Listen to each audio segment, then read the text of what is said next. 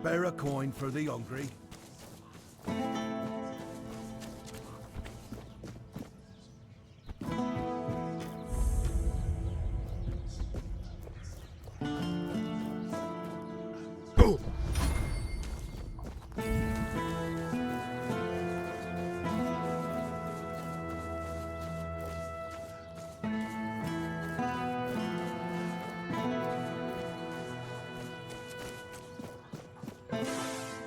Open up, Ferkit. We know you're in there. Get lost! You've taken everything from me. I won't give you anything else. Stop whining and open up. We've got to talk.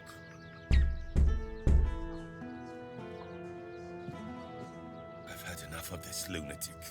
Keep an eye on him in case he gets out. I need a rest. What do you want? Then go be curious somewhere else. We have our orders. Open up, Ferkit! Not a chance! No, you could not, because it isn't your job. But if you really must know, yesterday one of our warehouses caught fire because of one of Ferkit's inventions.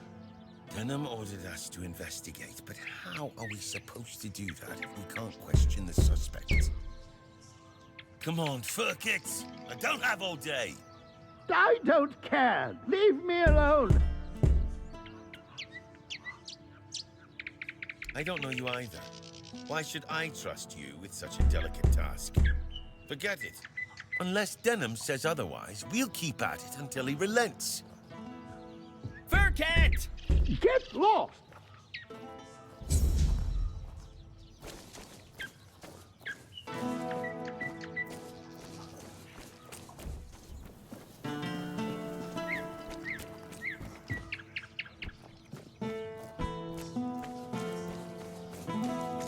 If you're here to chat, you've wasted a trip. Speak up or ship out. I've got things to sort.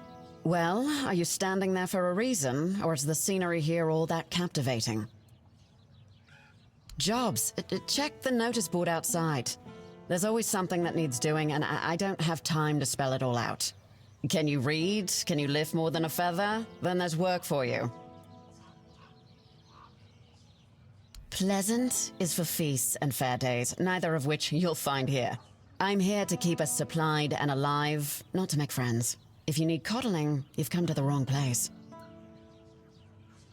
I don't know where all that eagerness comes from, but I'm starting to think if I had 10 of you, my job would be a whole lot easier.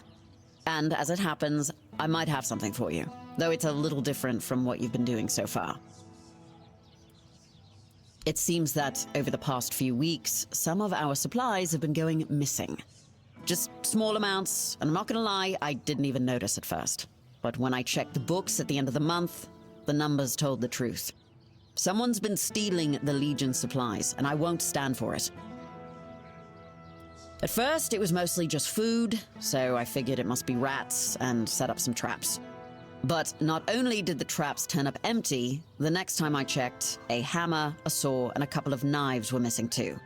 I don't know about you, but I've never heard of a rat that can chew through iron. I thought I did. One of the lads, Percy, volunteered to guard the supplies. Seemed like a decent enough guy, but, well, I guess I was wrong. The next day, Percy was gone, and with him, even more of the supplies.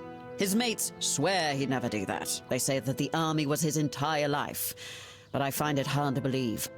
The problem is, the thefts haven't stopped, so I'm guessing he had some accomplices. In the storefront nearby. Maybe you'll find something, because I am all out of ideas.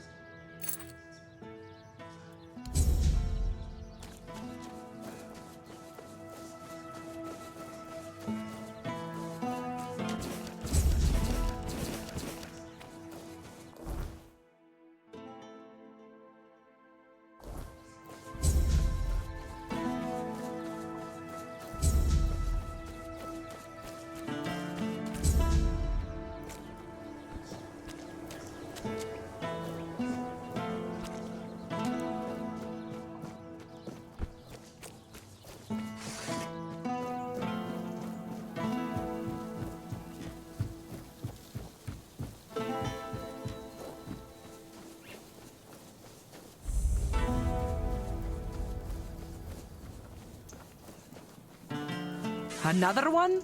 We've had enough strangers in Kunacht. You lot bring nothing but trouble. Which ones do you want to hear about?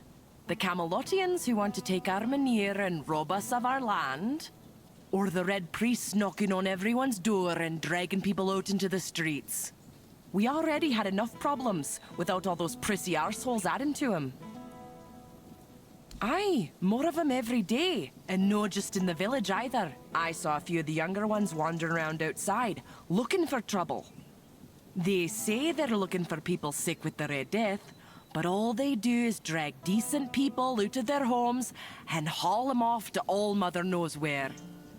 And people still get taken by the plague, so what good are they? Bunch of quacks. The Camelotians are saying our Mynir is dying, and when it goes out, we'll get snuffed by the Wyrdness. Vipers, the lot of them. Yvain brought them here a while ago to help with the Kunacht. That's what he told us anyway. And now? Now they want to take our Mynir. Pah! Not just the Mynir. They want to take everything. They're saying all the folks here will have to move. All mother only knows where. My old man won't hear a word of it. And you know what? I don't blame him. We've worked too hard. We've gone through too much to just leave everything behind. Aye, why no? Everyone says me auntie's girl got touched by the Wyrdness, but she's still here, ain't she? Besides, we know the Wyrdness. We live with it every day. If it kills me, then so be it. There's no much left for me in this world anyway. Our priestess, or rather, Yvain's priestess, because we haven't seen hide nor hair of her in ages. She took Ailey in, and that ended up being a blessing for us all. She might be a little odd with that eye of hers, but she's a sweet girl. Go talk to her and you'll see. I might be an old woman, but I am no one to gossip. Maybe they will, maybe they won't. Makes no difference to me. They could promise me a palace and I still wouldn't leave. This farm belonged to my father, and it belonged to his father before him. When my older brother died, I promised Pa I would nae let this place fall to ruin. I hoped to pass this land on to my children, but, well, they ended up buried in it. It's only fair that I should rest here with them. I know some do. The two brothers from the neighboring farm, they can't wait to be rid of that place. But it's no wonder, with the life they've had there. Not to sound like an old woman, but I'd say their farm is cursed. You see, there's an old well on their field, right at the very edge. If you go there at night, you can hear something wailing and growling inside. Truth be told, if I were in their shoes, I'd have run for the hills ages ago. Ha! Welcome in, you say? When your lot just barges in and takes whatever you please. Like old Norm's woodshed. That got requisitioned by Camelot. They shoved some fancy paper in his face and said, "This is ours now." They say it's all fair because no one got compensated. But what about us, huh? We lent Norm our best axe ages ago, and he left it in that bloody shed. Why? Huh. Maybe you do. But I don't trust folks who offer things for free. They always want something sooner or later. We may not have much, but we're honest folk. Bring me back that axe and I'll pay you. Just don't get caught. And remember, whatever you eat is your own risk. If you're feeling poorly, don't come running to me.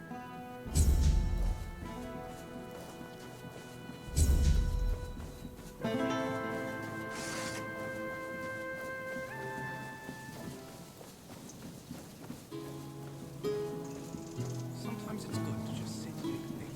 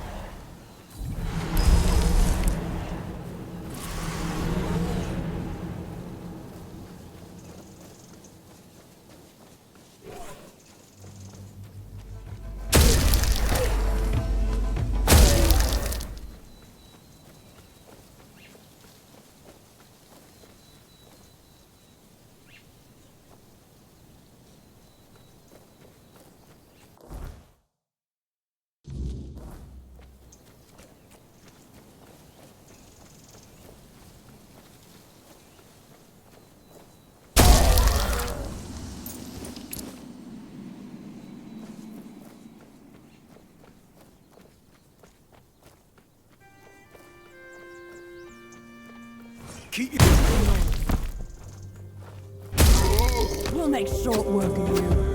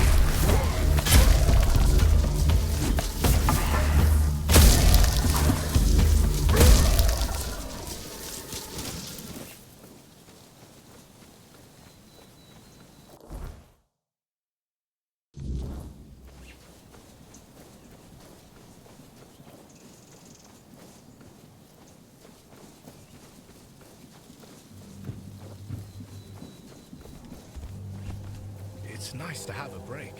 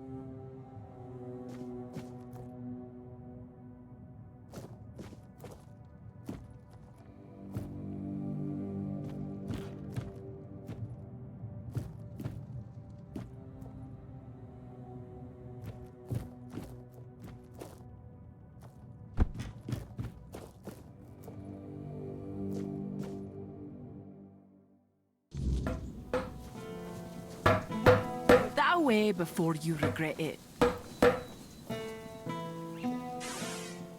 Ah! You really did! Camelot didn't give you any trouble. Huh. Maybe there was something to all those tales about Norm after all. He always seemed so polite. Helped my Reese figure out the best way to grow wheat outside the repellers.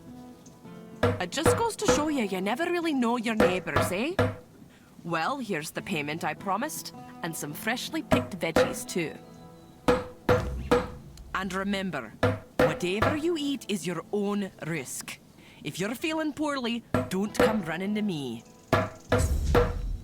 Or if you want to buy eggs, go talk to the missus. Though consider yourself warned, you eat them at your own peril. No need to worry. Yeah, the missus told me to say that to anyone asking after the eggs. Or grains, or veggies, or anything, really. So they know not to come crying if they find ears growing in unmentionable places. Not that it happens very often. Just, you know, what you see is what you get. Nothing wrong. Well, not at the moment. We'll see how the next crop comes in. It's been a bit hit and miss lately. The wheat was a nice surprise because, you know, it's the wrong season and we were worried about the glowing.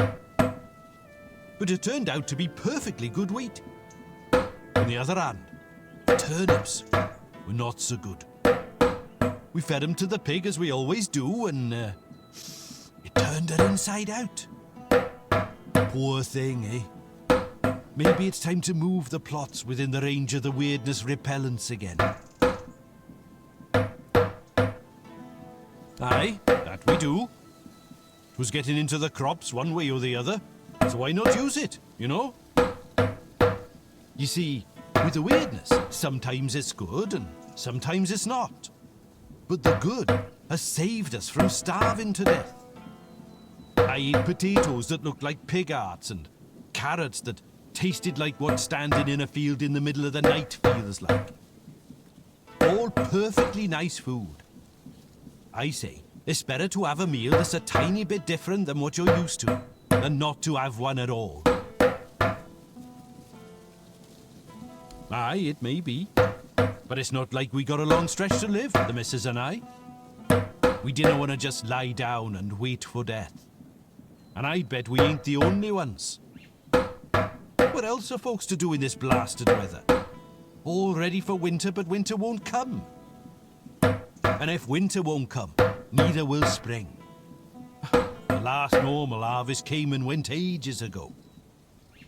I'm telling you, if not for the Wyrdness, we'd all be dead by now. And make my missus a widow? The whole area's full of monsters, and they sure ain't edible. We tried that once, and, well, let's just say we never tried it again. I see. You're with those Camelotians who want to run us out. We've already told your lot. We ain't going anywhere. If we die here, then so be it. And I ain't talking about it no more, so don't even try.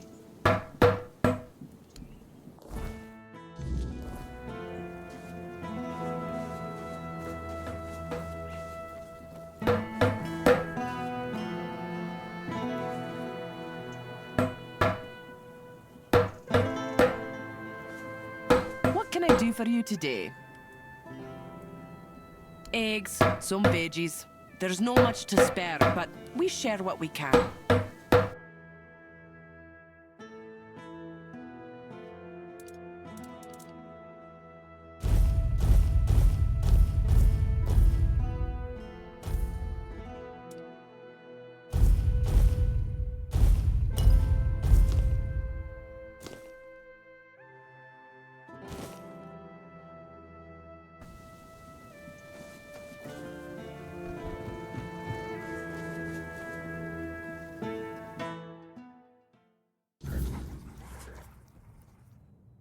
Thought I'd be alone today. My, What a fine lad you are. Were I a touch younger, I'd consider running away with you. Reginald be damned. As you should be. I used to be quite the catch back in the day, you know. I didn't make it easy for Reginald to win me over, but he was always a stubborn man. It flattered me, that stubbornness. I should have listened to my mother when she told me a headstrong husband is just as bad as a lazy one. One does nothing, the other wants everything done his way. But I thought I knew better, and now, here I am. Every marriage has its ups and downs, especially one that's lasted as long as ours. We worked hard our whole lives, raised our children right. I had hoped for a little peace at the end of the road, but now they say the Wyrdness is coming, and my husband insists we stay. I know I don't have much time left, but there are better ways to die than in the fog. What? And leave Reginald here on his own? That man wouldn't survive a day without me. Just this morning, he went to feed the pigs and forgot his jacket. If I weren't here, he'd have caught his death by now. No, I might be angry with him, but we've been together 40 years. I won't walk out over one argument. I swore to stand by him. And I will, at the very least, before we die. I might get to say, I told you so one last time. Take care out there. Didn't expect to see...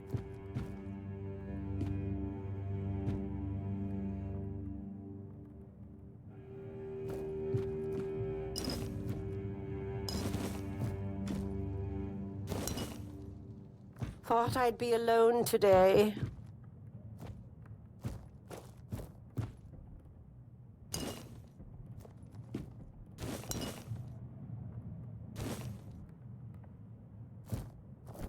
Oh, it's you.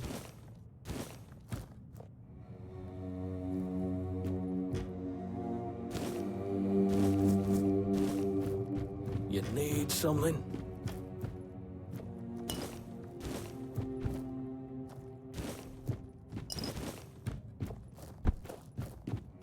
Huh? Who goes there? You're not from round here, are you? Whatever you've got to say, I'm not interested. I'm not going anywhere. Good, because I won't. And make sure it stays that way. Love? Nah, it's a shithole. All my life I've watched it turn into a dump, and it only got worse without Lordling at the helm. But I gave everything I had to this land. We've had good years, sure. But we've also had years when we went hungry for days so our kids wouldn't starve. The Wyrdness, just another storm to weather. Everything'll turn out fine in the long run. And you've been through many droughts in your life. If you had, you'd know there's nothing simple about them. You just stand there and watch your crops die, praying for rain that never comes, wondering if your children are strong enough to survive this one. And the fat years aren't much better. You grow tall crops, and then you gotta strain your ears for straw children skulking around at harvest, until the Wyrdness can make work in the land any worse than it already is. Mora's always been a worrywart. If anything goes awry, it's the end of the world for her. And don't even get me started on the nagging. Everything'll be fine. It always is, in the end. Besides, we won't be alone. Rhys and Ida are staying, and they know how to work around the Wyrdness better than anyone. And do what? Fart into a bench and mooch off my children? I'd rather die than become the kind of father who turns into a burden. As long as I can lift a hoe, I'll work the fields. And if I can't do that anymore, then what good am I? No, I won't become a useless old man. I'd rather keel over here and now. Huh. Just passing through?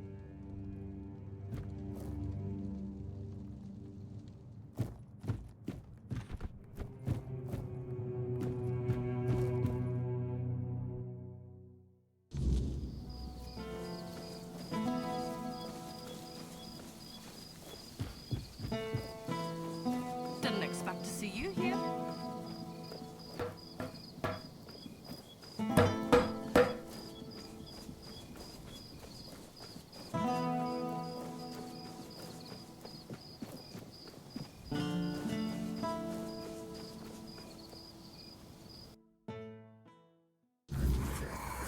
Come on. We can't sell Daisy. We're gonna need her. What we're going to need is money, and she'll fetch a good price. We still need to move somehow, don't we? She could pull the cart. We have Clover for that. Look, I know how much this horse means to you, but I've already talked to Dinham. He's willing to pay a lot of gold for her. But what if we... No, Gil. Enough. We're selling her, and that's that. If you're interested in buying a horse, look somewhere else. This one's spoken for. She'll be going all the way to Camelot. Haven't you heard? They're moving everyone. Something to do with that men here of ours.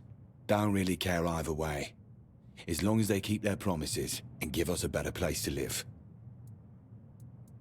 I, and Ma and Pa would rather us alive somewhere else than dead here. Don't know yet, but we're strong and we're not afraid of hard work. I'm a decent carpenter, and Gil is good with horses. I'm sure we'll find something for ourselves. Sure, are you? You willing to pay 300 gold? Fine, you have a deal. Denholm will need to find himself a different mare.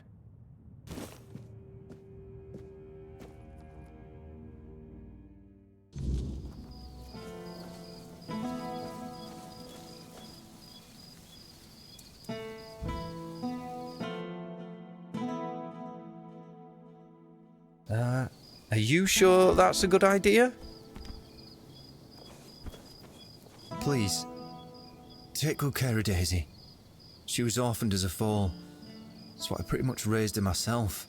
Trust me, she's the best horse you'll ever have. I guess. I've spent a lot of time with him. Rob would always send me to the stables when I was getting underfoot. He'd say, "Gil, you go to the stables and don't you show your face again until I tell you." I guess I must have been an annoying kid. I do. Pa had to borrow money from Grandpa to buy it, and he had to work so hard to prove that he deserved it. After he and Ma passed away, Rob kept on working, and I did my best to help. Grandpa was, well, I don't know. I didn't see much of him in those days. And now we're supposed to just leave after everything. It feels like we're letting him down. Take care of yourself. And Daisy.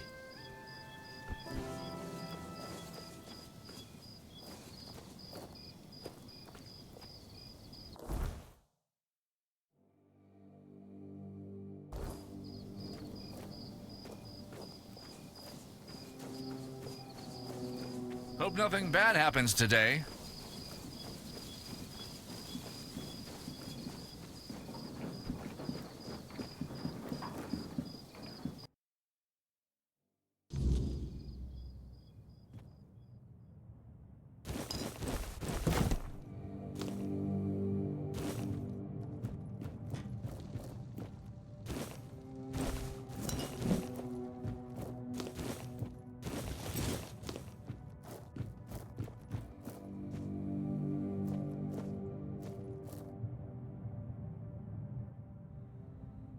Are you looking to buy the mill?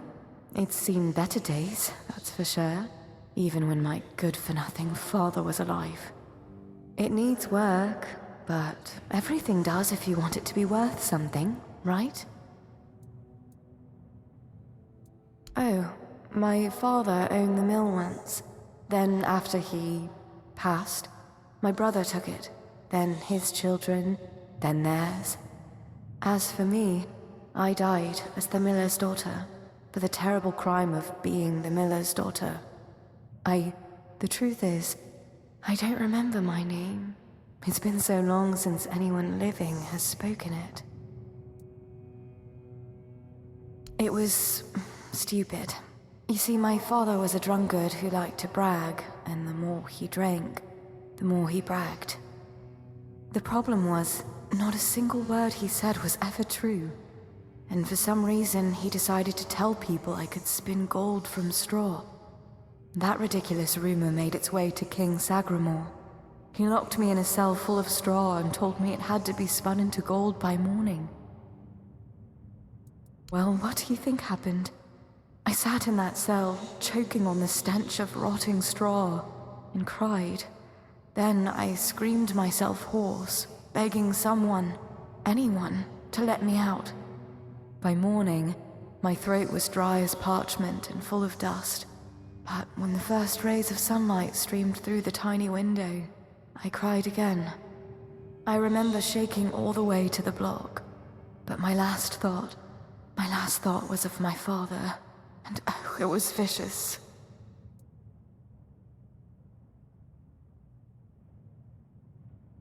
I don't know. One moment I was dead, and the next, well, I was still dead. But I was home again.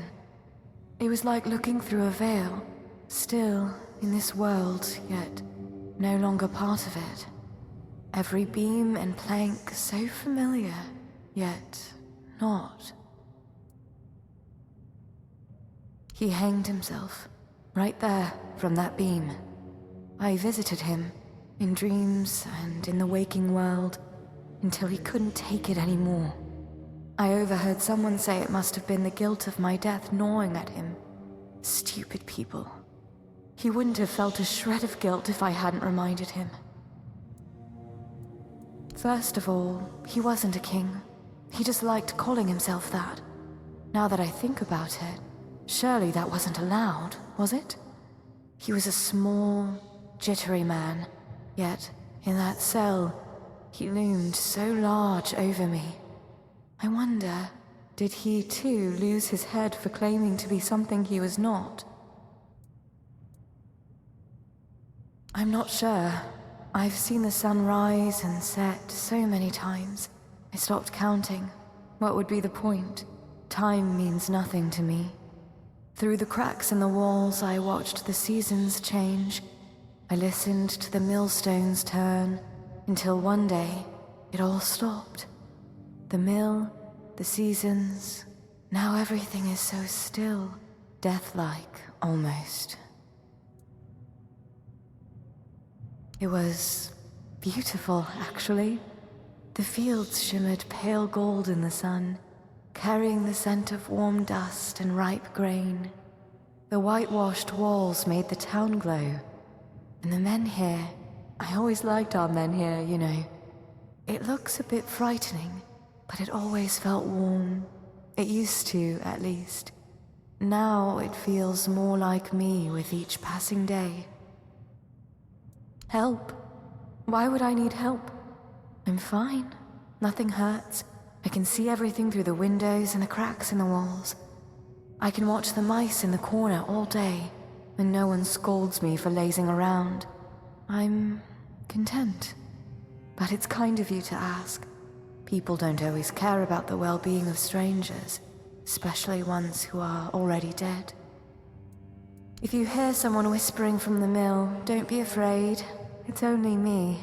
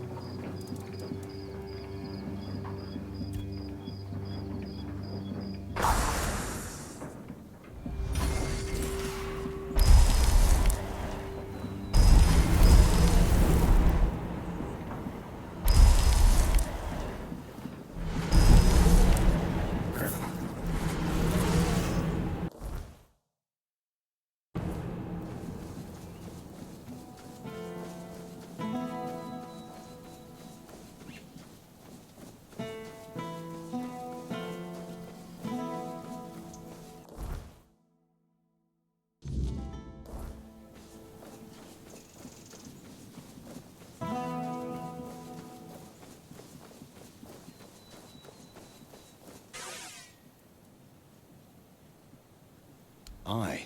Man's name is Denholm. Seems important. Lots of men with him. They're here for the minute. I know. He loves this place, and he loves his horses. I'd rather just forget all about it. Gil's memories of this farm are different from my own, and I only have myself to blame. Mind you, I don't regret any of it, but it sure doesn't make things easier with him.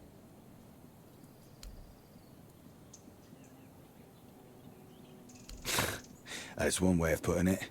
His farm belonged to our grandfather. My parents were tending it, but he was the one in charge. Both Ma and Pa died when Gil was still small. That left us with just dear old Grandpa. And he was a nasty piece of work. He told you that, eh? Ha! But yeah, if I saw that old bastard getting drunk, I just told Gil to go tend the horses. Grandpa had a heavy hand, and Gil was really small back then. I was scared that he'd hit him too hard. I bet Gil thinks I always did it because he was pissing me off. Drunk most of the time. Built like a barn door. That's something Gil got from him, I guess.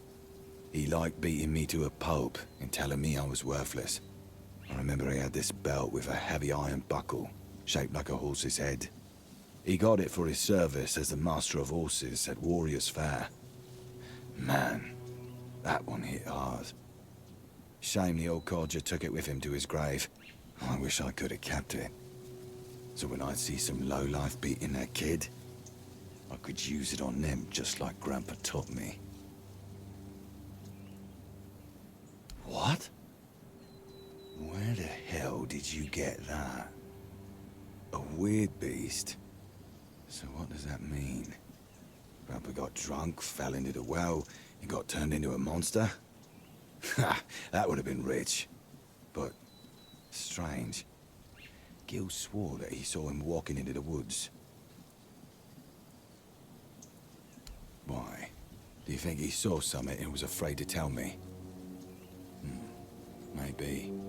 He was acting a little strange, but...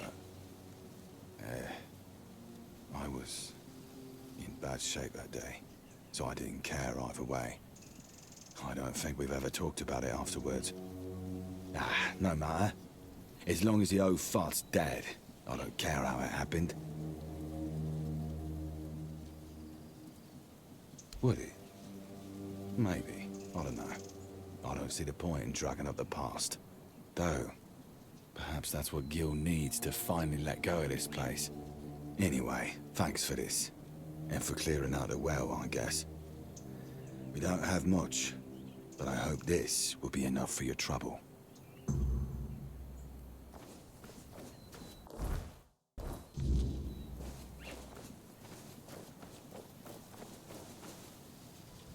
Oh dear. I'm pretty sure that's not allowed. Just another peaceful moment. Nice to see you.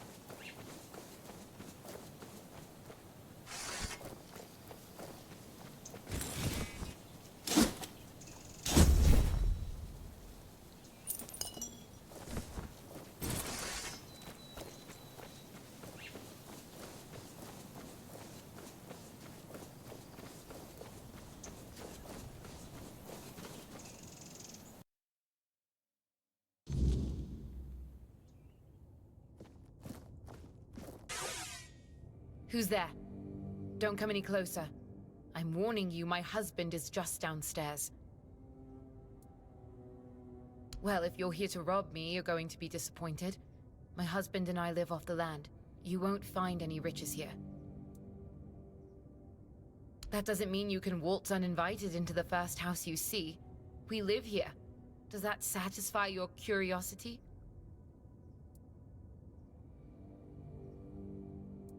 I can't think of any place on Avalon where living without eyesight is easy, but I make do. I know my way around the entire area. I've had years to learn it. Besides, my husband takes good care of me. No. No, he's very busy at the moment. I'd rather you didn't disturb him. Then please leave, before my husband catches you here. Please just go.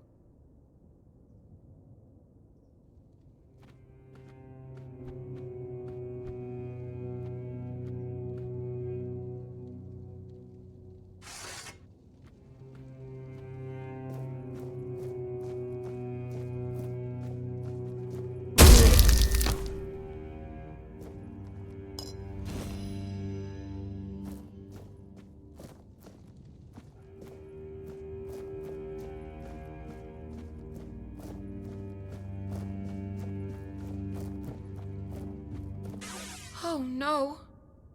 What have you done? What have you done? You monster! You killed my husband! Gods, you're heartless! What kind of monster would bring me fresh berries every day for our morning porridge? My husband was kind, gentle, and caring. And you expect me to thank you for killing him? You're sick!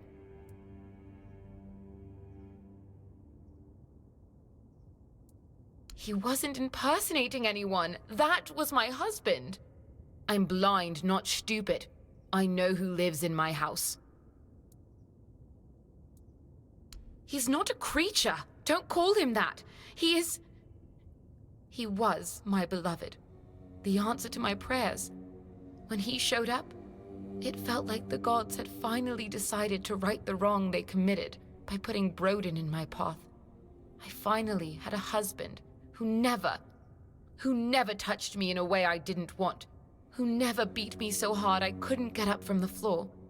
Someone who cherished and cared for me, and whom I could cherish and care for in return. For the first time in my life, I was happy to be a wife. And you took that from me. So what? I may not be able to see, but I know that he was beautiful. I was happy. We were happy. Nothing else matters.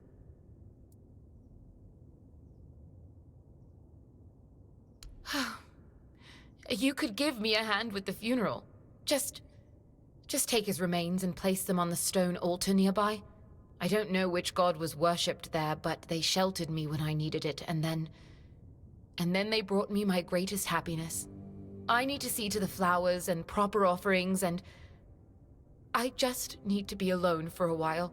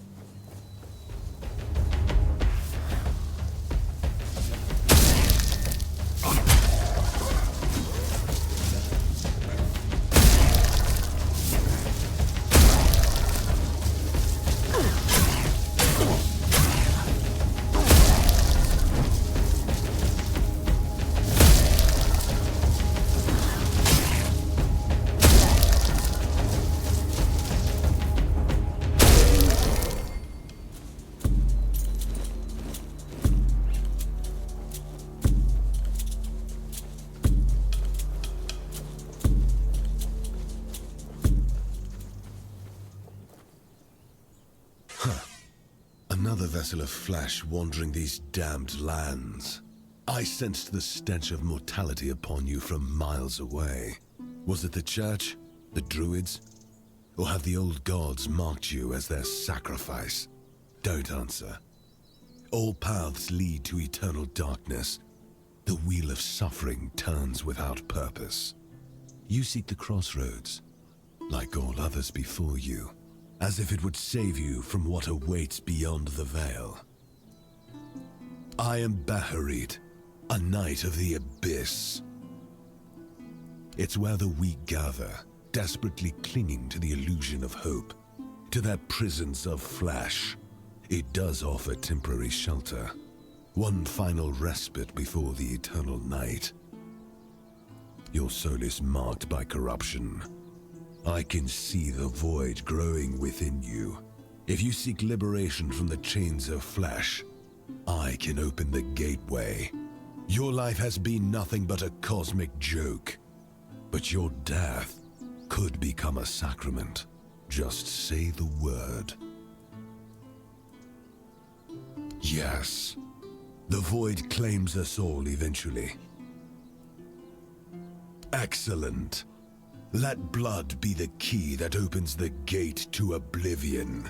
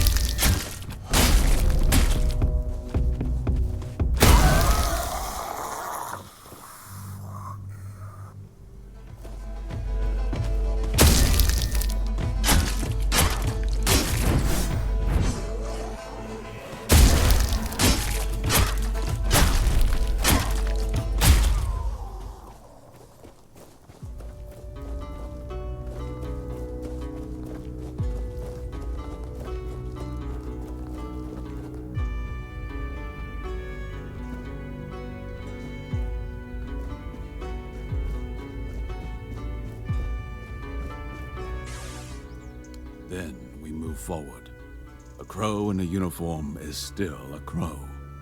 No doubt he greased the right palms, whispered the right threats. You cut that short. But we're not done. The next one won't be so easy. This time, it's a nameless Dalariata, formerly of the Theward tribe, now known as Wither, a mage. He's holed up in a cave near the swamps. No doubt twisting the Wyrdness to his advantage. The children aren't just killers. They're opportunists. If they've taken a liking to him, it means he's dangerous. And if we don't stop him, he'll be worse. Be careful. Steel alone won't save you against magic.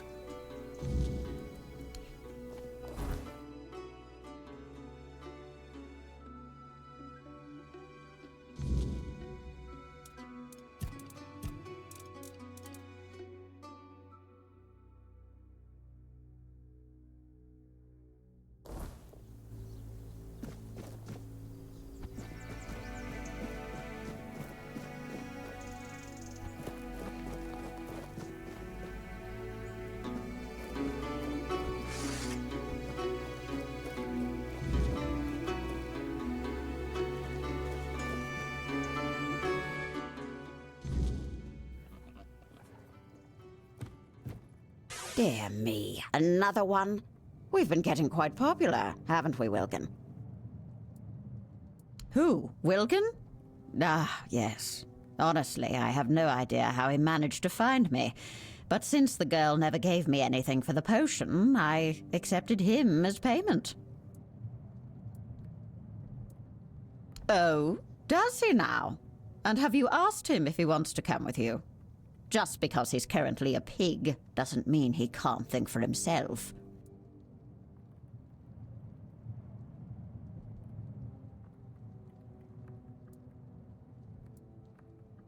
I don't know. Wilkin and I understand each other perfectly well. But if you lack the skill, I suppose that cannot be helped. Unless you'd like to make a bargain.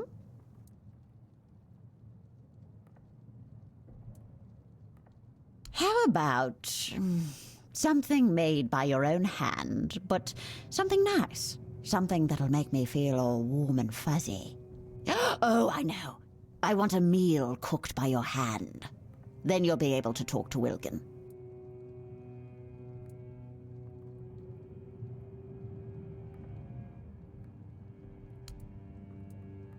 Oh, that's so lovely. It looks so, odd. And you humans eat that, really? I'll think where to put it, so I can admire it for a bit. Go on, talk to the pig. I'll wait here. But don't wander off too far. Who knows if I'll still be here when you get back.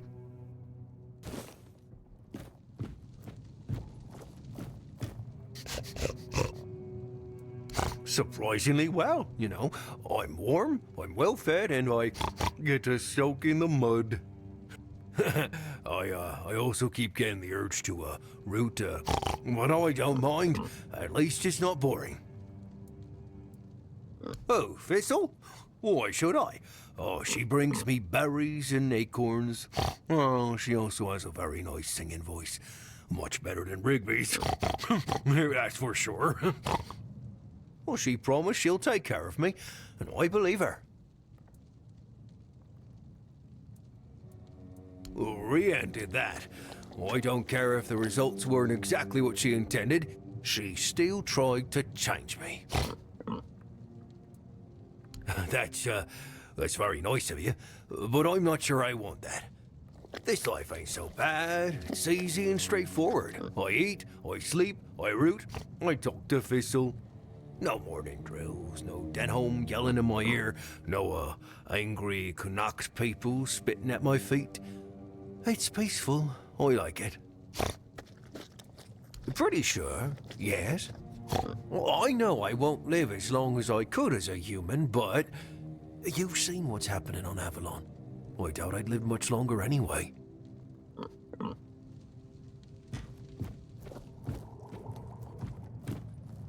So, have the two of you had a nice chat? A wise decision. You don't need to worry about our dear Wilkin. I'll take good care of him. He shall live out the rest of his days in happiness, with nary a care in the world. This I vow to you. Now, be gone.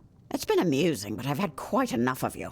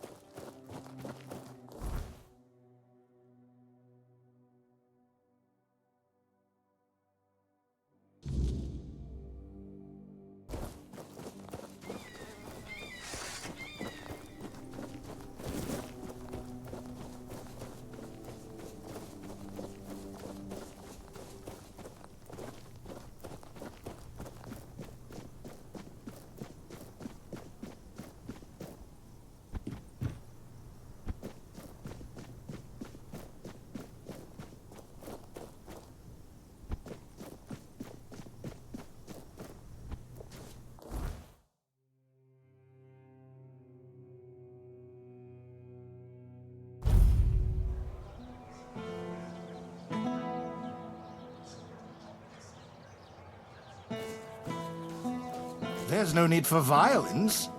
Hello there. Looking for something special today?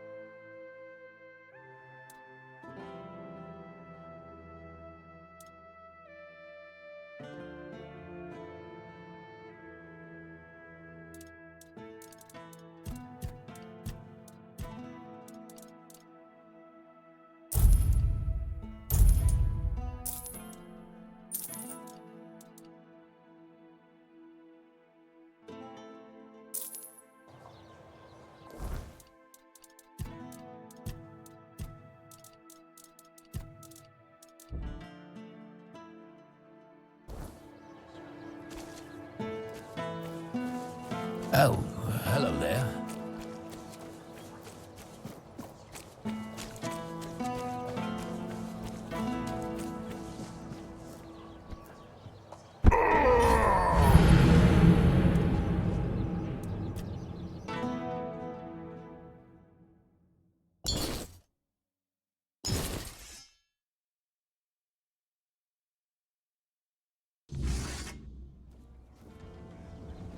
Let's keep this calm, shall we?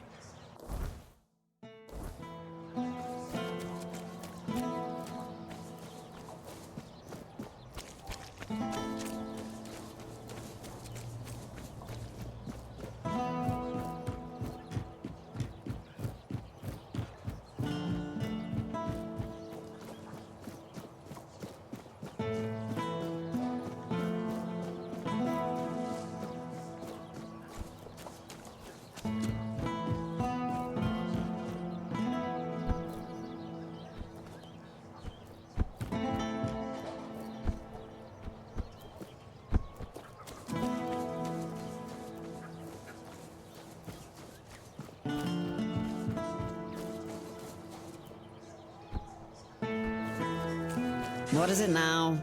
If it's chatter you're after, you'll be disappointed.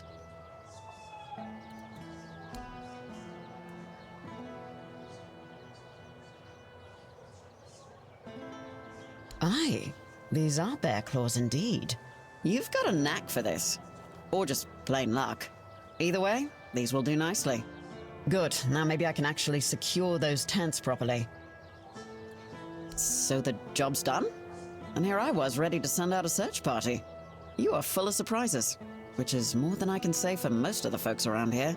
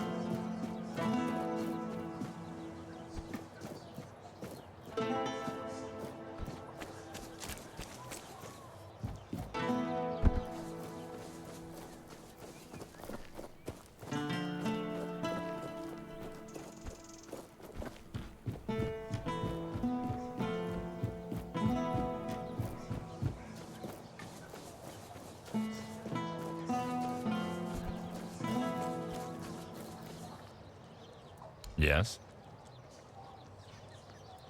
Well, well. Kestrel the Piercer. We've been after her for a long time, and many of our soldiers have fallen to her arrows. She believed she was dispensing justice to the wicked, though her favorite crime to punish seemed to be simply having a few coins in one's purse. Well, I won't miss her. I'll await your return.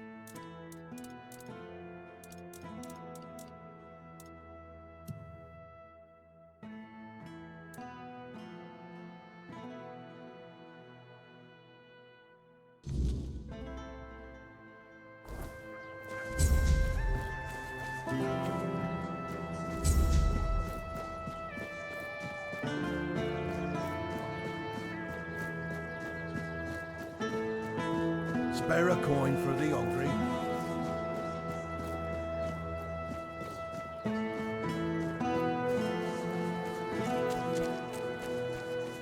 Welcome. Looking for something specific?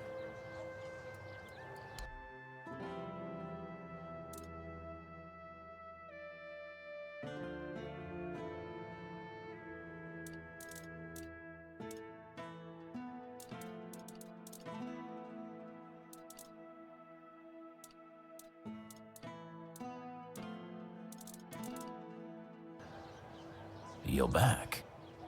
So he's just old. There's no magic cure for that. Because magic is nonsense. But science?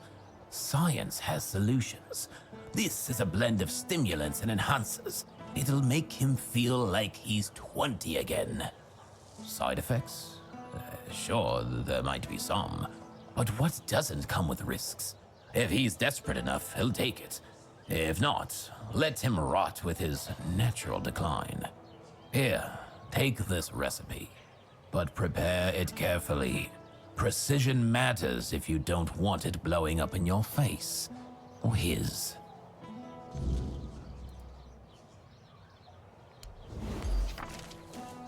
Always a pleasure to see you.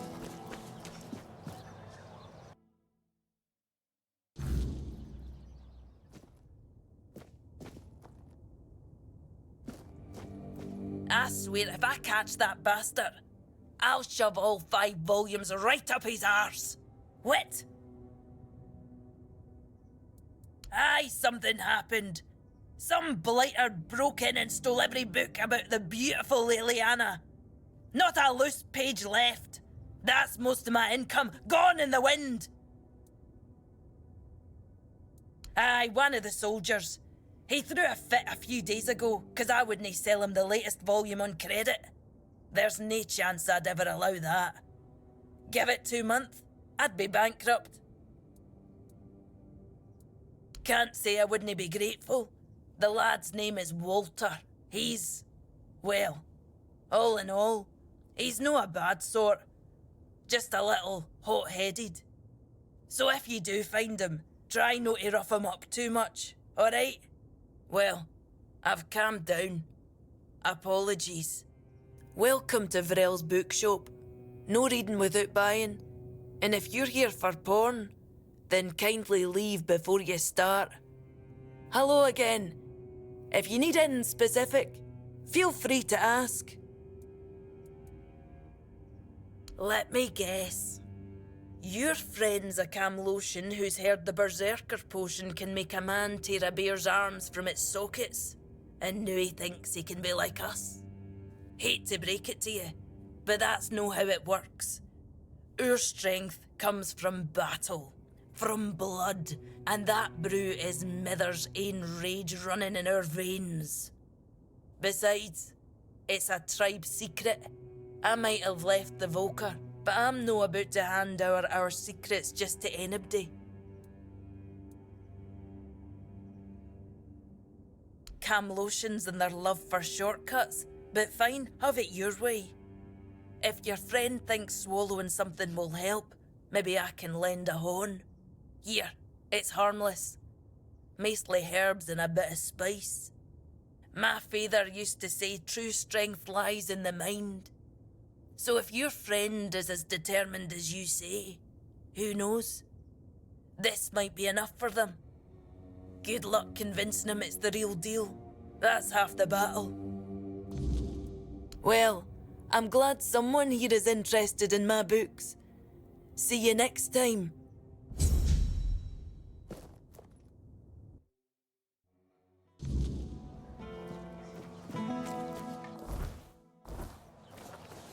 Nice to see you.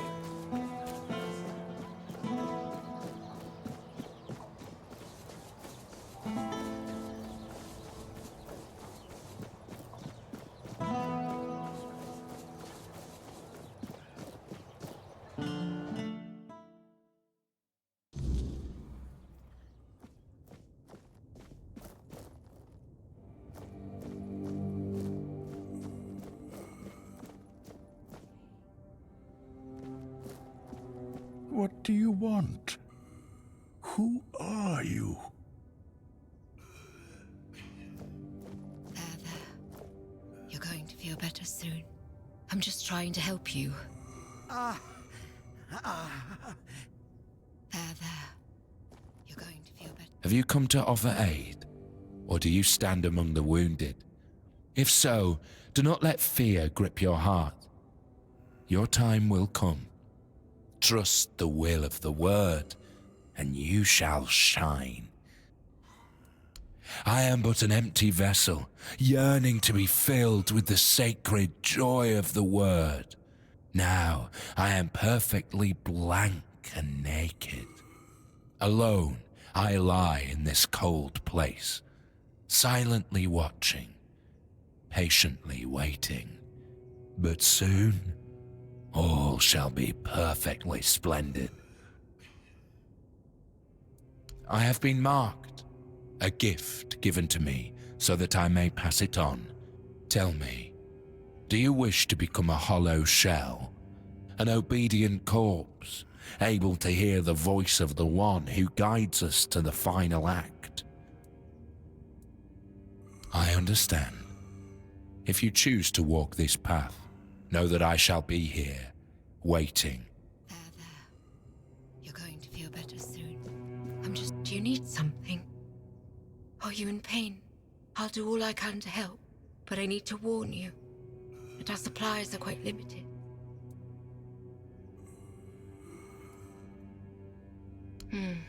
Here, take this. I hope it helps. Unfortunately, that's all I can give you. We have to make sure there's enough for everyone in need. Well, actually, the hospital is run by Camelot. I'm just an apprentice to Neonte, the priestess of the All-Mother here in Connaught. But the healer from Camelot is dead, and Neonte spends most of her time at Lord Yvain's manor. So, it seems I'm on my own. Camelot treats this place like a field hospital. To them, it's temporary, though I suppose that's their outlook on all of Connaught right now. The legate says Camelot simply can't spare anyone else.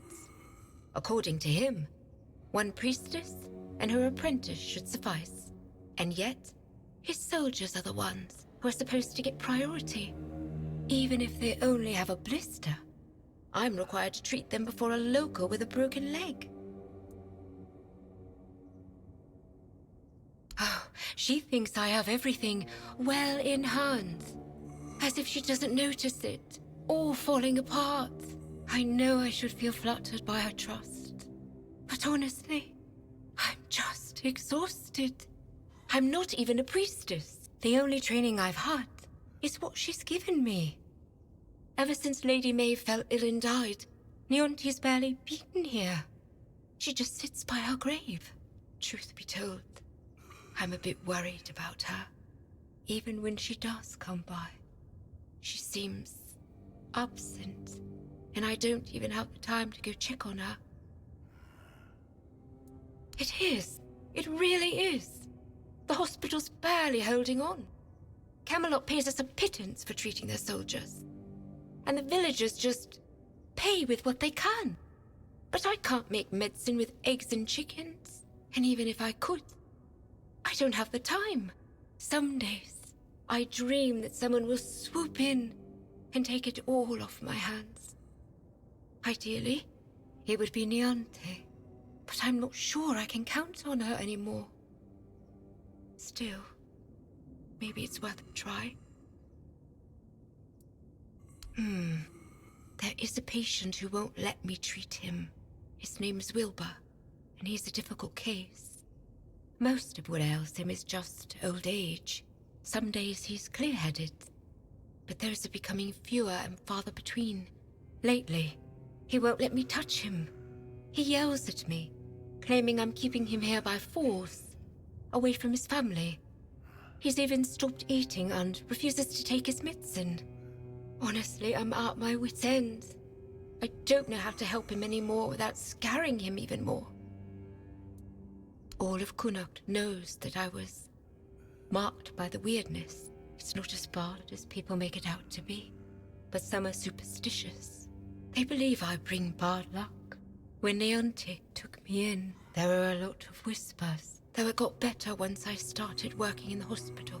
Wyrdness or not, at least they have a healer. But I'm afraid that, in Wilbur's head, I've become some monstrous figure, keeping him prisoner.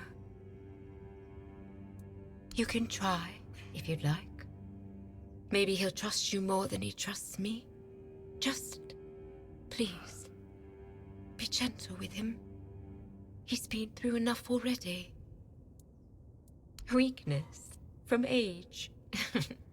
I'm afraid that's something none of us can escape. But even as we grow old, our strength can still be nurtured with care. This herbal brew strengthens the body and clears the mind, but only when used regularly, alongside proper effort, exercising both the mind and body. Here, take the recipe. If your friend seeks a quick fix, this won't satisfy him. True strength comes from consistency, not shortcuts. Please, remind him of that.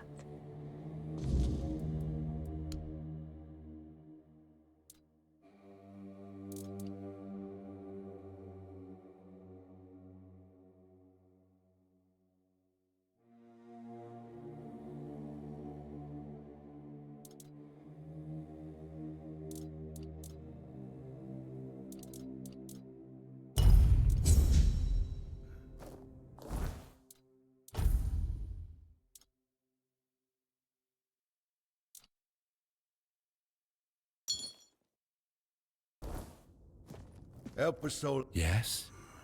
Have you come to receive the gift?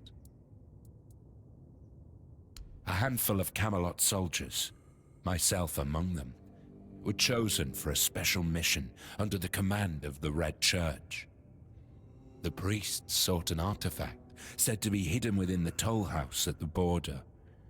Yet, what we found was far more precious. Blessing and peace. None returned but me. It was then that I received the gift. I have heard the tales of the Red Priest's brutality, and I have witnessed it myself. Their methods are harsh, yes, but tell me, what better way is there to cleanse the flesh, to hollow the body, and make room for the word's glory? We are not perfect as we are. We must be bent into the proper shape.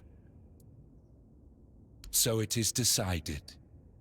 This brings me great joy, sister. It will take but a moment. You will feel no pain. Now, go to the place where I first set foot on this path. There, you will find the one who shall become your shepherd, soon. you will be reborn. Welcome, you who walk the same path. Walk with certainty. Spare a coin for the hungry.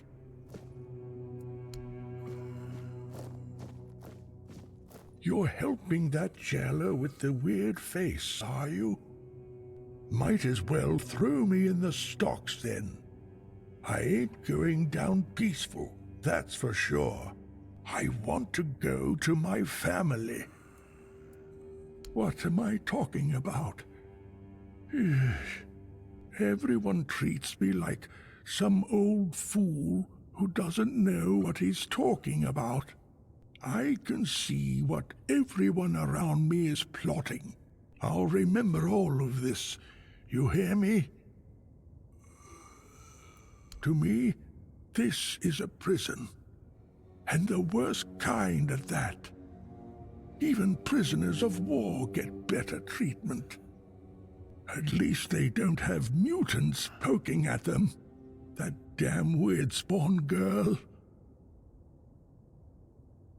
I'll only speak to my family, and if you're planning to see them, tell them to come here and knock some sense into that girl. Maybe they will manage to get me out of this place. They should have come a long time ago. Lazy fools, dragging their feet. They live in the lower district.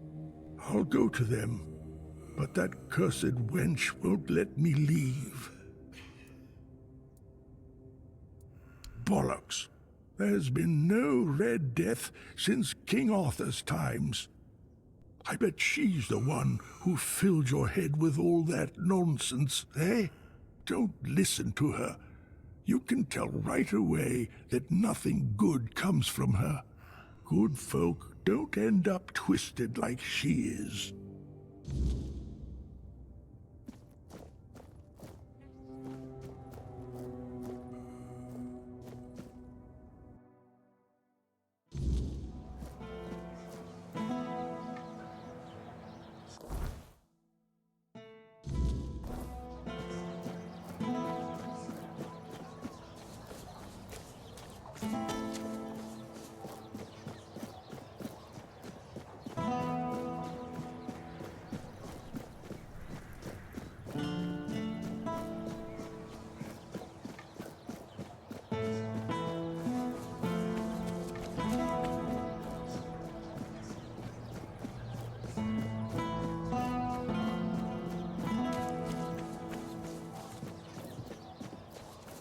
Have some spare food or coin? Anything else?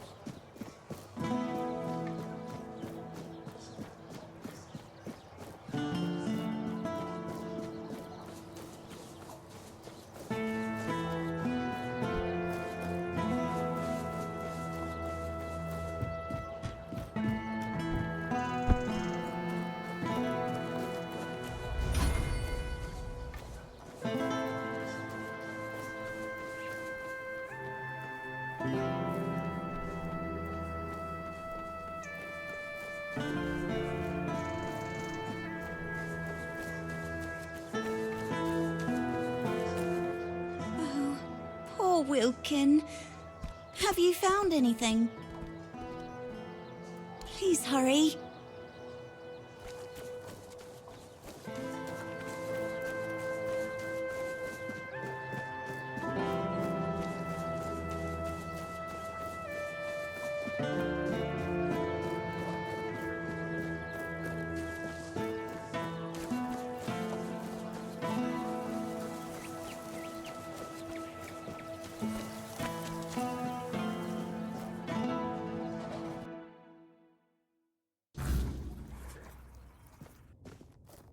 If nobody's working the anvil, then it means the forge is closed, and it will stay closed until Beor gets better.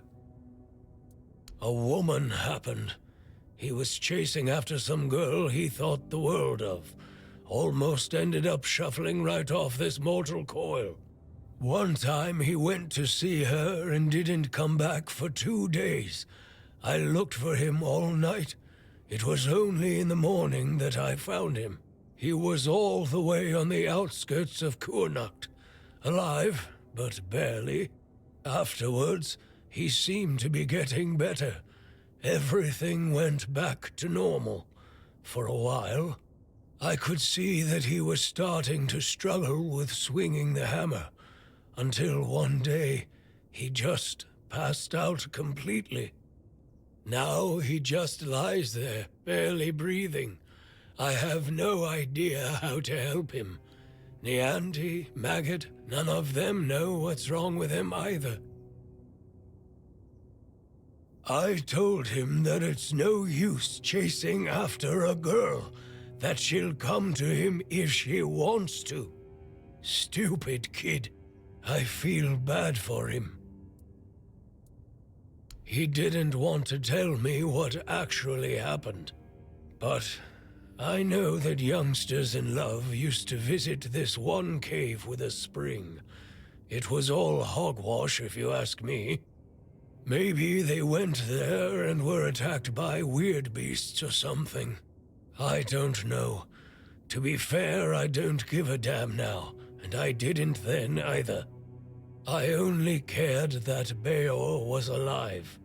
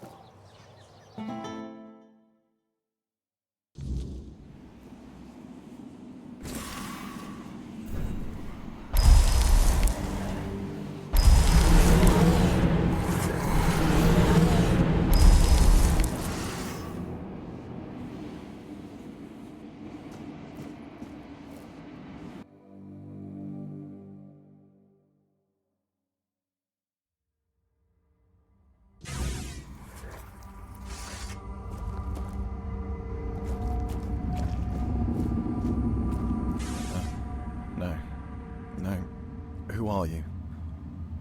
What are you doing here? Oh, gods. Please don't tell me they sent you after me. Is that what they're saying? Gods, this is a nightmare. I'd never desert. I swear, the lads are my family. I've got nothing else. I can't believe I'm going to die here. With everyone thinking I'm a traitor. And a thief, too. Of course I am. But it's impossible. I've searched every inch of this place. And there's no way out. Things still fall in from time to time. But that opening only works one way. So, I'm sorry, my friend. But we are well and truly stuck here. At least there's food. But if they move the supplies, we're done for. I don't envy you your hope. I know what it's like to lose it. But, go ahead. I remember what it felt like to have something to do.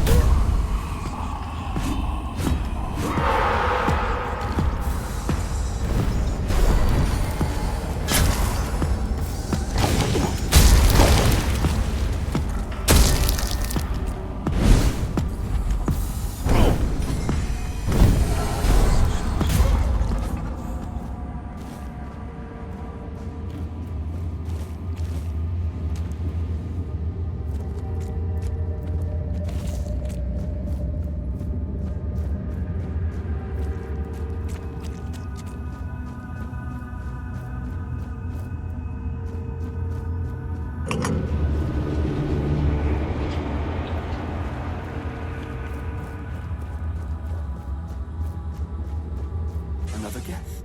My, how word must have spread. I didn't think there were still fools eager to walk in the shadow of my throne. I am Gaelric Tarion, rightful lord of Connacht, blood of Palamedes, born to rule, my legacy squandered by lesser men. And yet, here I sit, not in a hall of marble, but in this realm of broken things. Because I made a mistake, a single, miscalculated mistake. I toyed with the wrong woman. I thought she was just another pawn in my game, a trinket to be used and discarded. But she was no trinket. She was a Bandrui, a woman of power, of the old ways, and she cursed me for my arrogance. And all I wanted was to live longer. Yes, and then some, as you can see. Eternal life. Sounds like a gift, doesn't it? But no, I was not given life. Only existence. Trapped in this mockery of a world, able to watch, to see, but never to touch. I have seen my house crumble. I have seen weak men take what was once mine, and I have seen it all from behind a veil I can never tear. This is a prison, woven from the fabric of the Wyrdness itself. Only those with true mastery over the old ways, druids, Bandrui, could tear a hole in reality and trap something within it. A realm that both is and is not. A perfect, unbreakable cage. For me, it is damnation. A place where time does not move, where the world unfolds just beyond my reach. A theater where I may watch but never step upon the stage. And worst of it all, it is boring. No conquests, no feasts, no pleasure, no purpose. Just an eternity of watching lesser men fumble through history. And the veil between worlds is thinning. The Wyrdness does not break easily, only when the fabric of reality itself begins to fray. My prison and your world should never touch. And yet, here you stand. It seems the world outside is shifting, twisting in ways it was never meant to. And when that happens, things bleed together. A tear like this should not exist. And yet somehow, you've slipped through. Whether that's for good or ill, I suppose we'll find out soon enough. Yes, I know. You think this prison blinds me? No. I see the world. I watch my bloodline waste what was once carved in iron and fear. And Yvain, he is the true downfall of House Tarion. A soft-bellied fawn, too weak to hold the reins, too fearful to demand what is his by right. He is not my heir. He is the ghost of a great house, waiting to fade. Ah, history, the great devourer. It swallows men whole and spits out only what it pleases. Palamedes, my ancestor. His name endures, woven into the fabric of Avalon like a golden thread. But me, I am the frayed end, the unraveled strand, cut away and discarded. And why? Because I ruled not with honeyed words, but with truth. Because I did what was necessary. Hunocht was mine. My name should have echoed through the ages, carved into stone, whispered in fear and reverence alike. And yet, here you stand, proving what I have long suspected. I was not lost to history. I was erased. Gracious. You mistake me for a king who begged to be loved. Gracious rulers are forgotten. Merciful kings are overthrown. I ruled with a firm hand because Avalon demands it. The weak do not last here. Did my people fear me? Perhaps. But they obeyed. And obedience is the only thing that truly keeps a kingdom standing. Tell me, would you rather be adored and forgotten, or feared and eternal? Haha, clever. But this was not history's doing. This was her doing. A Bondrui's curse, not time's judgment. And yet, what's the difference in the end? Whether by time's hand or by hers, my name is dust. My throne is tainted. And the wretch who calls himself Terry and sits upon it, a hollow shadow of what should have been. I believed eternity was the right of kings. Now I see it for what it is. A punishment, fit only for fools. I don't know. I cannot be killed. Not by blade, not by fire, not by time itself. I've tried everything, more times than I care to count. So unless you hold power equal to the one who cursed me, I wouldn't bother reaching for your weapon. You can always duel me, and die for my amusement if that suits you.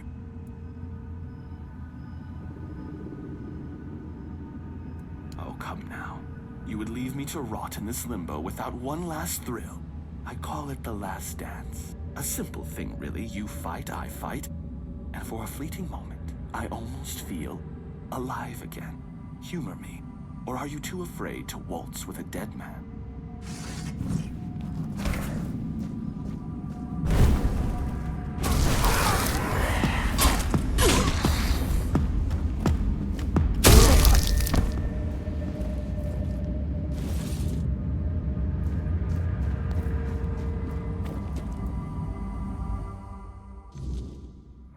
I can't believe it.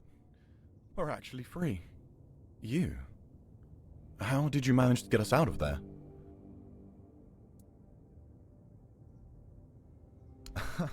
That I don't doubt, my friend. Oh, it's so good to be back. Funny, I didn't realize it before, but even the air in that place was different. Guess I'll go report to Shine. Honestly, I'm glad you were there with me. She'd never believe me otherwise.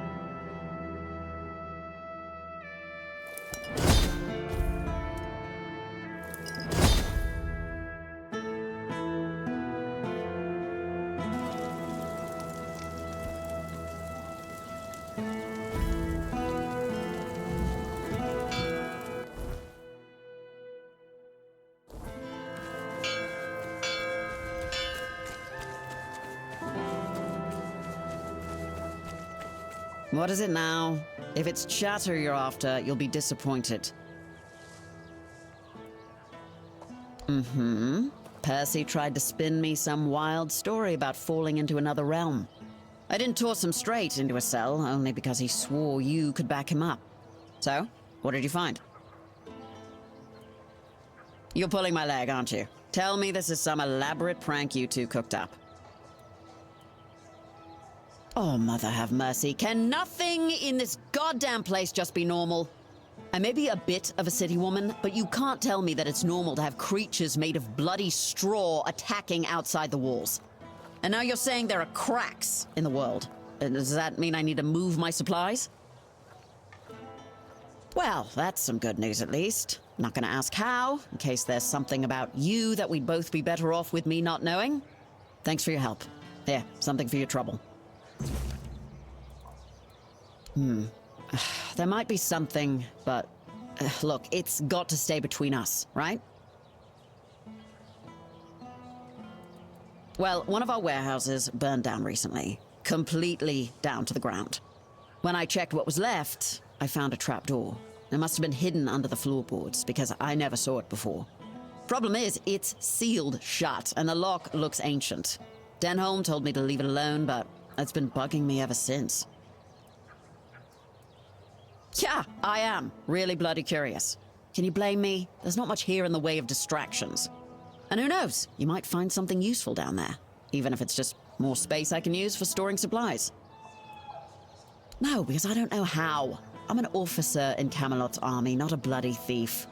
Despite what the locals think of us, we don't go around stealing everyone's stuff. Great. Let me know what you find. Even if it's just a pile of rotten grain, I just want to know and be done with it. Oh, and one more thing. There's someone in Connacht who could help you get through that lock. Name's Filth. Lives in what's left of the Eastern Tower. Yeah, well, of all the things I've seen in Connacht, at least I know Filth is harmless and knows everything that happens around here.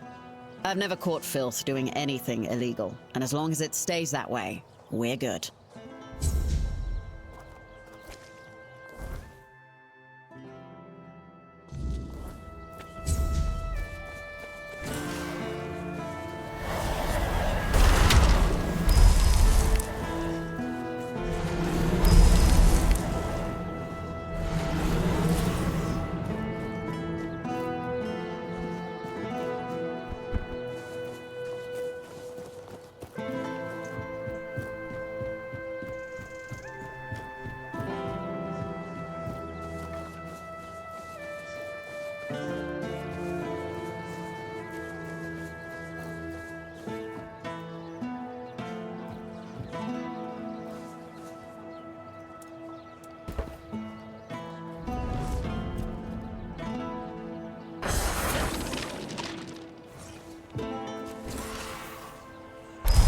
Watch yourself.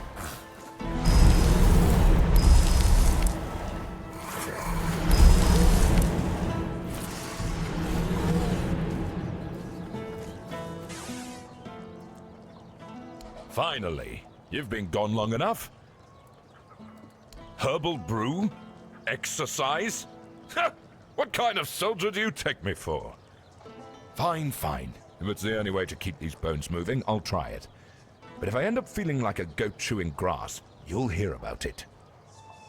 Can't argue with the All-Mother's gifts, I suppose. Thanks, I guess. You know, I might not be everything I used to be. But maybe that's all right.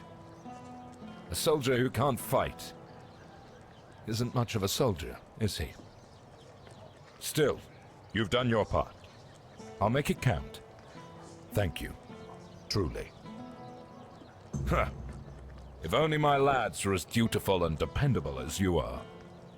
A man grows old, but he stays a fool. Holding on to the idea that service means something. That being a soldier is a calling. But the young ones, they don't see it like that anymore. Oh, something happened all right. I had a second-in-command named Gert. Good lad.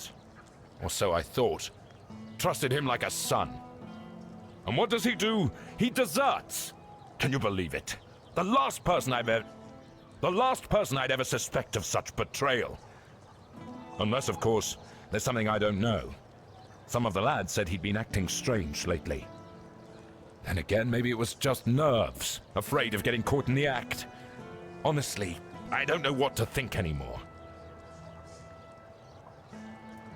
I'm not. But what else could explain his absence? I see what's happening here in Kunacht. We don't know how long this mission will take, and Gert, well, he was real close with his family. His wife had a bun in the oven when he left. Maybe he got sick of waiting for Denham to grant him leave and just went. Yeah, we do. Pure gold. Never thought I'd see the day I'd be handed a purse for Gert's head. But if you find him, that gold is yours. I know my duty, and I'll do it. Even if it breaks my heart. I'd owe you for that. Maybe he just got lost on patrol. Gert's never been known for his sense of direction. Or maybe the weird night caught out there, and he couldn't find his way back. Either way, I'd pay for any news, good or bad. At least then I'd know what to tell his wife. I just hope Gert hasn't met some terrible fate. I'll await your return.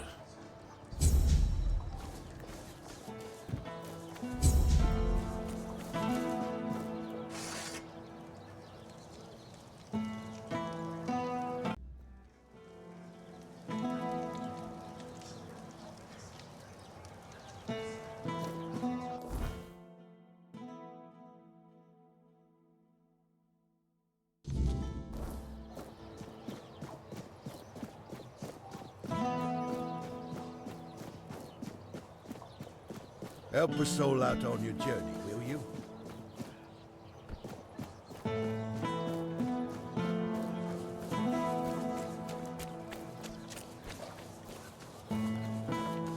Careful with that. Hello there, strange-looking citizen. You lost, or just looking for someone? A reputation? Me? For what? Standing around looking tough? Oi, wait a moment. You think I stole those books? Beautiful Liliana is sacred to me, all right? I'd never touch Vrel's stash, I swear. I was saving up for the new volume. Now it's gone? How the hell am I supposed to know what happens to Liliana next? No! I dunno. But there's this red priest hanging around who loves scaring the crap out of soldiers. Always preaching doom and sin, you know? And you know what's worse? That damn priest saying Liliana's, inspiring moments are why I'll be cursed. He told me I'd grow hair on the inside of my palms. What kind of nutter says that to a bloke? Is that even a thing? Damn brother Ismat got me paranoid.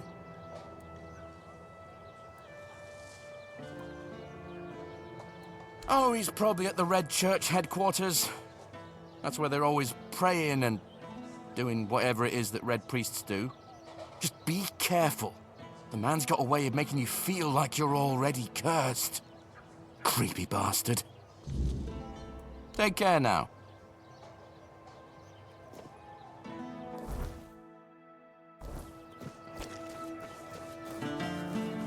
I wasn't expecting company.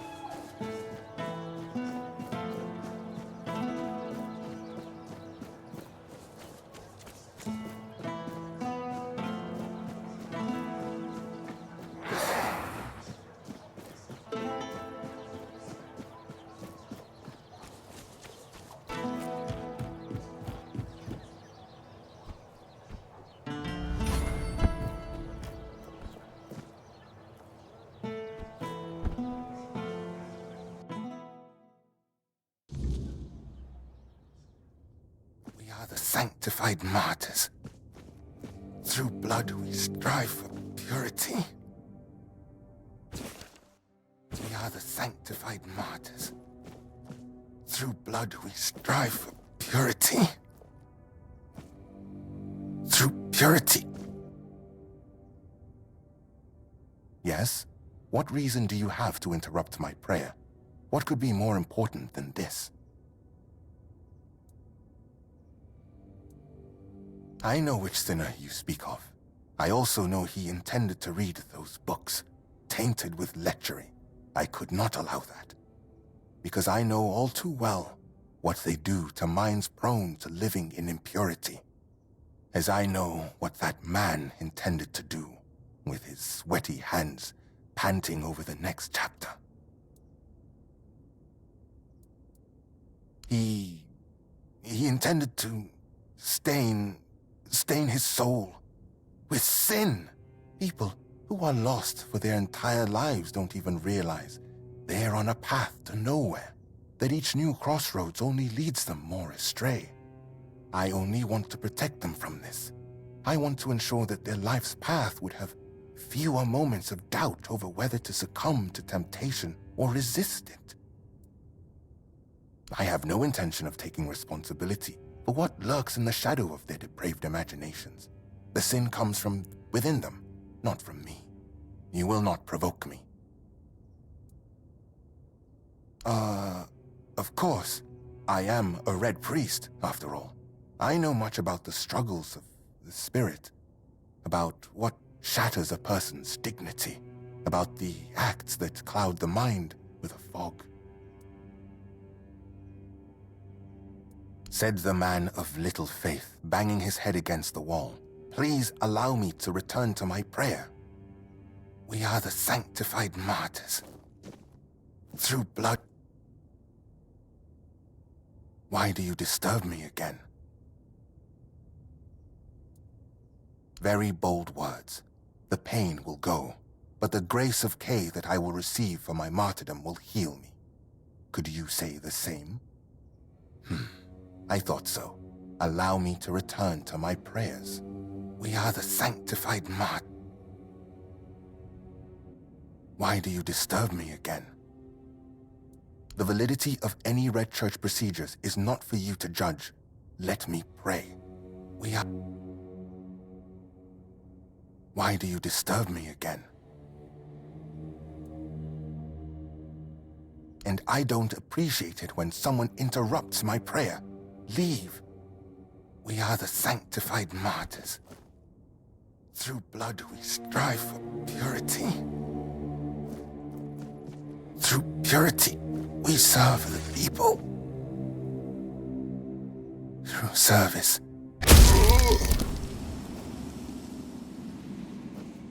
Hey, you! Stop right there!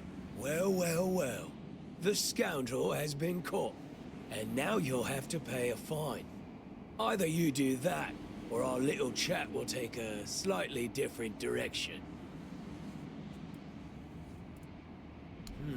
Usually you go to the cells, serve some time and then be out. You hope the rats won't bite your ass, and we hope that imprisonment will knock some sense into you. Believe me, we're not fond of regulars. So, what'll it be?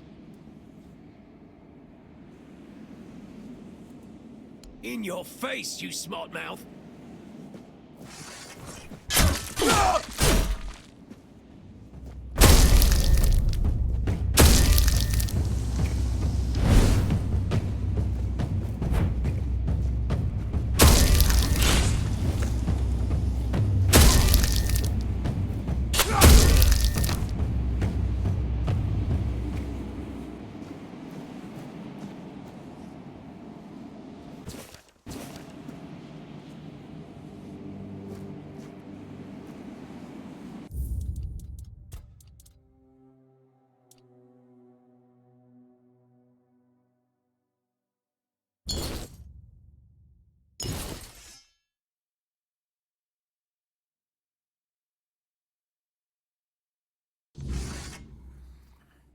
We are the sanctified martyrs.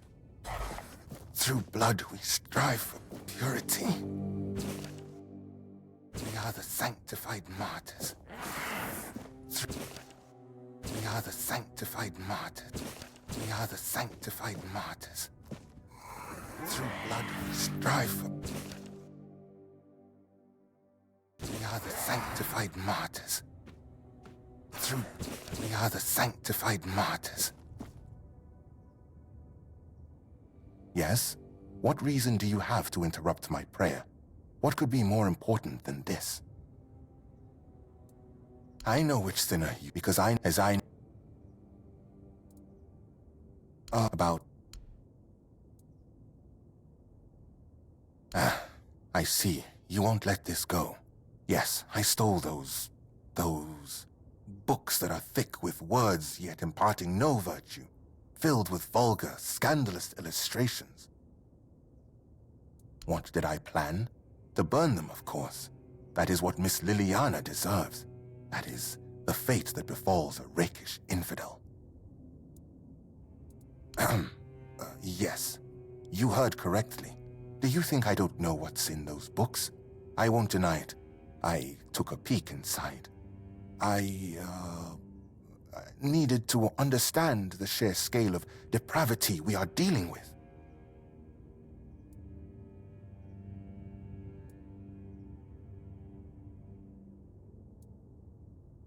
I must refuse you. We will not return these books. They are now part of the Red Church's property. And through me, the Church will decide their fate. They end in fire, where they belong. It is decided. I acknowledge that sin is a natural part of the soul, yet equally natural should be penance, to free oneself from that sin. Chasteness does not come easily, but that is why it is a virtue.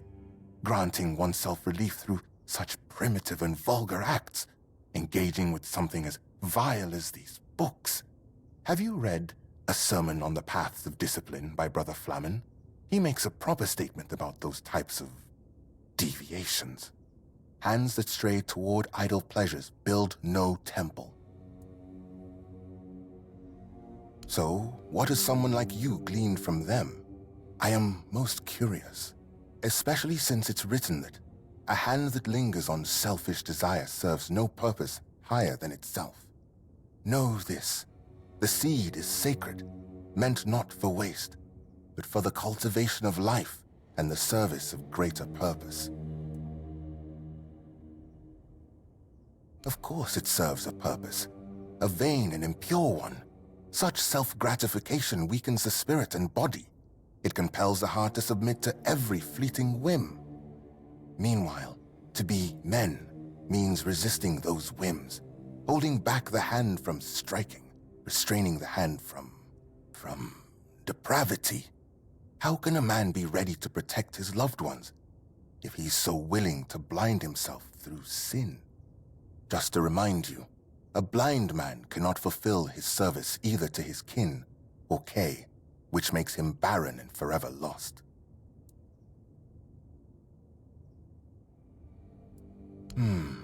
He serves indeed.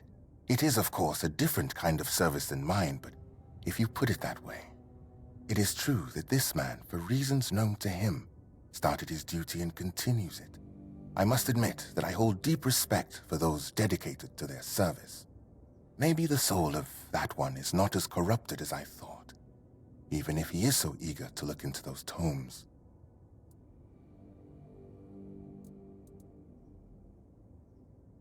I fear that sometimes this tone is necessary in priestly service. We know human nature all too well, do we not? Avoiding an admission of guilt does not mean avoiding punishment. Someone may treat my teachings with disdain, but ultimately, they will still stand before Kay and her word. Your words, however, are wise, and they lead towards reflection. And there it is, the image of modern humanity, knowing no virtues. Stripping purity from every aspect of life, you kill holiness. And then, in the face of life's hardships, you ask where grace has gone.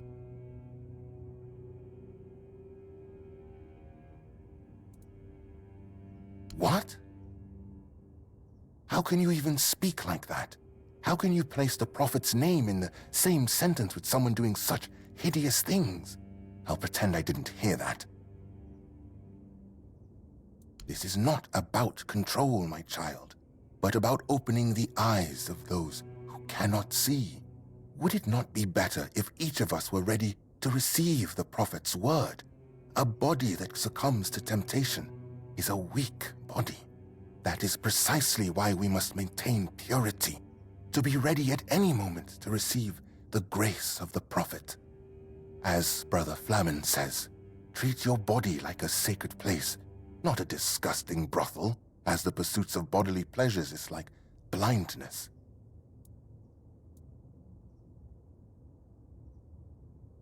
Through understanding and grace. That is a fragment where Flamen was not mistaken. It is difficult to interpret it otherwise, and his argument is further strengthened by his reference to the texts of esteemed priests. Nevertheless, the matter here is different. It has been stated many times how such acts dull the human mind. Such pleasures are like gathering rotting apples, unproductive at best, and poisonous at worst. So, dear stranger, where did our little discourse lead you? What about my role in all of this?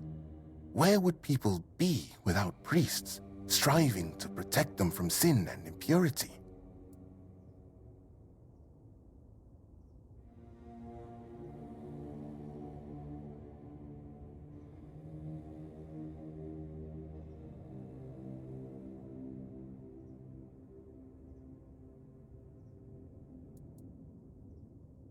It is true that I myself was not always a priest.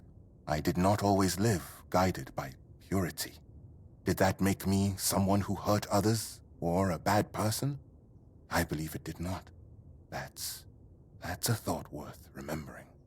Enough, stranger. I see you've tried, but I won't debate matters of faith further. I remain unshaken. The books will burn. Now, let me return to my prayer.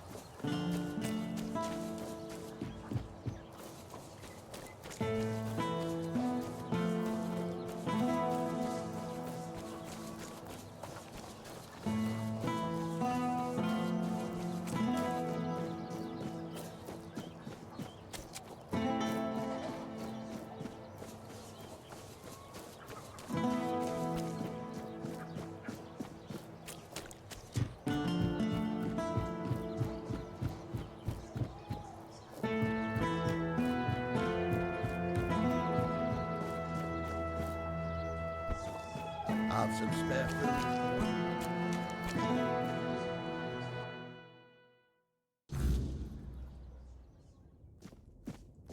Hello again. If you need anything specific, feel free to ask. Damned red priests. You'd think they'd have bigger problems than a bit of questionable literature. They don't have to like it. But nobody's forcing them to read it either. Well, thanks for looking into it, for whatever it's worth.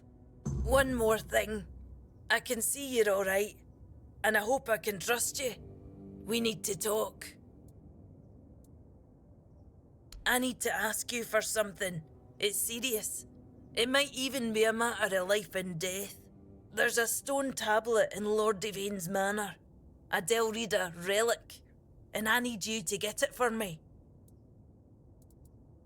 The tablet was made by the Theud tribe and given to House Tarion as a token of friendship between the Delrida and the people of Cunacht. It's cursed, I suppose. Look, I'm no Theud. I don't pretend to understand their magic. But I do know the tablet causes nightmares. The thicker the weirdness, the worse they get. And, well, we all know what happened to Lady Maeve. If that tablet killed her, it can't stay in the manor. Aye, if I'd known, I would have said something, but I didn't. No until the Stone Wardens reached out to me a while ago, asking if I could petition Lord Devane to return the tablet to the Delrida. I own a bookshop. I don't exactly have the social standing to march into Yvain's manor and demand he hand over an ancient artifact here. Give me your map, and I'll mark their camp. Here's the reward I promised. And I'm sure Kvor will have a little extra something for you too.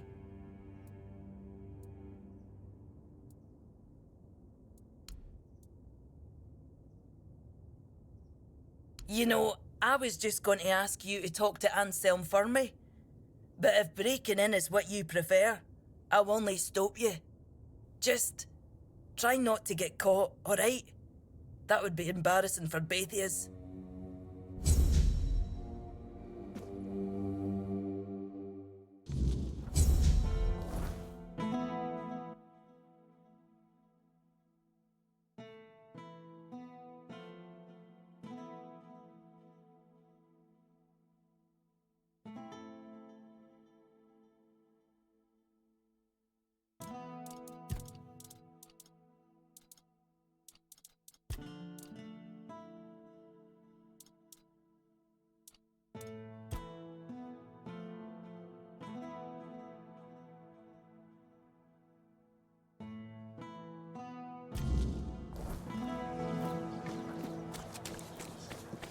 Oh, hello there.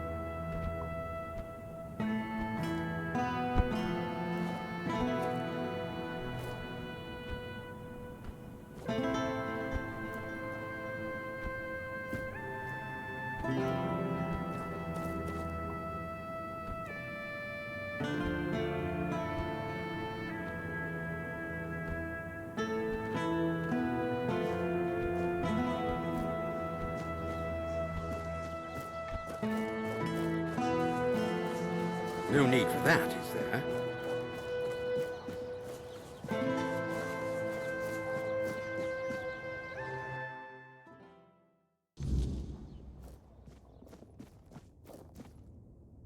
Oh, is that you, Roy? Have you finally come to visit your grandpa? I won't listen to this drivel. One more lie, and you'll all regret it.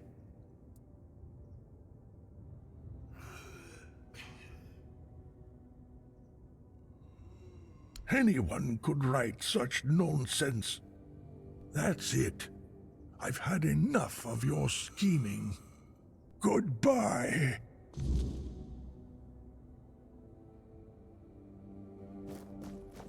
doing okay? Damn it. Damn it. I know you tried. This isn't your fault. It's mine. Wilbur was my patient. I can't run this hospital all on my own. It's an impossible task.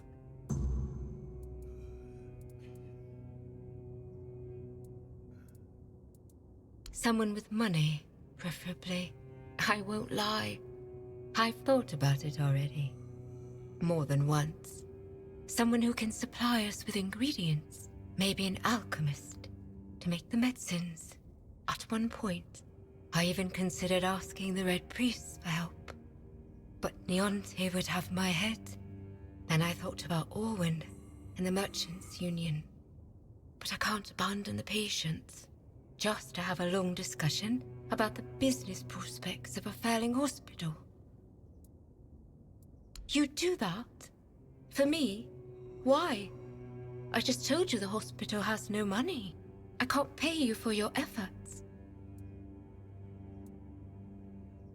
That's very noble of you. But still, when the hospital is back on its feet, I'll find a way to repay you.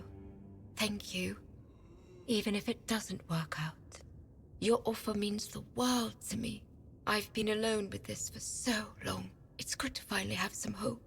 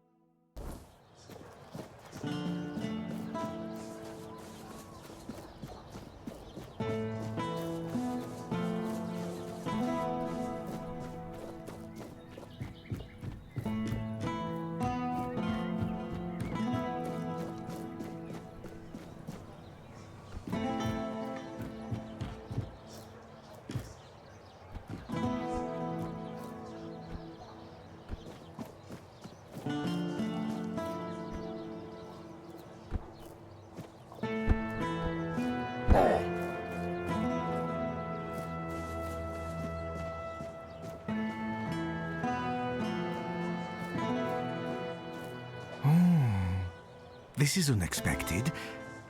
You look beautiful, you know, and you have a beautiful soul. Maybe even more than just one. I can hear them fluttering. I see their soft shimmer. Will you show me? Show me, show me. Trust me. Even though filth is filth, I can be generous. I want to be generous. I want to be good. And you should feel special. That could happen. I'm nothing more than a mongrel. Filth. Yet I could just as well be a lord, reigning over the streets of Kuanacht. But no, that would be too much. The streets belong to everyone, along with their mud, sorrow, and cold. Filth. Both a name and a title. One cannot forget about titles. There were people who made filth aware of my own filthiness. Good people. People who showed me the right way. Let it feel special and beautiful. Ah, the gateway to the hidden beggar's kingdom. To open it, you'll need a royal scepter. A truly fancy old key, which, lucky for you, I happen to possess. I haven't been there for quite some time. I'll lend you my key, but only if you promise to retrieve something that was left behind for me. A curious cube. It has symbols and moves, and it tinkles delightfully. Very interesting and amusing. The first time I was there, I was too afraid to bring it to the surface. Didn't want others to look at it. But now, I want to have it here. Here. Take the key. Bring the cube to me. Make me feel nice. Oh, and one more thing. If you have anything that once belonged to someone else, I'll gladly take care of it.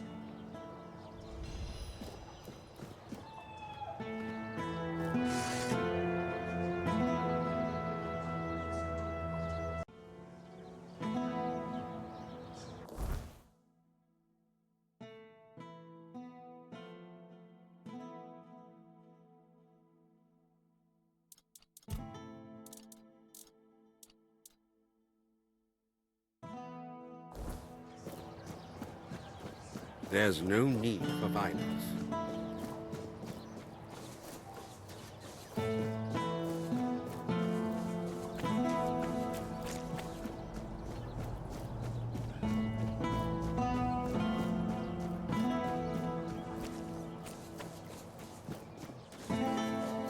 Spare a coin for the hungry.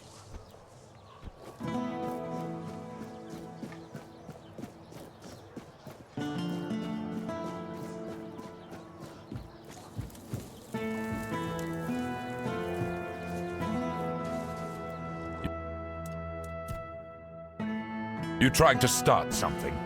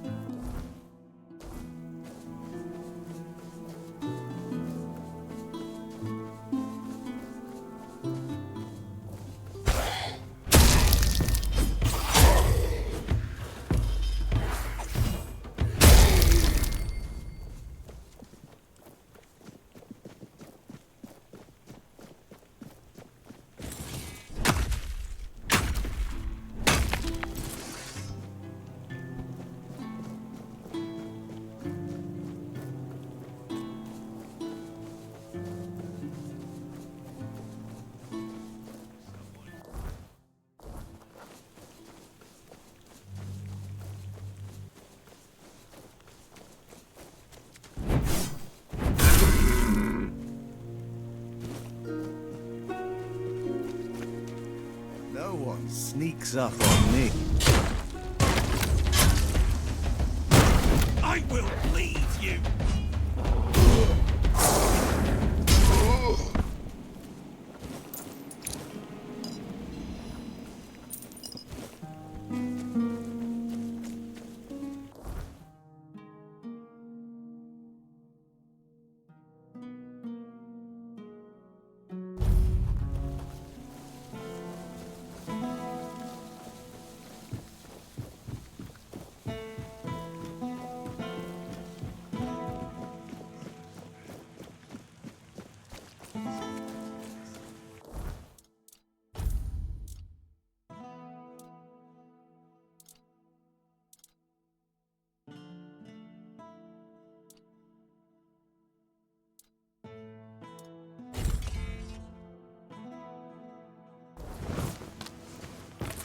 Back again?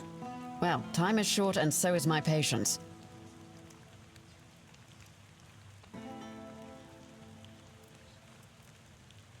And? What was inside? Don't leave me hanging.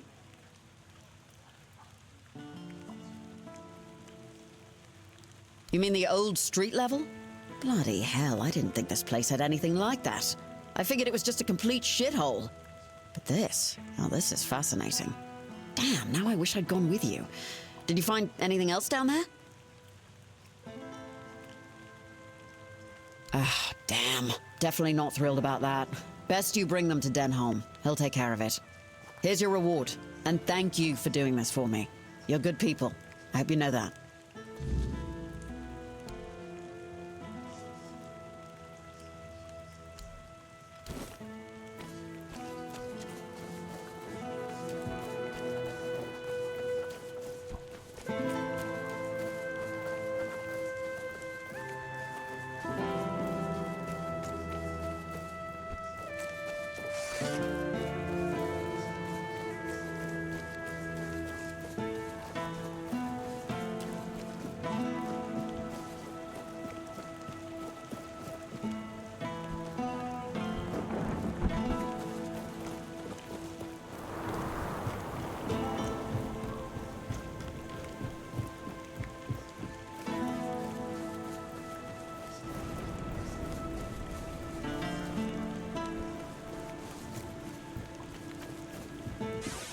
Ah, here's our troublemaker.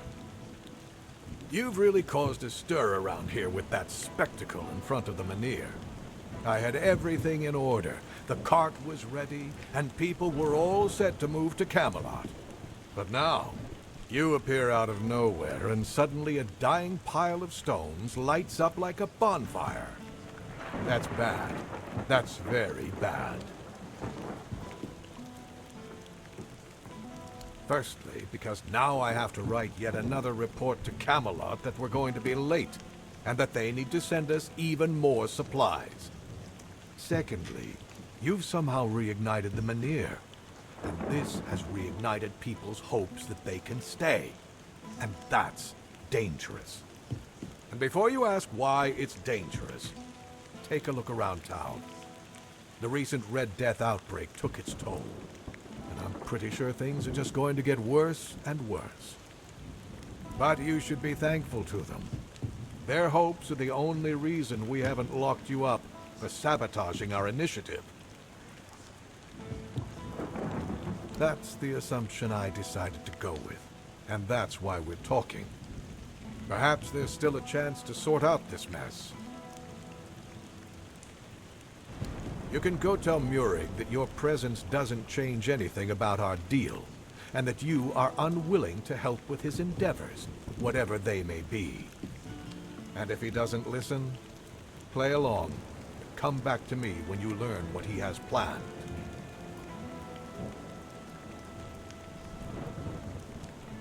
What?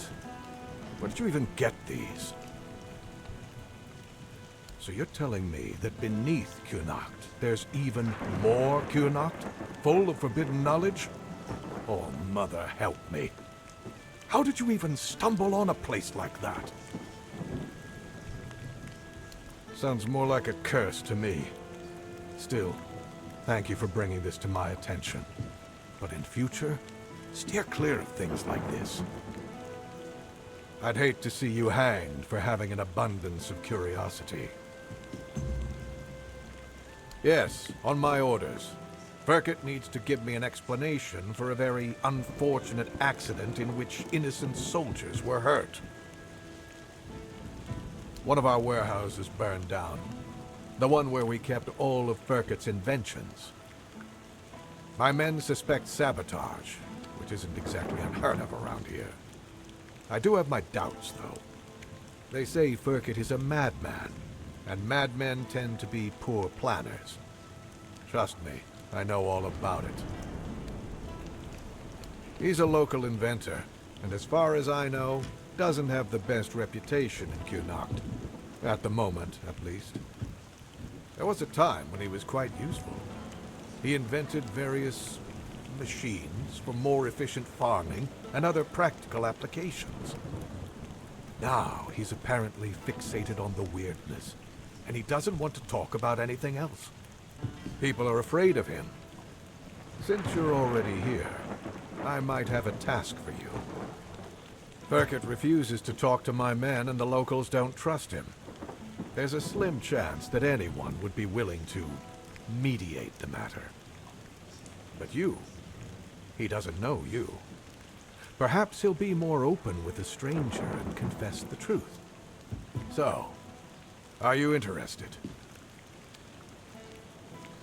You can ask him if he set fire to our warehouse on purpose. You should also try to bring him in voluntarily, though knowing Burkett, that's unlikely. Do whatever you think is best. I just want to find out who is responsible for this accident and make an informed decision based on that. Here are the orders. Show them to the boys by the gate and they'll let you in to see Burkett. As soon as you find out what happened with Burkett, report back to me immediately.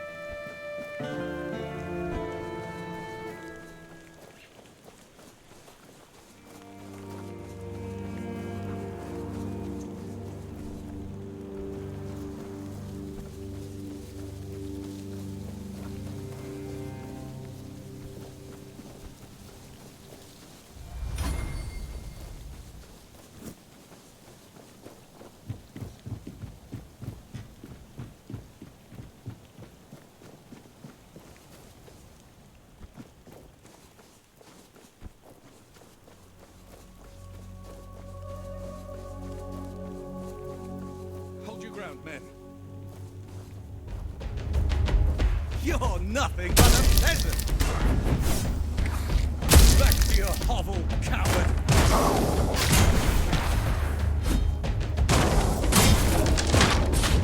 Back to your hovel, coward!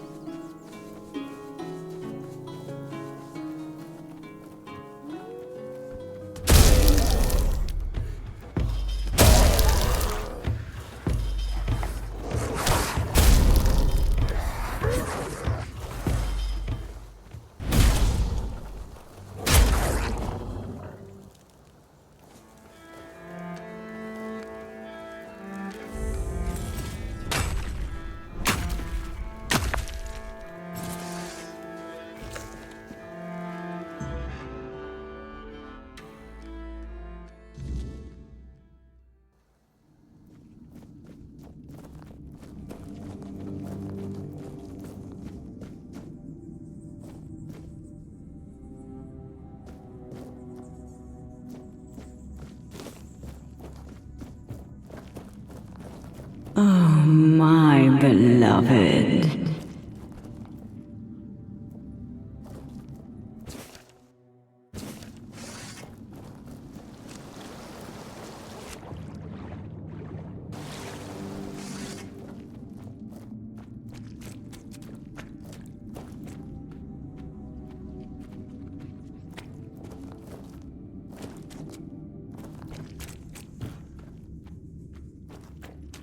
Come closer.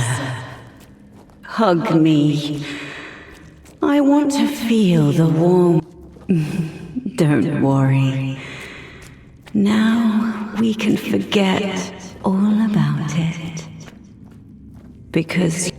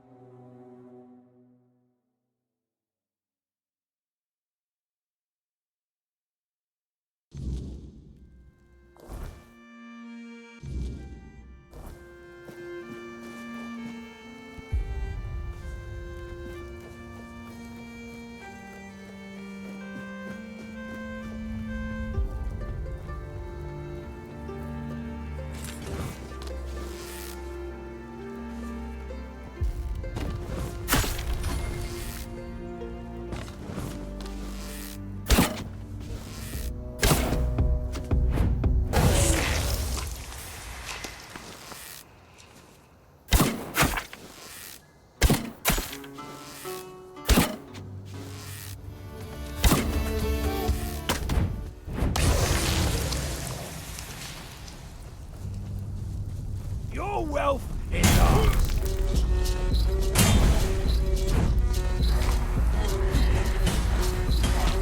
Ha! That's all you've got.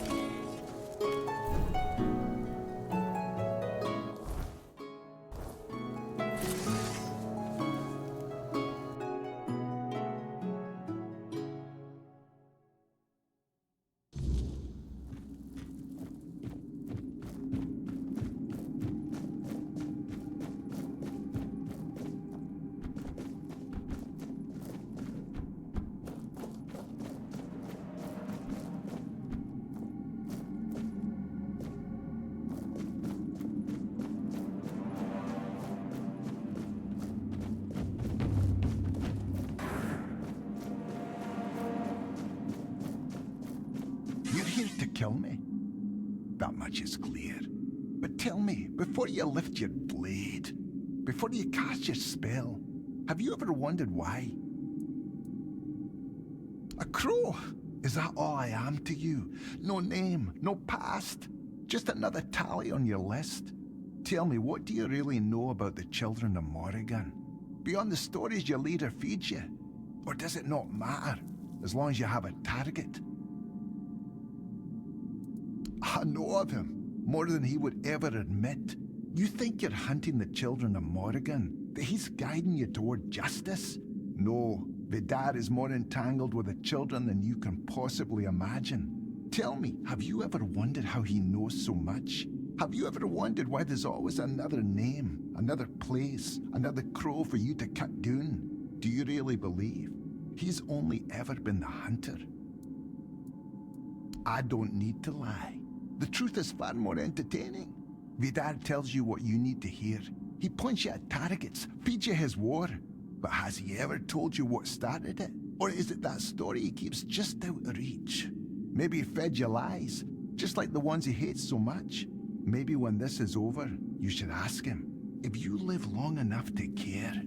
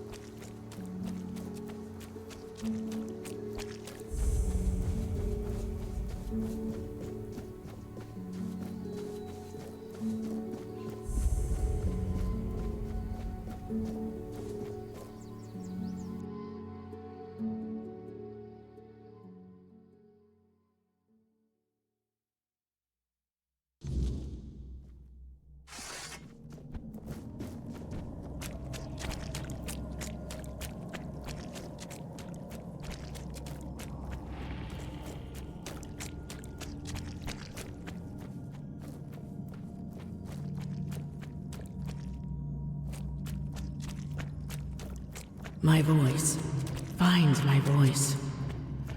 They have it, twisted it, and now speak in my name. But their words are not mine. Find my body, once undying, now rotting in endless torment. Free it.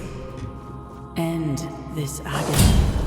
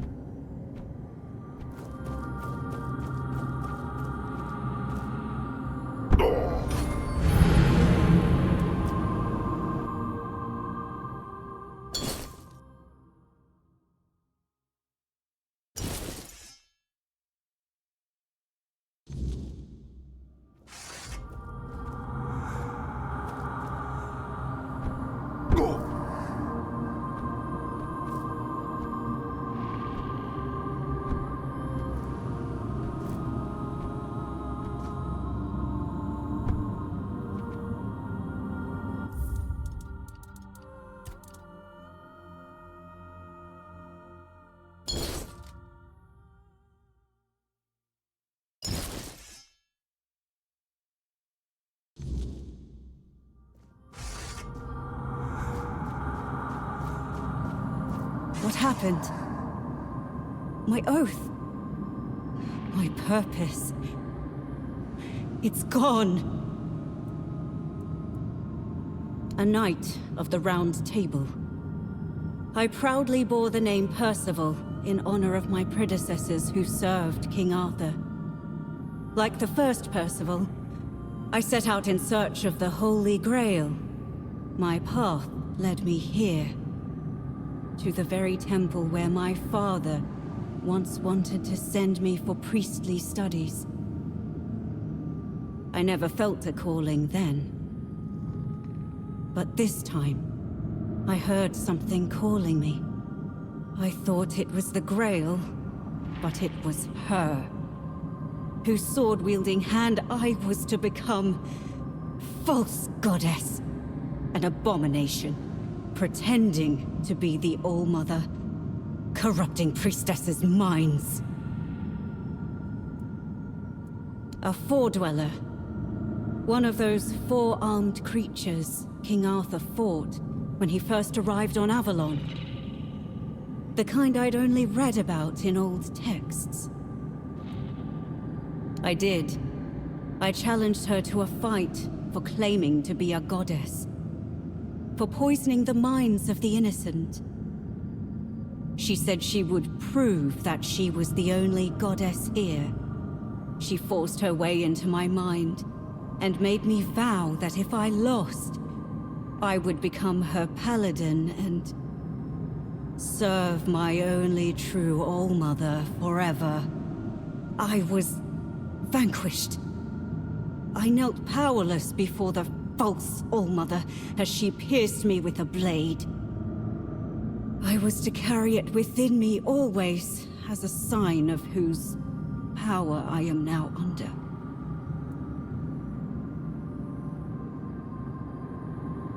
Be careful.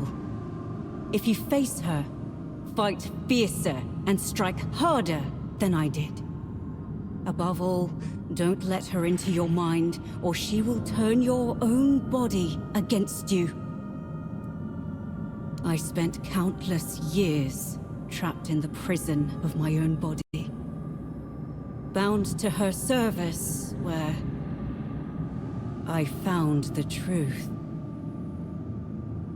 The only truth worth knowing. I was blessed with her presence. I warmed myself in her radiance. Why did you take it from me? Why? I'm sorry. The oath I swore to the false All-Mother. I can still feel its binding.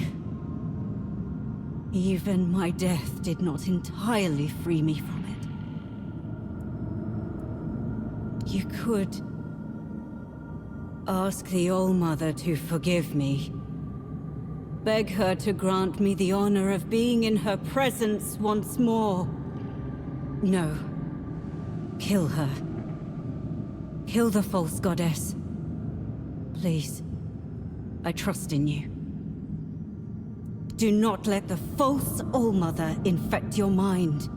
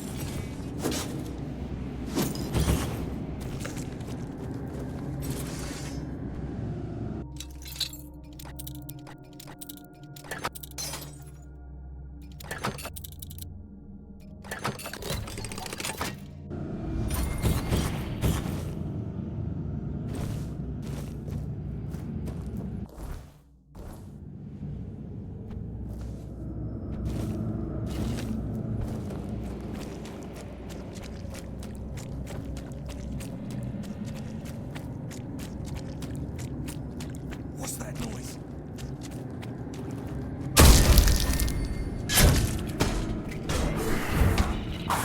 I've taken down bigger foes!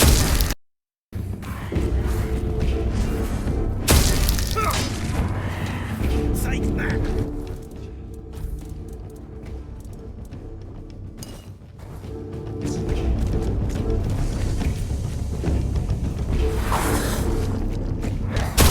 This is how it's done!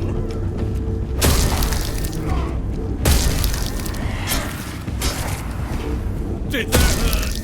Good.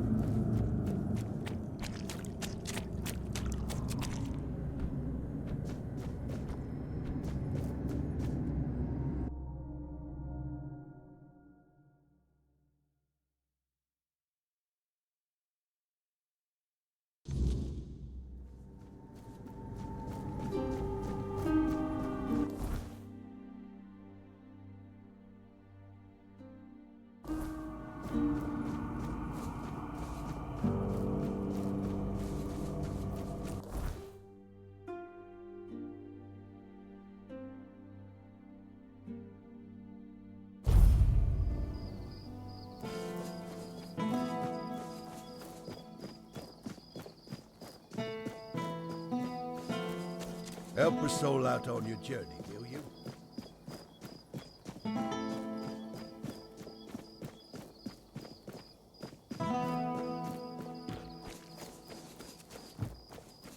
Ah, look who's back! You should have seen me yesterday. I haven't felt this strong in years. Turns out Ailey's tea wasn't just goat food after all. I combined it with a bit of exercise, like she said, and here I am, fit as a fiddle. Guess the All-Mother still has plans for these old bones. Thanks for steering me right. Sometimes it's the simplest things that do the most good, eh?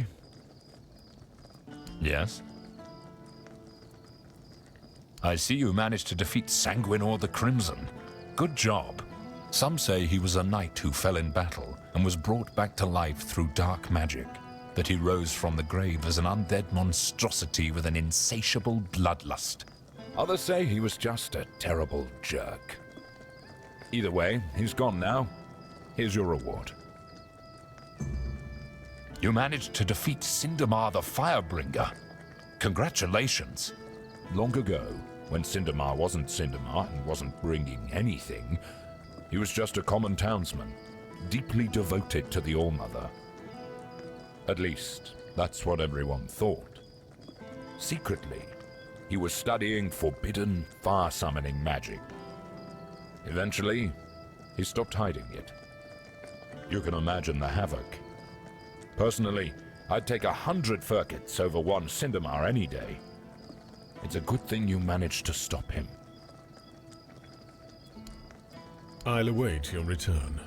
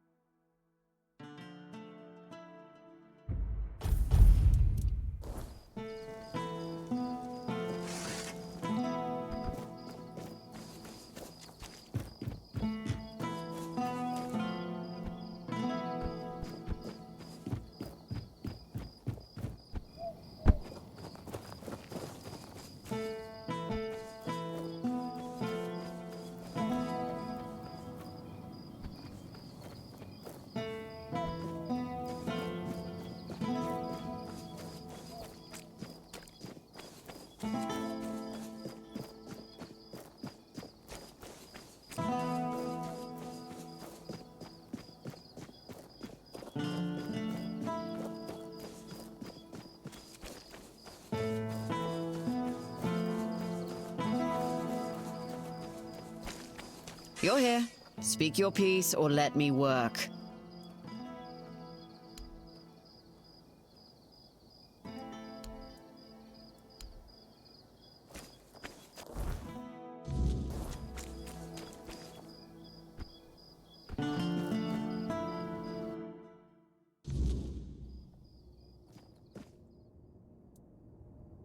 Really?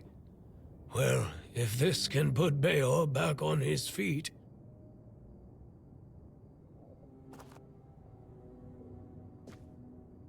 Beor, your wound, it changed. What? What happened? I don't remember much. There was a cave. And a girl? She touched me.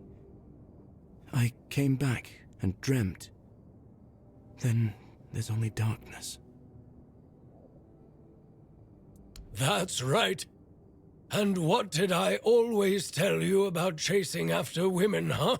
She stole your heart, literally. You're lucky this one showed up. Otherwise, I never would have guessed you fell in love with a weird beast. Better take this to your grave if you don't want to become a laughingstock. You're so smart, and yet so stupid, eh? Well, get up now, whelp.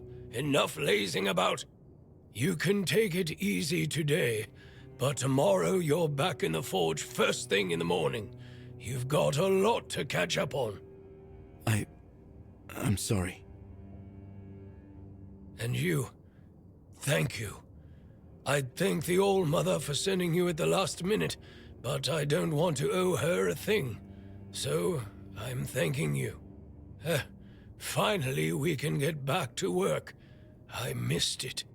If you ever need a smith, you can come to me. All right, back to work.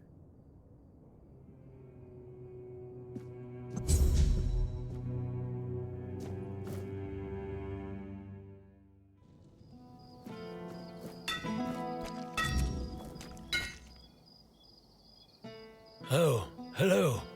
Do you need something? Times are tough, but I won't forget what you did for Beor. Tell me, how can old Airfear repay you?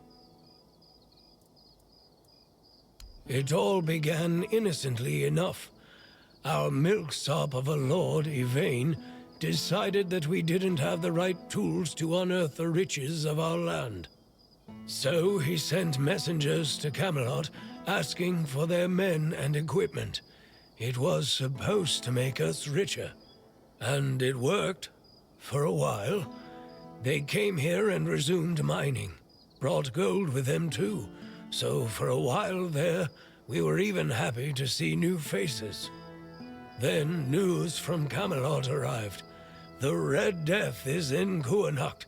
The Wyrdness is getting thicker. We declare martial law. Cut down all the trees and take the manure with us. Everyone goes to Camelot. Load of bullshit if you ask me. The Wyrdness has always been here. Kuanacht has been doing just fine without the support of the dog-fuckers of the Round Table. Denholm, the one in charge of their army, came here with the Red Priests. It seems like he's well aware that his orders are stupid, and that people from Kuanacht are smarter than Camelot thinks. And now, Kuanacht is divided. Some want to leave for Camelot. Others can't imagine it. Like me. I just can't stomach leaving the land of my fathers. Camelot says we do. I think we don't. Even after the moronic theft of trees. Lord Milksop, of course, doesn't know what to do.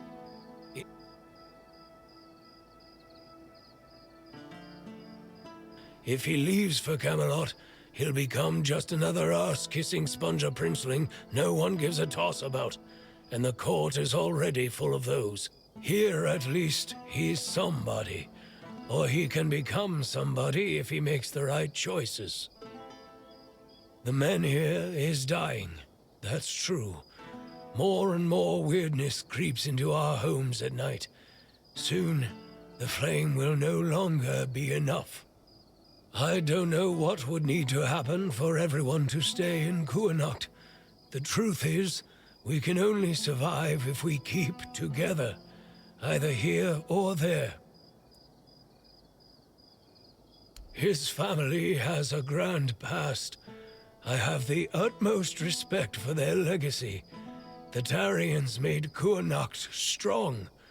They carried on the legacy of Palamedes, King Arthur's advisor. Our lord, though, don't get me started. Yvain is a coward. He lets Camelot get away with anything. Well, for now. I've heard rumors that he's been trying, in his own pathetic way, to delay making some crucial decisions. Who knows? Perhaps our lordling will finally grow a pair and make use of them for the good of his subjects. Though, if you ask me, the only thing that could save him would be the quest for the Holy Grail. I have my reasons. I don't trust the bastards because they've already been here once. They took a few people for what they called a routine examination, promising that our loved ones would return safe and sound in no time. Ah, damn it all. Would you believe me if I told you that not all of them even had the symptoms of the Red Death? Nobody came back. Not a single soul. From that moment on, I've sworn to do everything in my power to make life miserable for those scarlet dogs.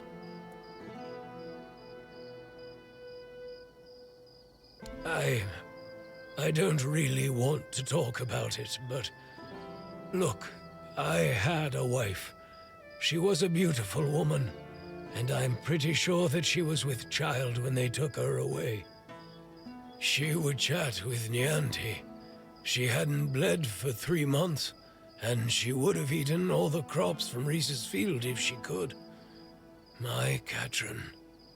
They took her away. She caught a cold, and they put her on a transport to the island asylum. I never saw her again. That's all I can tell you. I don't want to think about it anymore. Let the past stay in the past. You... what? How? How is this possible?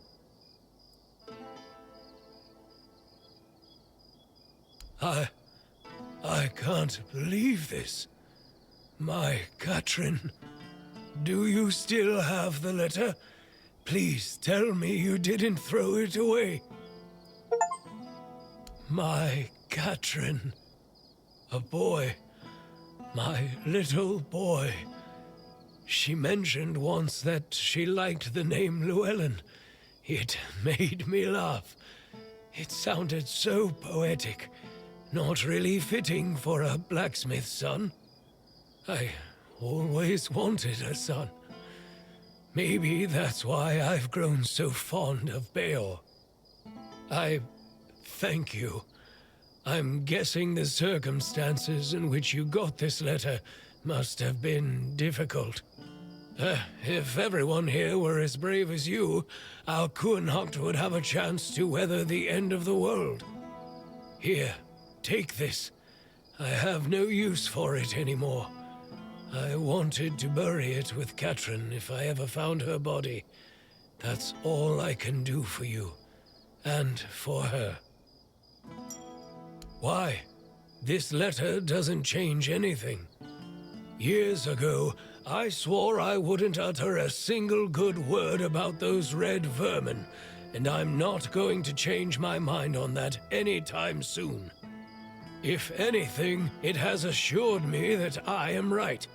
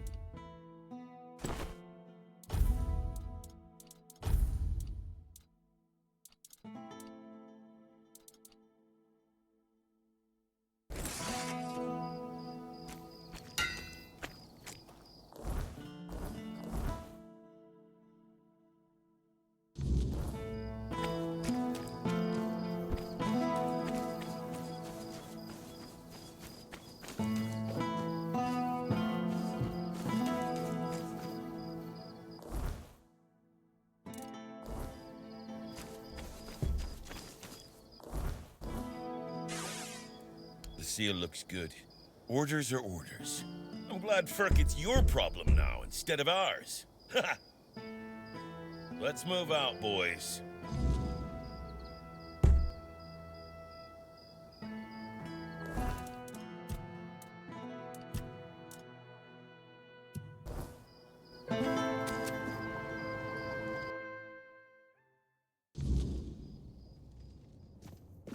Who are you? Did Camelot send you? I'm not talking to those thieves. Get lost. I think it's quite obvious, isn't it? They're harassing an honest inventor. First, they stole my entire life's work, and now they show up with grievances. I'm not giving them anything, and I'm not letting anyone in either. Oh, aye, it did. And no surprise there. They've only got themselves to blame. They barged in here and grabbed everything that wasn't nailed down. No, actually, they even prized loose the things that were nailed down and took them too. Do you know what this device is? It's a pyrolusite stabilizer. And they took all the pyrolusite, but left the stabilizer behind. No wonder it blew up.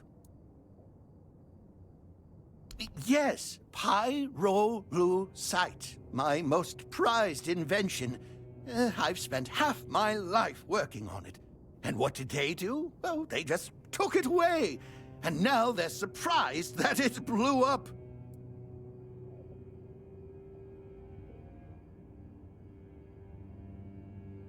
Well, pyrolusite is a wondrous substance. It can create fire anywhere you are.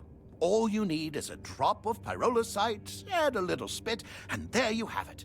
Oh, it also amplifies the power of wildfires. Isn't that marvelous? So, tell me, don't you think it's marvelous?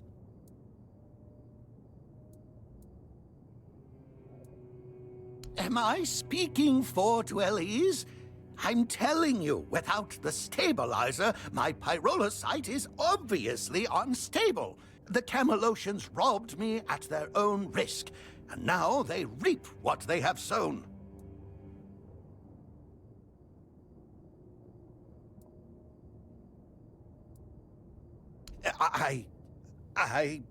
Well, I was pretty agitated at the time. Exactly. It's their own fault. All I want to do is keep living my life and to keep creating. If they should just return what they stole, then they won't have to worry about their safety. You would do that for me?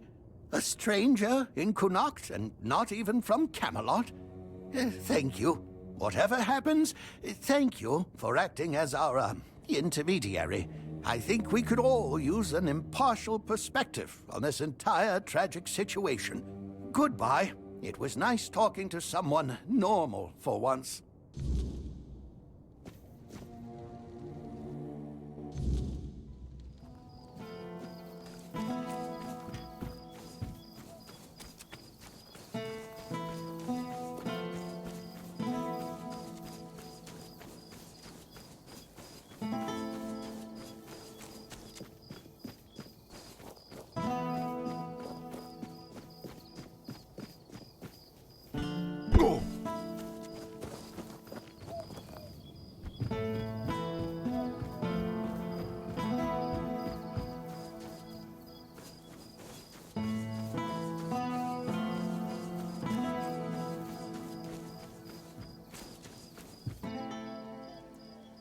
What's happening with Firkit? Is he going to surrender? Or do I need to use force?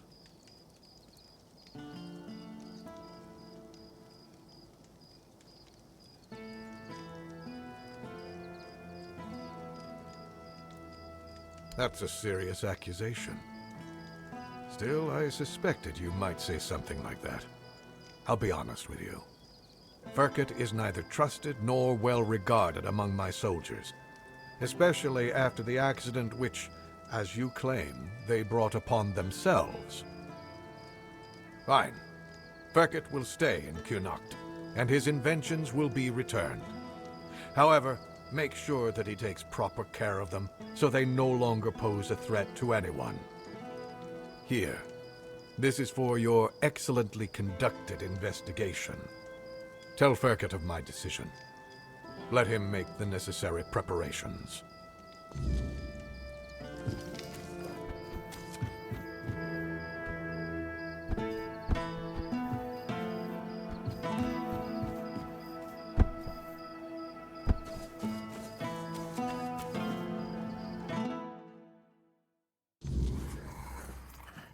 And? What's our situation? What did Denholm say? Oh, so does this mean Camelot still has a working brain among its ranks? Incredible. Very well. A deal is a deal. I'll begin production of weird candles, and you've done well. In return, I'll offer you a discount on my products and allow you to use my house. Feel free to cook and sleep there whenever you like. I rarely indulge in those distractions. But remember, never, ever interrupt my work.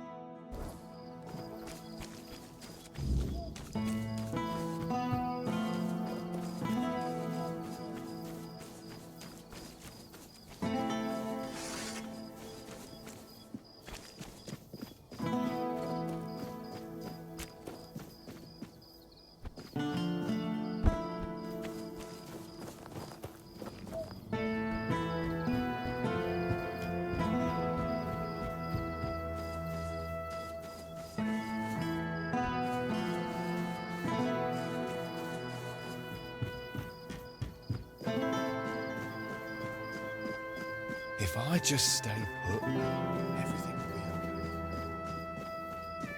Have some spare food, a coin? Anything else?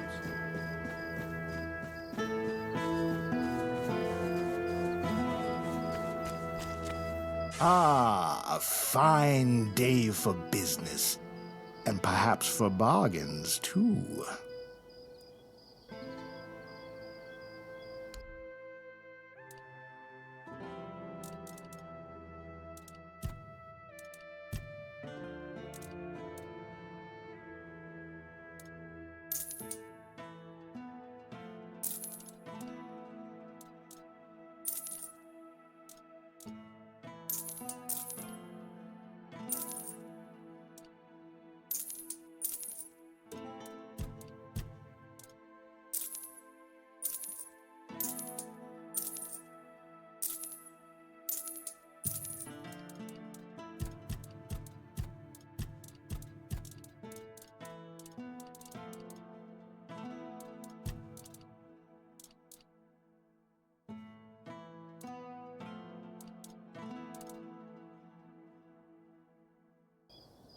Hello there. Look, she is. That's interesting news. Though I had no idea the hospital had financial problems. I thought it was funded by our brave Camelosian army. Or was it Lord Yvain? I can never remember. That I don't doubt. But you see, I prefer it when business is simple. Complicated sounds like the opposite of a good opportunity. That's true. But in Connacht, people would sooner dig up their grandmother's miracle recipes than pay for something they used to get for free. I need some concrete ideas.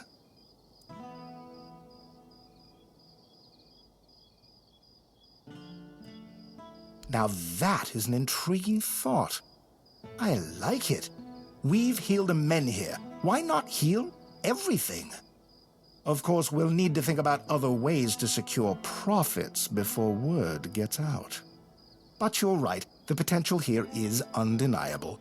With the right strategy, this could turn into something truly remarkable. Not just me, I hope. We'll need backing from the rest of the Merchants' Union. Start with Bonksy and Osmond, get them to join in, and talk to Erwin since we'll need an alchemist. The more support we have, the better. What?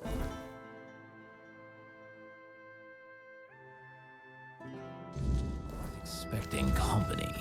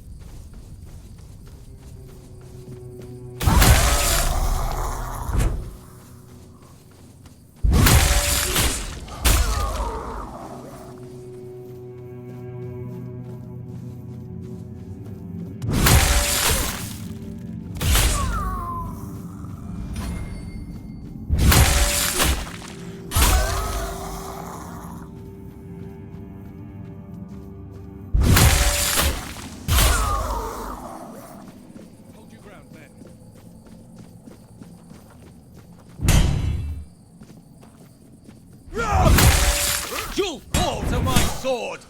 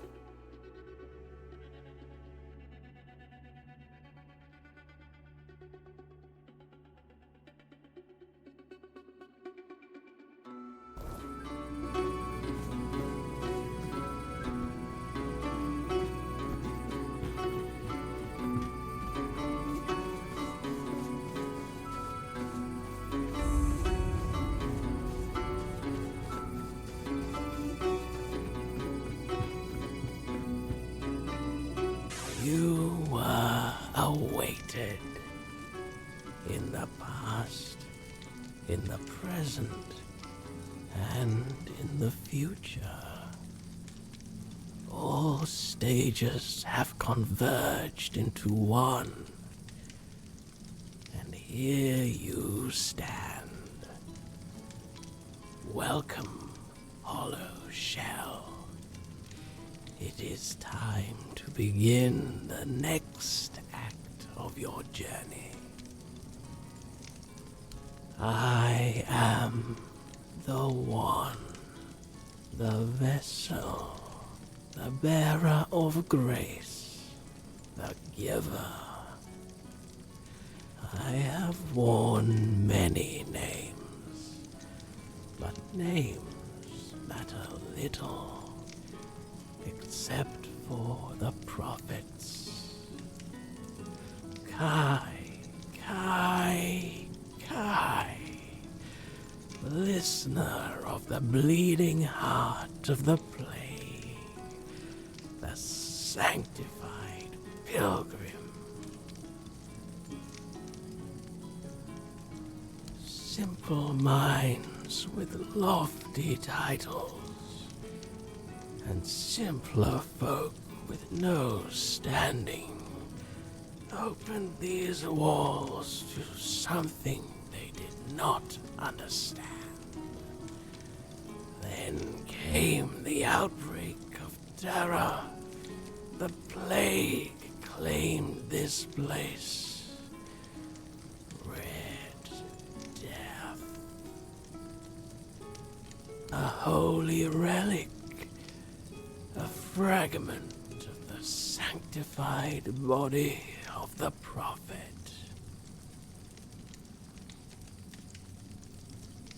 Ignatius is but a corpse now, walking his own path toward grace. But his journey nears an end.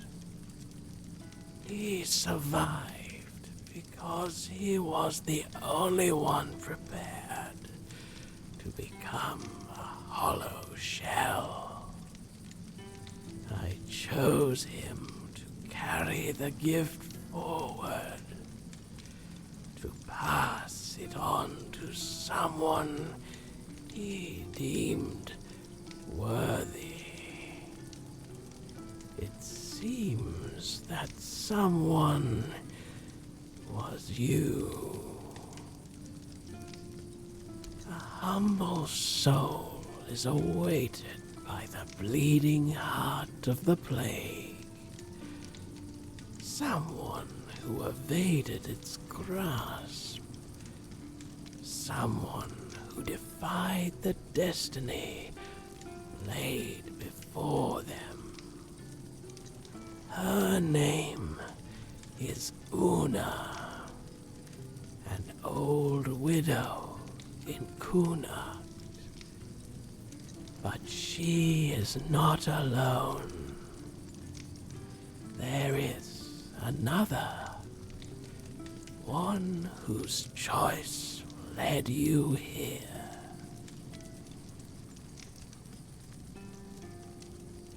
Yes, him. His role as the hollow shell must end. His purpose is fulfilled. He is no longer needed. In you, I have found a servant whose perfect obedience will enact the will of Prophet Kai and the Heart. She will die in her sleep, and she will find peace in death. For those who defy their destiny cannot depart with joy. The gift you carry is only the beginning. Much within you must be purged before you achieve perfect obedience, before you are ready for the final act. Now, receive the mark of the plague. Pass it on to those I have chosen. When their fates are sealed, return here for the next step to be revealed. Weeks, months, years may pass, but you will in your time. Or you may end it now. Close your eyes forever, and your part in this tale concludes. But know this, someone else will take your place. The heart bleeds, but it never bleeds out. It beats on and on, adapting endlessly to the cycle of history.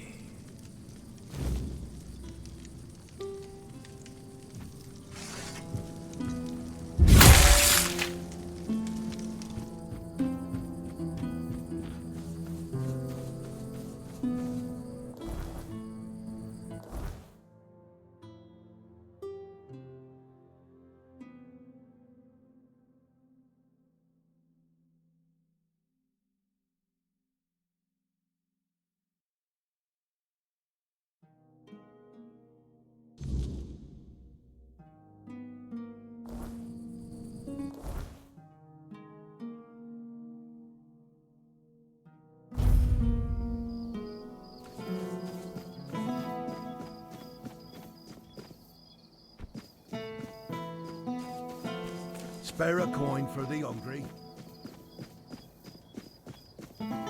If I just stay put, everything will be okay.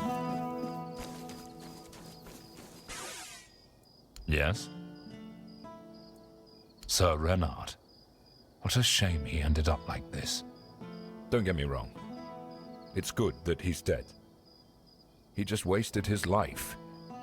He came from a noble family, was tall, strong, brave. He loved dueling so much that he started challenging everyone for any reason, or none at all. Eventually, he killed a royal messenger and was banished. He must have been a tough opponent. You deserve the reward. I'll await your return.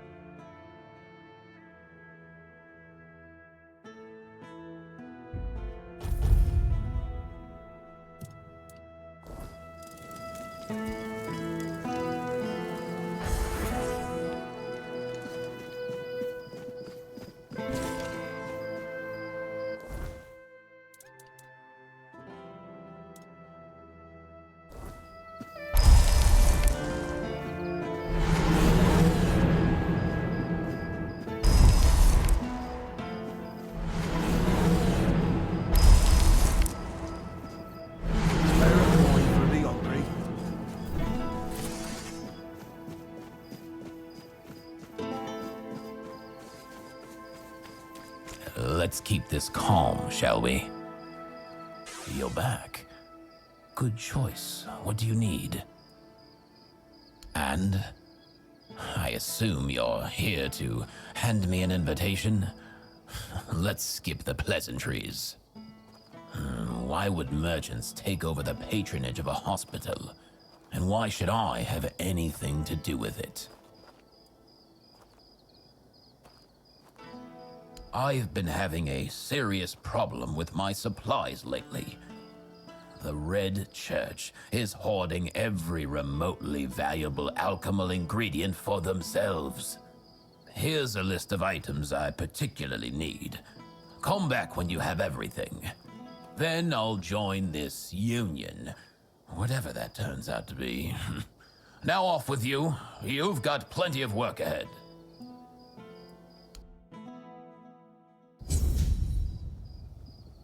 Elixirs.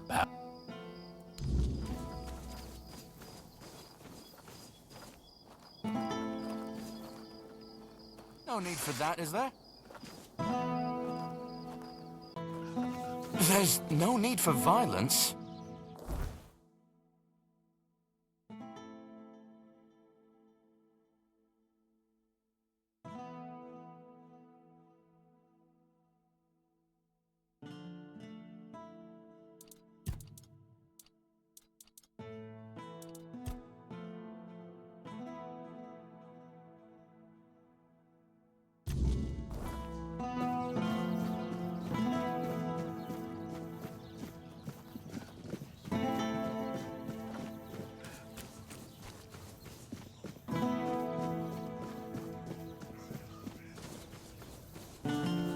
Have some spare food or coin?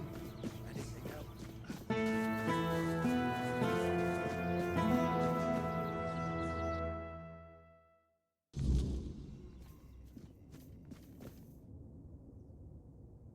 There's no need. Do you hear it? The silence, from which the word shall emerge. This mark. No.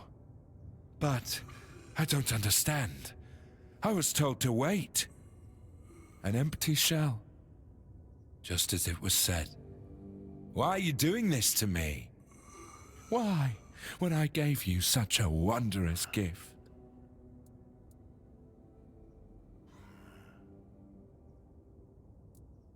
It's hard to hold faith in destiny when staring at the mark of the plague.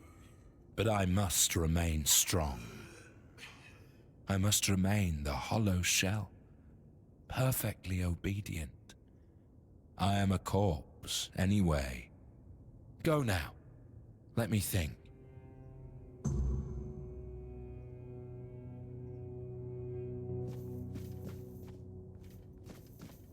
Pleasure to see you.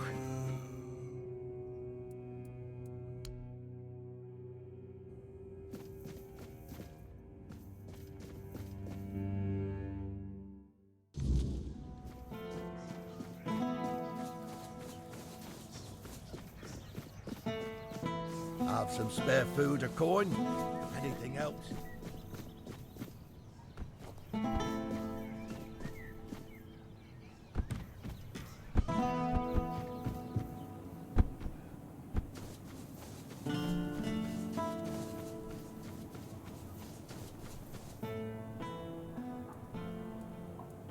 The plague's mark. So, it has come for me at last. I always knew it would. I prayed for my family, but never for myself. Perhaps this is why. No, my prayers are said. My heart is prepared. Thank you for bringing me this warning. It's more than most receive. Go now. Death will come when it's ready. There's no need for you to linger and watch.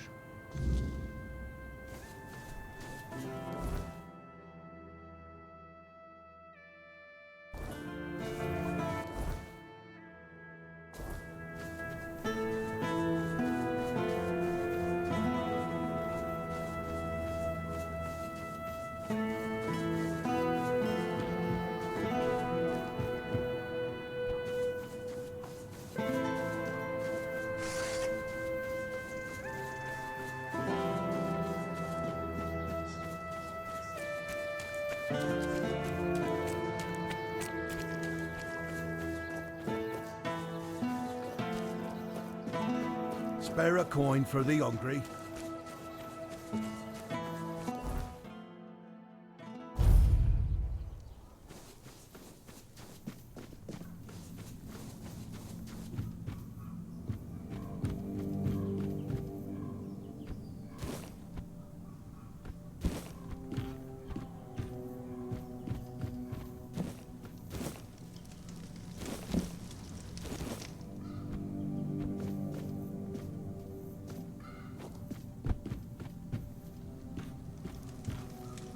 You are back. Ignatius. Una. These souls have taken their first steps onto the path that leads to the embrace of the bleeding heart of the plague.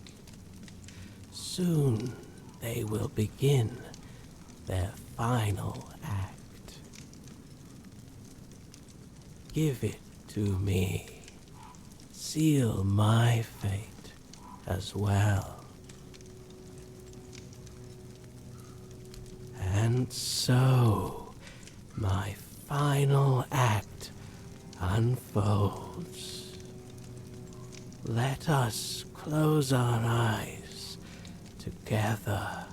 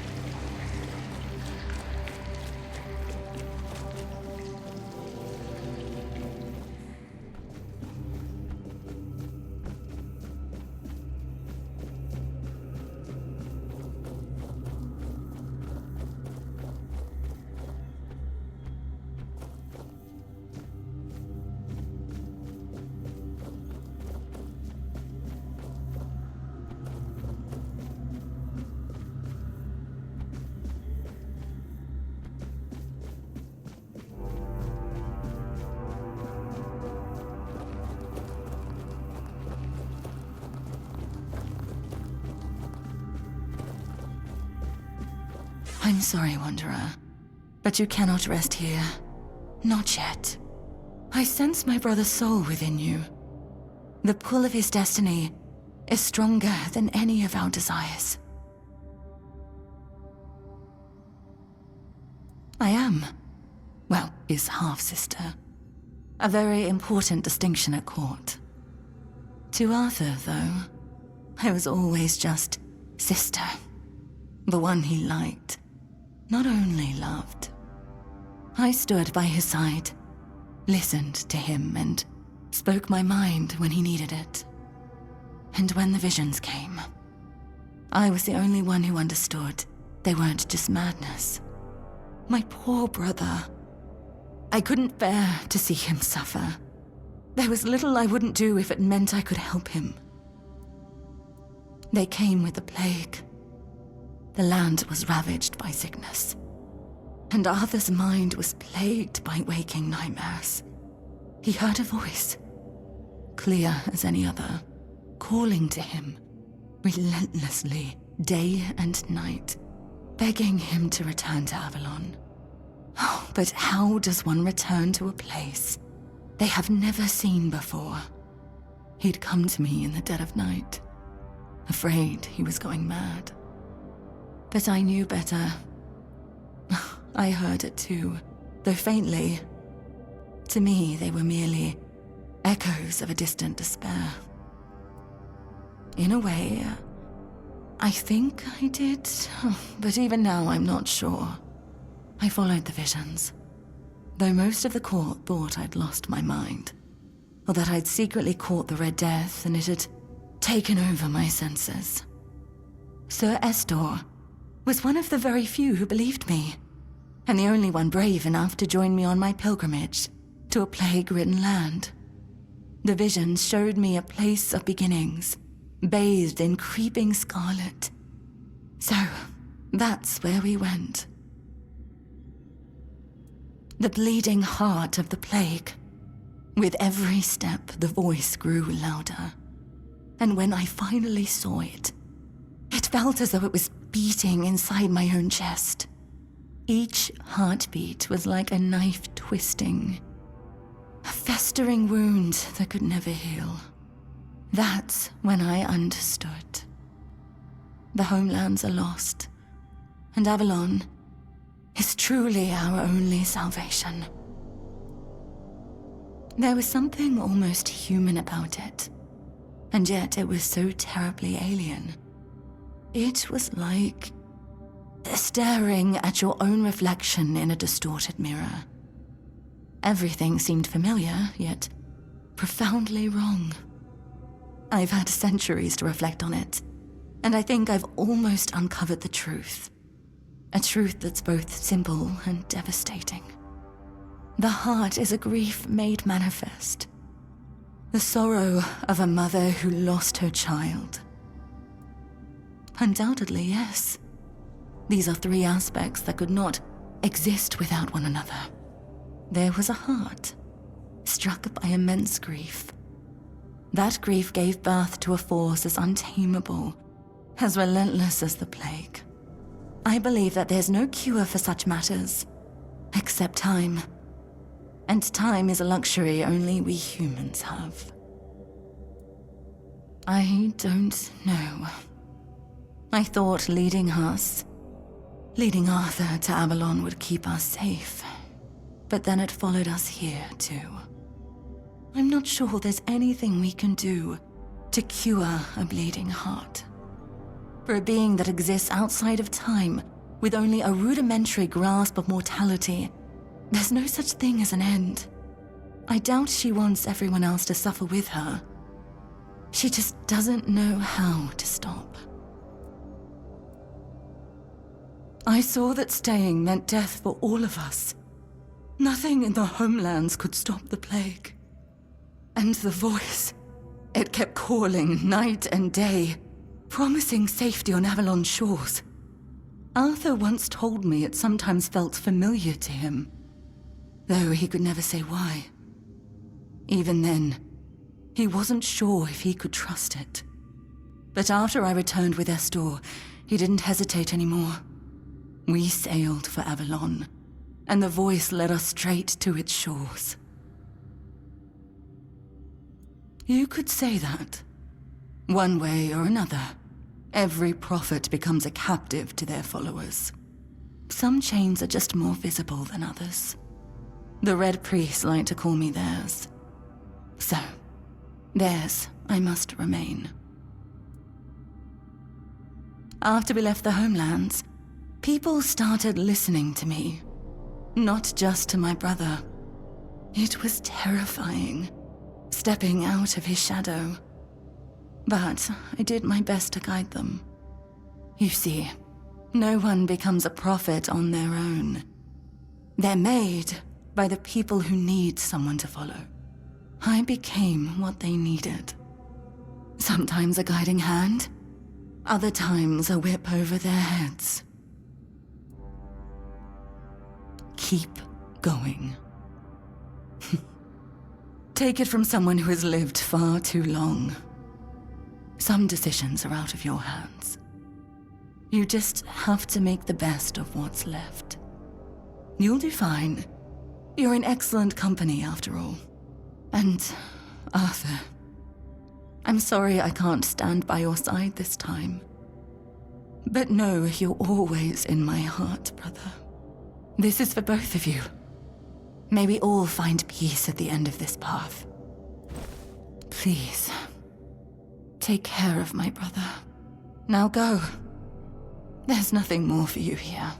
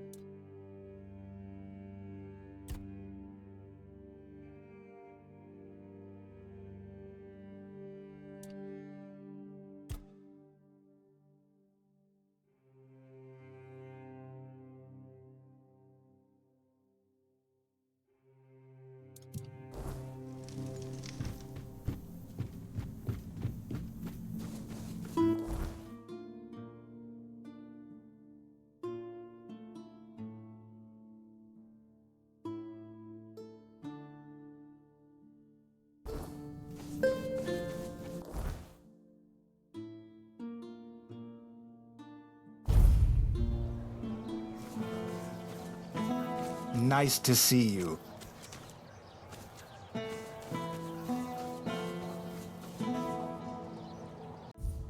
Hello. Coming back to me, I see. You must have excellent taste.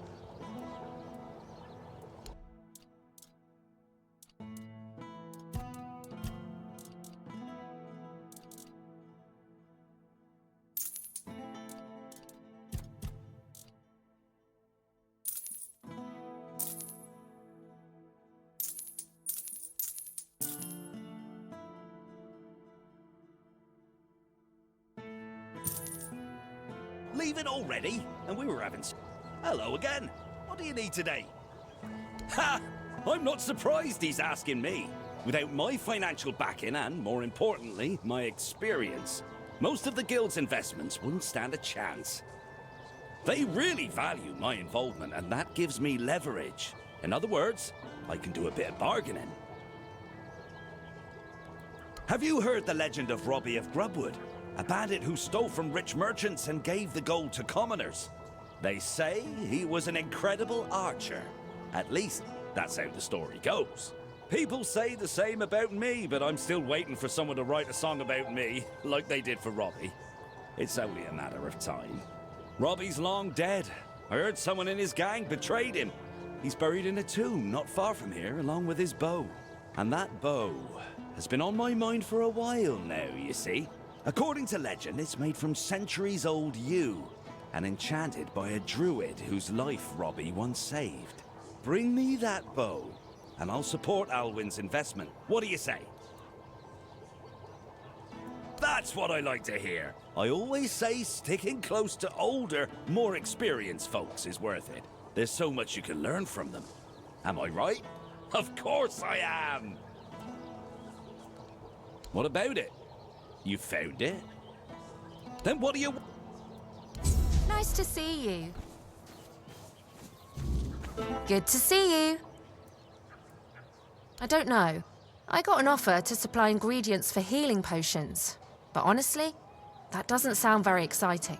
My adventures are more about leaping over chasms and escaping collapsing ruins than gathering wildflowers. Maybe so, but it's still not worth spending as much time on it as Alwyn wants. I could be exploring underground labyrinths or running from guards across rooftops instead.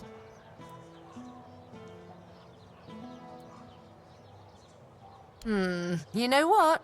You're right. That could work. But I can't go anywhere until I sell off all my wares. How about it? Want to take the lot? I'll give you a big discount. Yes? Did you manage to scrape together the money? Oh, I hope so. I'm starting to feel like I'm rooted to this spot. Fantastic. If you don't need something, you can always sell it later and even make a profit. Let Alwyn know I'm in, and I can't wait for my first trip to gather ingredients. There's always treasure for those brave enough to look. Hello, coming back to...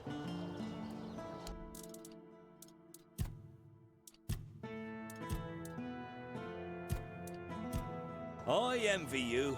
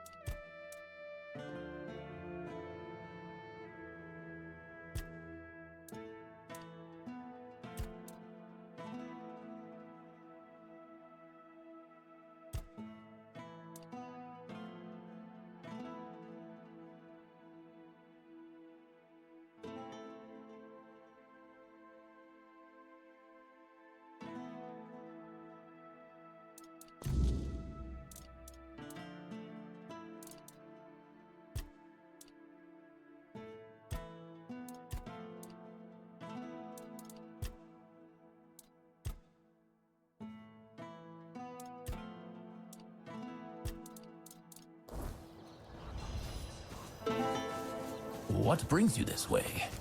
Hello again. I've got everything you did. Well, that's not ideal. I was hoping at least most of them would be willing to invest. It won't be easy to make it work, but we'll do our best. Ailey will remain as head of the hospital, and at least for now, some of the financial burden will be lifted from her shoulders. As for the future, well, who knows? Avalon is vast and full of opportunities. Maybe something else will come our way.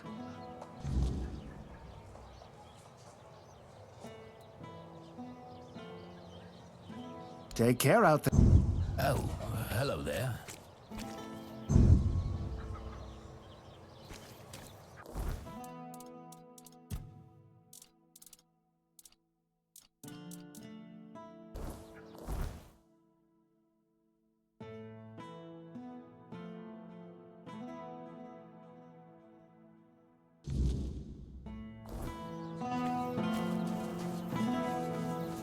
Always a pleasure to see you.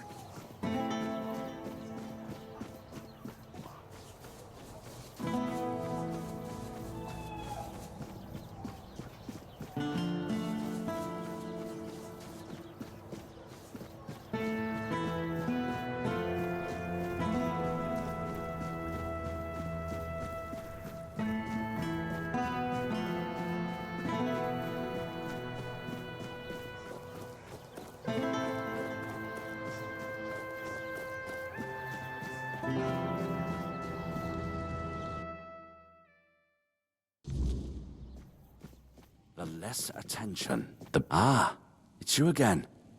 What brings you back to the court? Are you now? My, have the paraphernalia of the Dalriata suddenly become fashionable while I wasn't looking? That tablet seems to be gaining in popularity by the day. I told Pharrell the price, 2,000, and that's final. Oh, please. That tablet has been here for ages, and only now it's cursed. What happened to Lady Maeve was tragic, of course, but I highly doubt it had anything to do with some dusty Dalriata artifact. For someone supposedly well-read, Pharrell could have come up with a better excuse. Who do you think I am? I cannot be bribed, and certainly not with that kind of money. I'm not sure why. I'm just indulging a strange obsession. But fine, do as you've come back. Truly? Well, I suppose there's no accounting for taste. Still, better you than Dalriata. She put us in a terrible position, you know. She came here and demanded we hand over part of our treasury, just because it was once theirs, as if we could afford to show any more weakness. Take the tablet, do whatever you wish with it. I never want to hear about it again.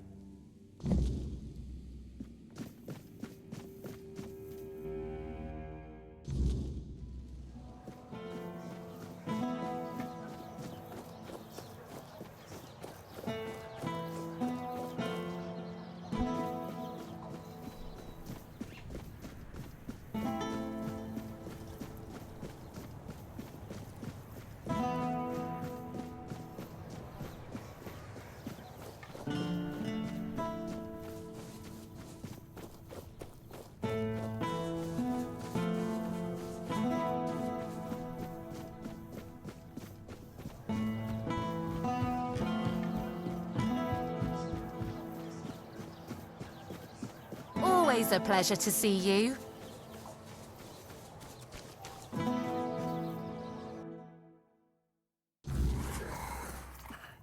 Before you ask, no. I do not have any books personally signed by Merlin, nor will I fake his signature. Aye, it would be. Delrida know how to work stone in the most intricate way, but we're also quite fond of grandiosity. I'm afraid I'll have to ask you not to part with it just yet. The stone wardens are waiting for it, and I can't really be seen lugging it around. But it's far, and you're very strong. You can handle it with no problem.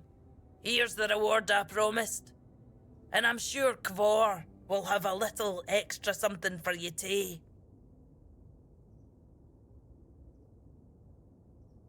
Give me your map, and I'll mark their camp. Here's the reward I promised, and I'm sure Kvor will have a little extra something for you too.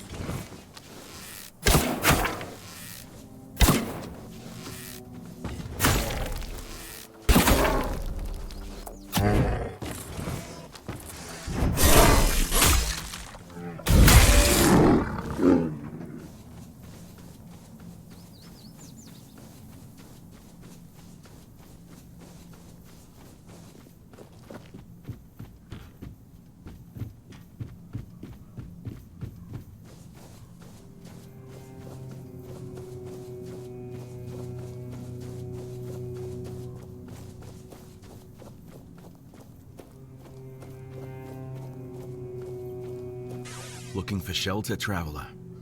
You're welcome to join us, unless you're worried a big bad Dalrita might eat you for breakfast. No, not every Dalrita you meet outside the Forlorn Swords follows that runt. They've always kept peace with the people of Kurnacht. Yvain still honors the old treaties. But with those Camelot dogs milling about, it's not as safe here for us as it once was. Better to stay out of sight. A gift? Ah, I see. And you lug that thing all the way from Kurnacht? For that alone, you have my respect. Now, let's take a look. Ah, so that's what happened. The stone chipped, and the meaning of the runes changed. Sweet dreams turned into living nightmares. This is why I don't trust magic. The simplest, stupidest thing can end up killing you. Aye, and I'd say because of cracks between people too. If we hadn't strayed so far from one another, maybe all of this could have been avoided. Then again, maybe not. Maybe fate makes no mistakes. I suppose we'll never know. But you're not here to listen to a blacksmith getting maudlin. Here, this is for your trouble. May your burdens be lighter to carry from now on.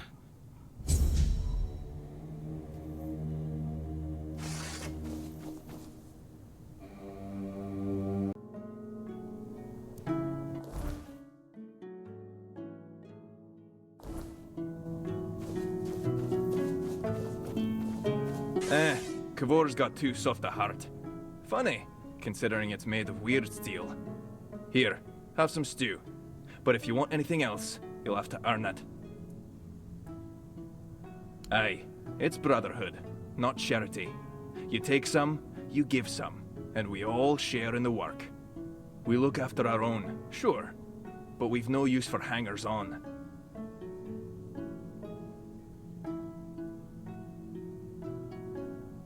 Name's Heiko, Stone Warden, born of the Thud tribe. I keep this sorry lot from starving on the road. Before you ask how come I'm from Thud, since most Stone Wardens are from Ulfr, and since our tribes hate each other's guts. Aye, they do. But me and my Ulfr brothers learned to make peace. For the craft's sake, you know. Singing weird steel. That's the highest honor there is. Always felt like there's a bit of magic in it. That's what pulled me in to begin with. I don't talk about that too much, though.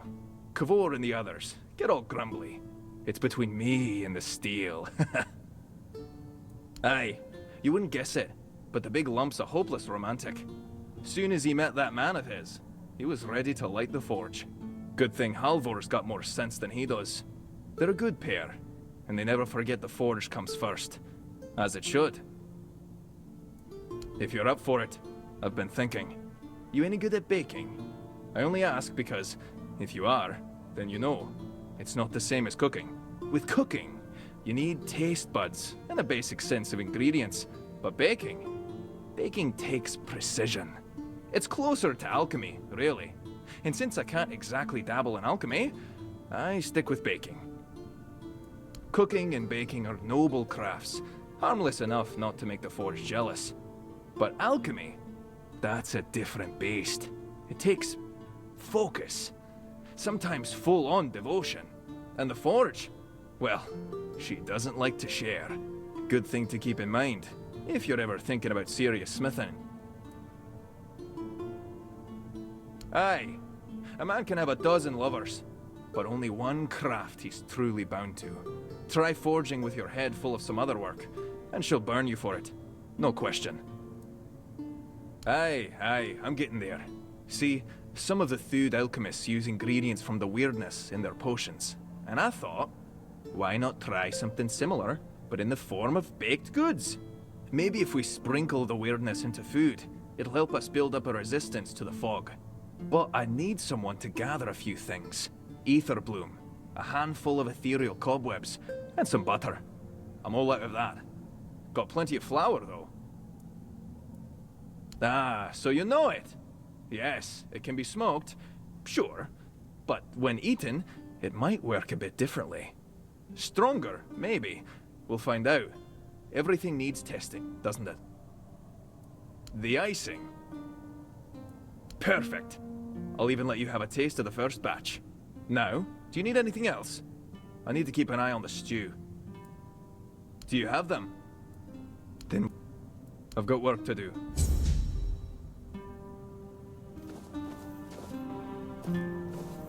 All right then. If Kvar gave his word, I've got no reason to doubt it. So, hello there. I am Ukko from the Ulfa tribe. If you want to trade, just shout.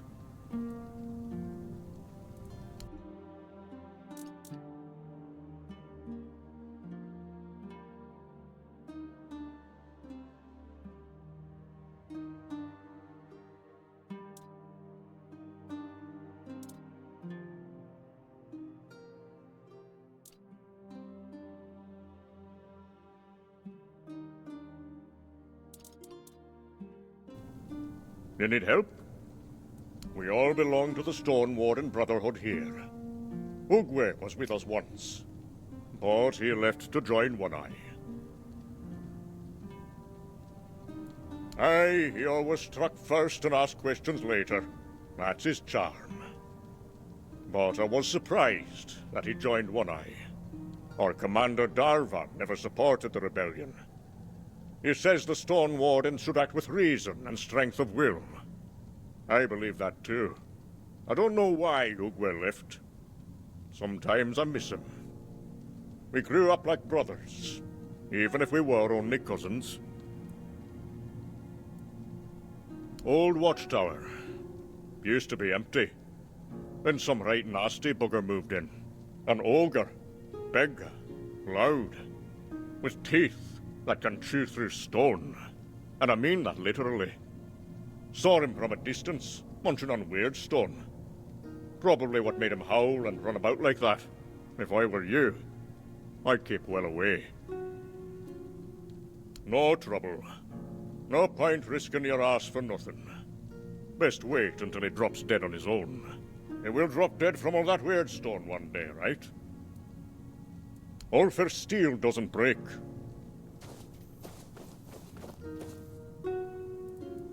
Oh, and you've met all of us, have you? They're a friendly Dalreader, just like they're a non-reader who aren't so small-minded. Or so I hope. I invited you to our fire, not into our business. We mean no harm to anyone here. That's all you need to know.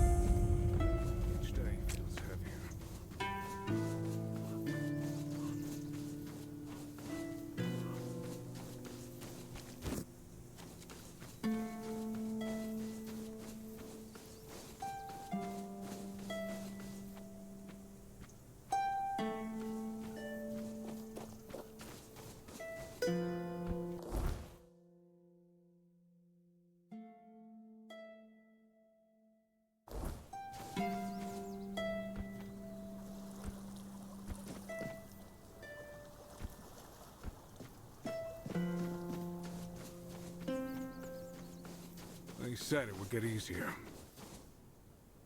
What are you poking around here for? You're one of them, aren't you? You better sod off, or else. Calm down, Bryn. No one would be so stupid as to show up here after making such a mess. You'll have to excuse Bryn. None of us are in the best of moods lately. Someone has been sabotaging our equipment for the past few weeks, and it looks like it's a professional job. They seem to know perfectly well how to make life difficult for us. And after what happened last time, my people have had enough. They refuse to work. They don't want to risk their health. Bandits, probably. Or rebels from Kunocht. Although at this point, they're one and the same. The workers refuse to keep working. Not only do they feel threatened, but, well, there's no denying that not everyone from Kunocht is happy about what we're doing here. I can understand them, in a way. We made them destroy their own land. They should just give up. If they piss Denham off, it's not going to be pretty.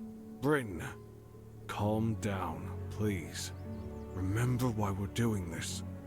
It's for their own good. And we have our orders, for which we are held accountable. It's us or them. The bandits used to come at night, destroy our equipment, and then disappear. But last time, they beat one of the guards unconscious. Poor sod was just lying there, like a tenderized steak for the whole night. He lost a lot of blood. And when we finally managed to wake him up... It turned out that Aedwin wasn't himself anymore. His head was all messed up. Bastards. Yes. He was delirious. Kept seeing strange things. He thought we wanted to hurt him. We have to catch those scumbags. Something needs to be done, that's for sure. But for now, we wait. Denholm doesn't want to give us any more guards.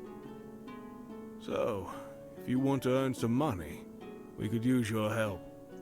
One of the workers claims to have seen the direction those thugs ran. They're familiar with the area. They mentioned a cave. I'm not sure if this is a good lead, but it's worth checking out. So, what'll it be?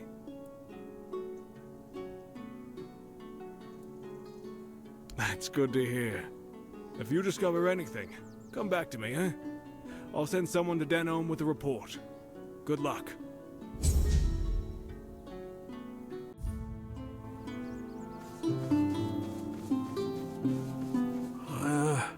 You look familiar.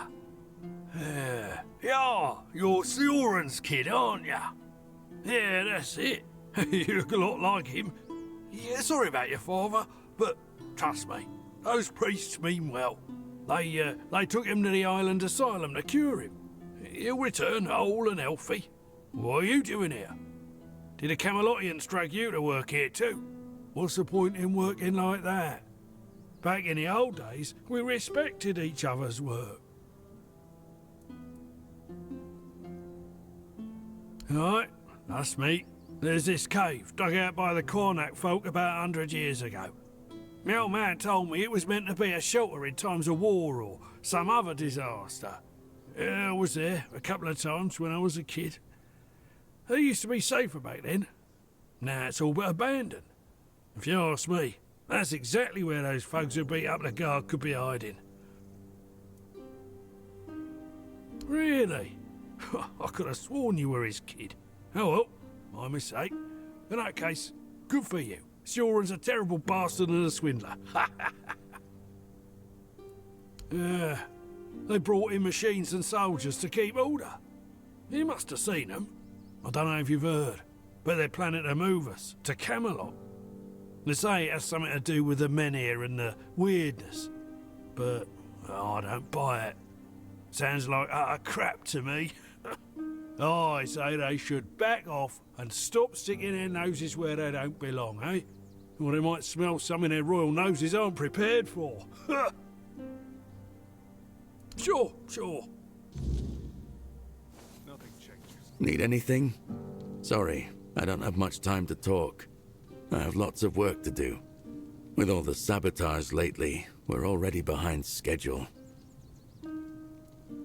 I was hoping we'd be getting ready to head out to Borough by now. Now, I'm not even sure it'll happen. Wouldn't surprise me if Camelot just took the men here and left the rest of us behind. Yeah, when Camelot started looking for workers here, I was the first to sign up. And truth be told, there weren't many others. But Sign said I made the right call. Promised she'd help secure a good spot for us in Borough. There's no point staying here. Even if the Wyrdness doesn't come, there's nothing left for us to do. Soon we'll be begging on the streets. This is no place to raise a family. Nah, and a lot of folk aren't too happy with those of us who signed up willingly. If they want to waste their lives here, fine. But that doesn't give them the right to treat us like traitors. Wait, actually, could you do me a favor? It's nothing major. Could you drop by my house and let my wife, Enora, know she'll have to pick up my wages from Sign again? I won't be able to make it on time in the next few days. I'll mark the directions on your map. Thanks for the help. Nice to see ya. They said it would get easier.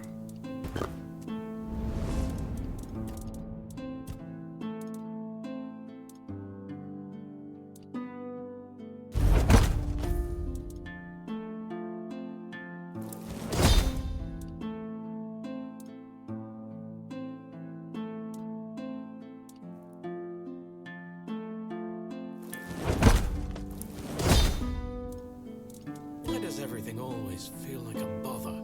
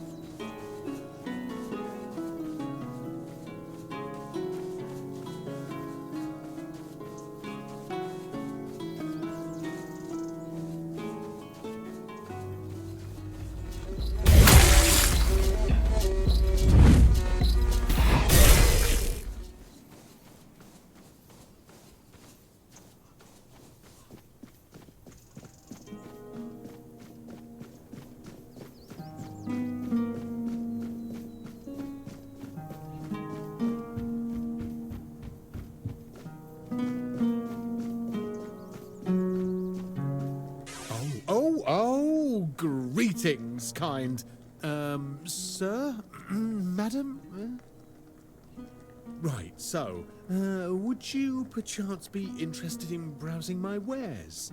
only the finest Avalon can offer. And I, the finest I can offer, that is. Right, of course. Silly me. Oh, you'll have to excuse me. I have very bad eyesight. This is a thing that happens to humans, right? I mean, I'm pretty sure it is. Me? Of course I'm human.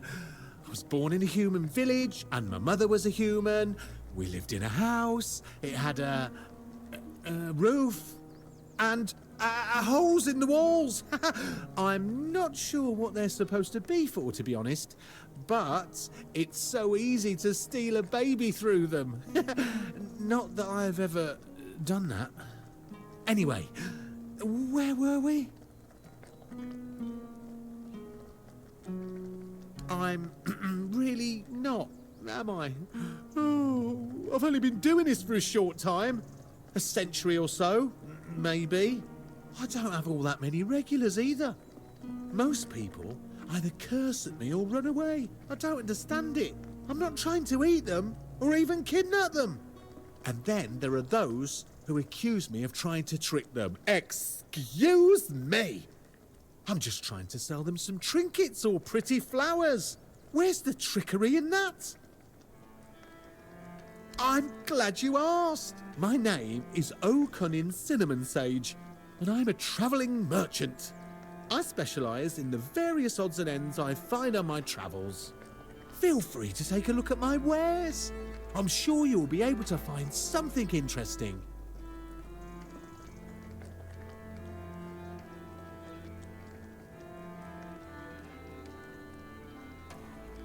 Good, great, actually. I even had a customer the other day. He bought some of my very special mushrooms, and he didn't even try to haggle. And they do cost quite a lot, I think.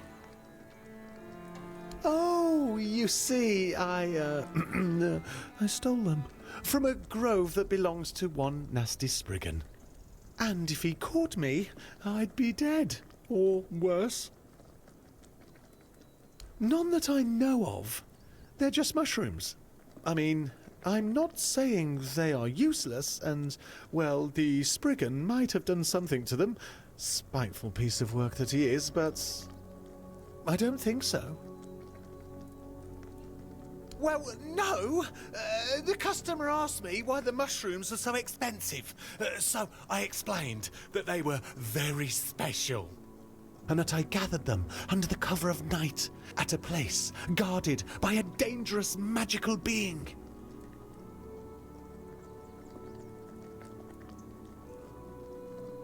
I have no idea what you mean by that, but it sounds like a compliment, so I will take it. Thank you.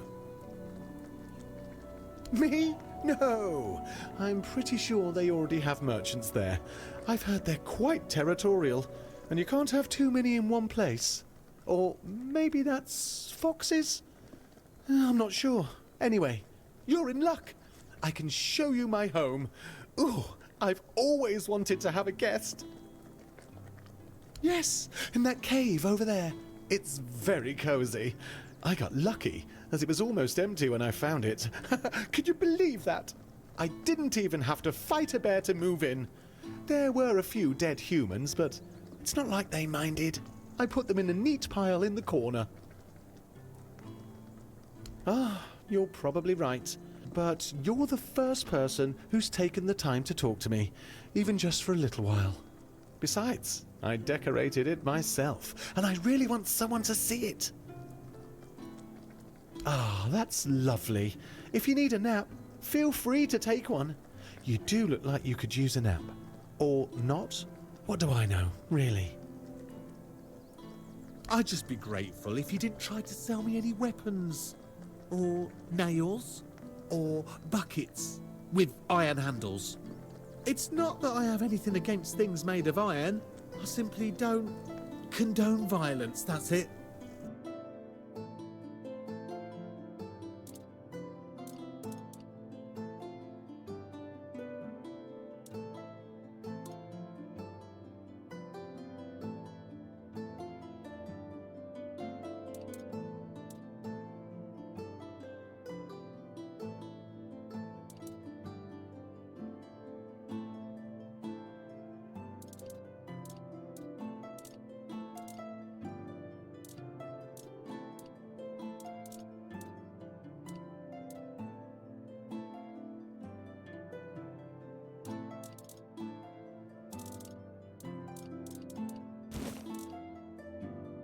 I hope you found what you were looking for. I rarely do. But I find other things, and then you can buy them.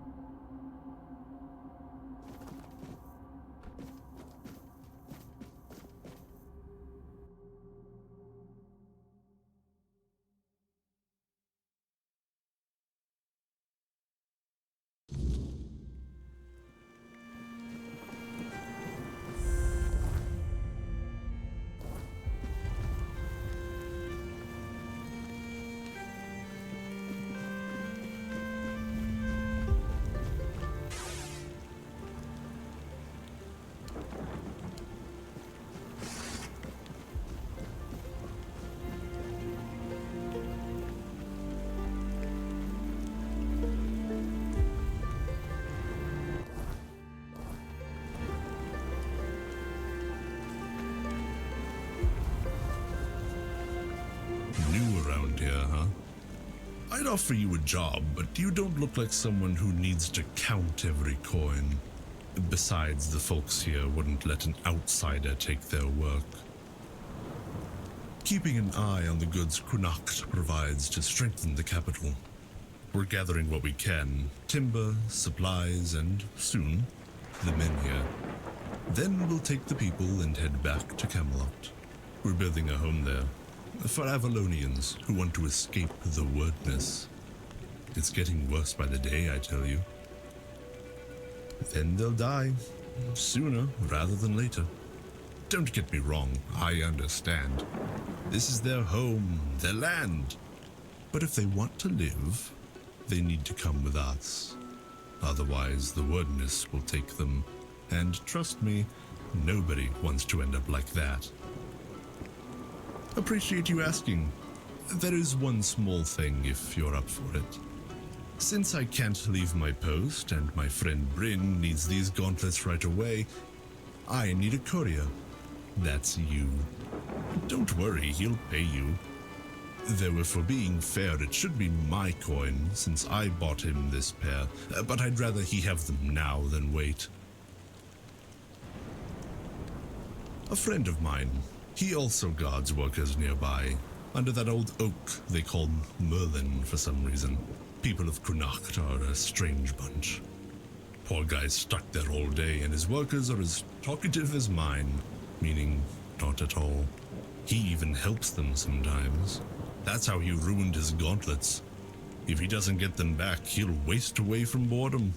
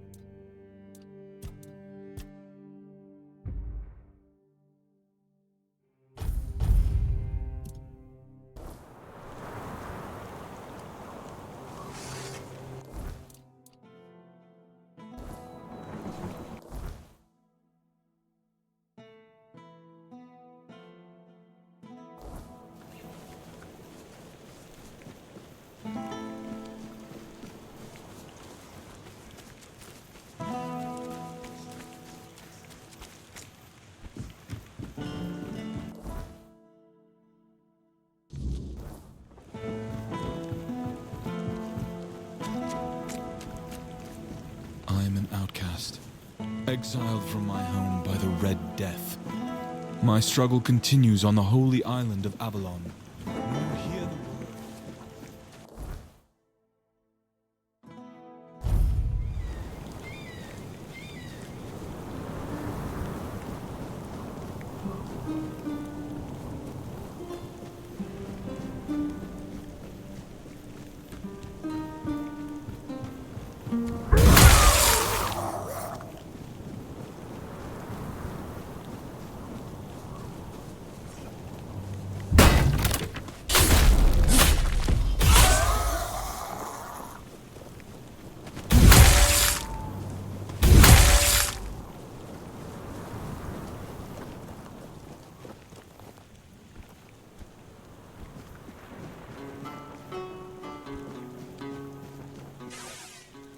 Efficient.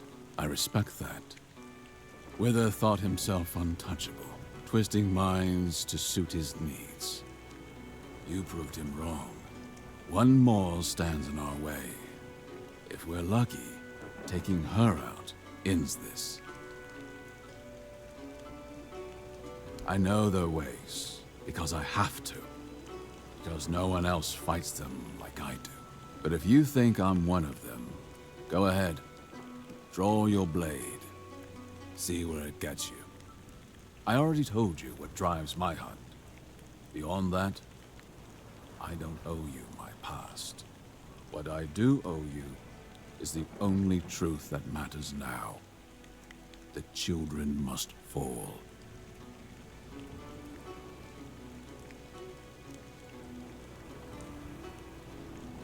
Glad to hear it.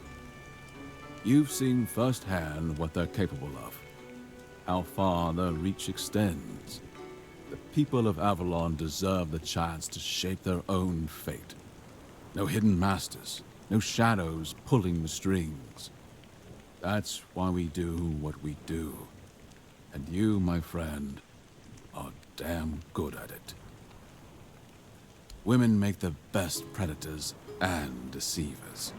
Born knowing how to listen, how to vanish, how to strike when least expected. The children of Morrigan don't care for strength alone. They value shadows, whispers, secrets.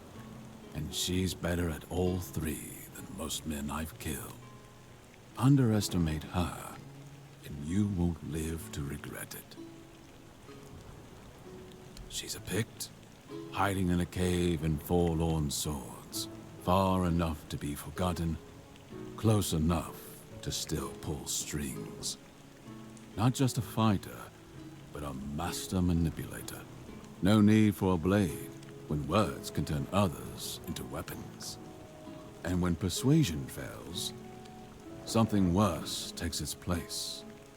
Summons, creatures bound to her will, ready to tear apart anyone in the way. Be extra careful. Magic isn't the only danger. Doubt is too.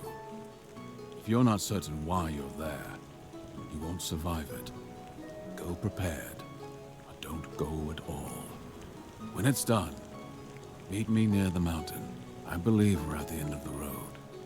Soon, you'll claim the ultimate reward.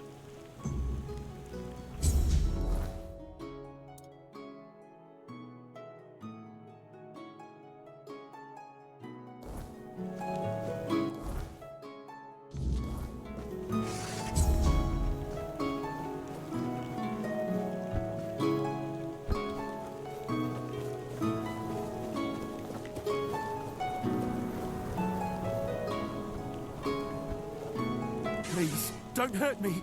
I don't want to die. Yes, it's me. But look at me. I can't go back. It's the Red Death. I had to run to keep the others safe. My poor, sweet Beatrice. I'll never know if she gave me a son or a daughter. But I'd never risk going back to Camelot. I'll hide out here, somewhere in this abandoned village. No one will ever find me, I swear.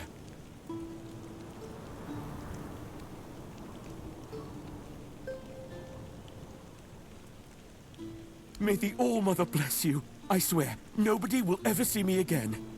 Take my insignia and bring it to Asgore. Tell him I was already dead when you found me.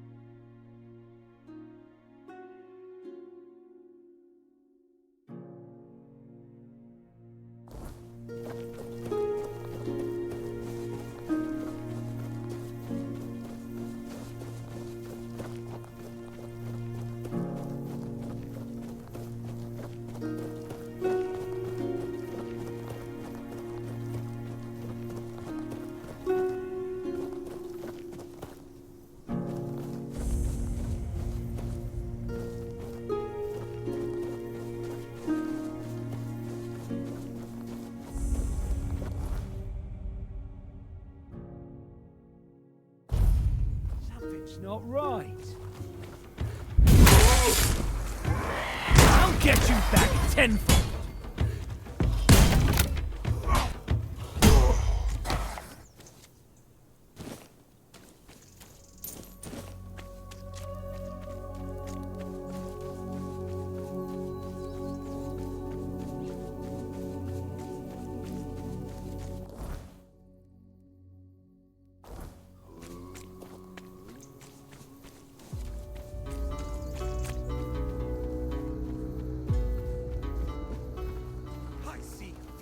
in your eyes.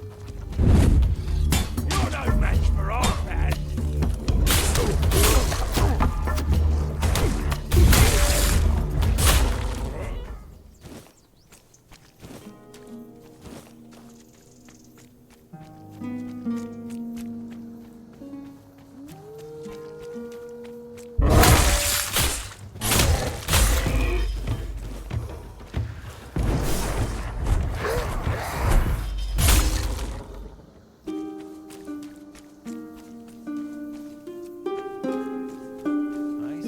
Than you carry. What do you need from me? I assume he fell victim to his own pride and tried to make himself immortal. Typical. That man had no sense of self-preservation. He thought life was driving him, but to me, it always seemed like he was racing towards death. I'm glad the matter has been handled. I'll even give you something extra for your trouble. And what about his research? The Forbloom? That's incredible. I'd heard the legends, but this journal shows there's truth in them. And Calum, for all his madness, might have been right. If we could find the Forbloom, it could change everything. Bring us closer to our goal. Ah, I see. So it was all for nothing. We need to keep searching. I won't lie, I was as excited for this as a keeper for venison. But after so many years in the guild, I should be used to the taste of failure. Ah, you're right. Tomorrow's another day. Each of us has our own research to pursue, and that's what counts. May Mother's strong arm embrace you. There's nothing more for us to do together. It's time for you to spread your wings and follow your own path. And if that path leads you to find Phaedros, then your career with the guild will keep progressing. Last I heard, he'd taken quite an interest in the statue of the great beast near Quanacht. Strange fascination, even by our standards. And yes, my little owl, you're off to find another mad alchemist. But really, what else did you expect from the Alchemists Guild? We're all a touch eccentric, aren't we? Don't worry about me. I'll focus on my own work. Something tells me our paths will cross again. May Mather's strong arm embrace you.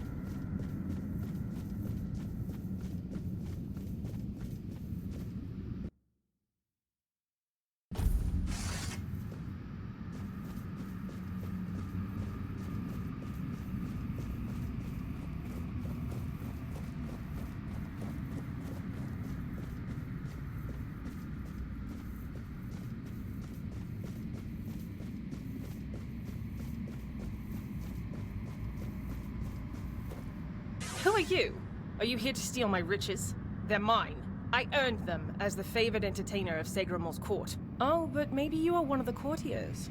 Did you have fun plotting my demise? Wasn't my name meant to echo far and wide as he promised? Have I really been forgotten? Then I will ensure you share my fate, you thief.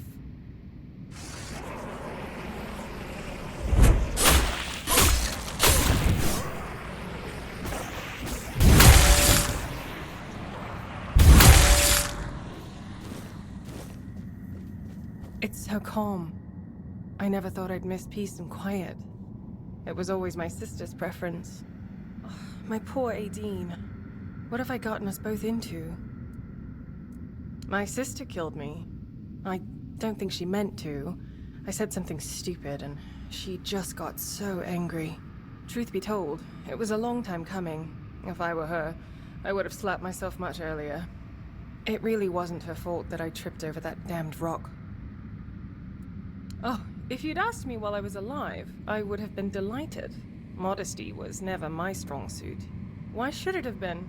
I was young, beautiful, and brimming with talent, ready to take on the world. It all went to my head so fast, especially when Lord Segramore showed interest in me. Stupid, stupid, stupid. I should never have accepted his advances. My poor sister. They killed her because of me, didn't they? I can sense her gloomy presence even here, among this glitz. She never minded being alone, but there's a difference between being alone and being lonely. And I pushed her into that loneliness. A joke here, a joke there. To her, they must have felt like daggers. I wish I could comfort her. Tell her I don't blame her. I hate that they separated us so thoroughly. I hate it even more that I had a hand in this. I'm sure she does. Aideen has always been so dramatic. But her anger ebbs and flows, and we have an eternity to work on mutual forgiveness. I'd love that. I'm so tired of being on my own. Despite all those times I wish she'd just leave me alone. Now I find myself missing her terribly. Thank you, kind stranger. I'm not sure what I can offer in return, but maybe you'll find something of value in this clutter.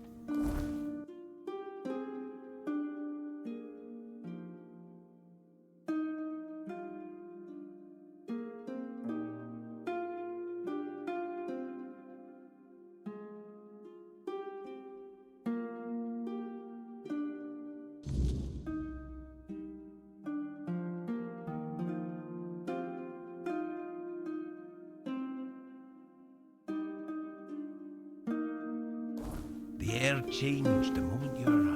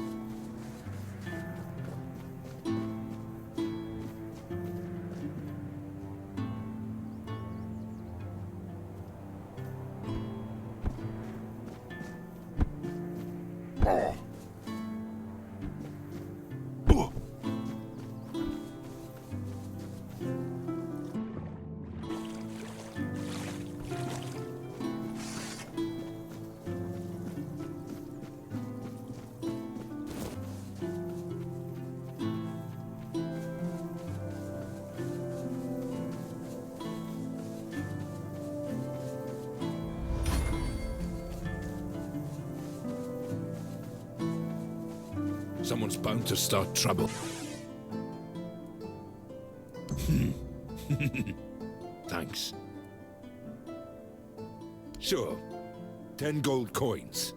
That's all I have. Did they now?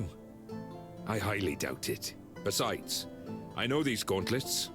They're not sold. They're handed out by the quartermaster. Ulik paid shit for them. Oops. Fine. Yes, there's a story. An inside joke, you might say. So, one day, I'm on duty, and my stomach's a mess. Nature called, so I answered. Found some bushes. You know the drill. Only then did I realize there was nothing usable afterwards. No cloth on me, no leaves. Well, you get the idea. I had to use the gauntlets. When Ulik found out, he couldn't stop laughing. Ever since, whenever we're stationed apart, he finds a way to send me a new pair of gauntlets.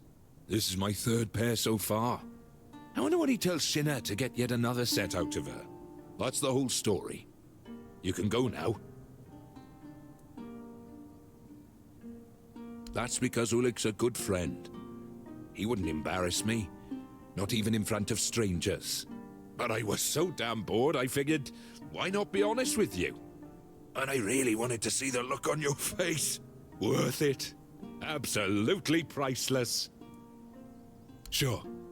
Thanks for the gauntlets. Still here. Still breathing.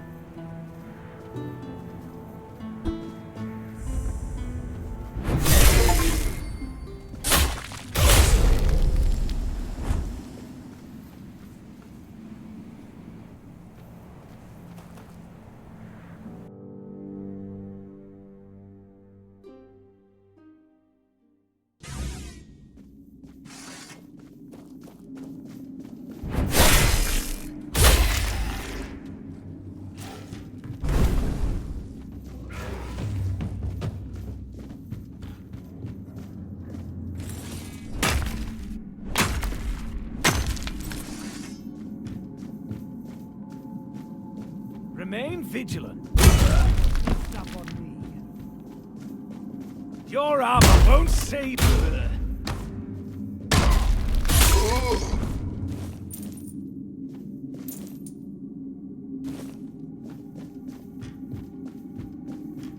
Watch your backs. Face every threat. You'll fall to my sword.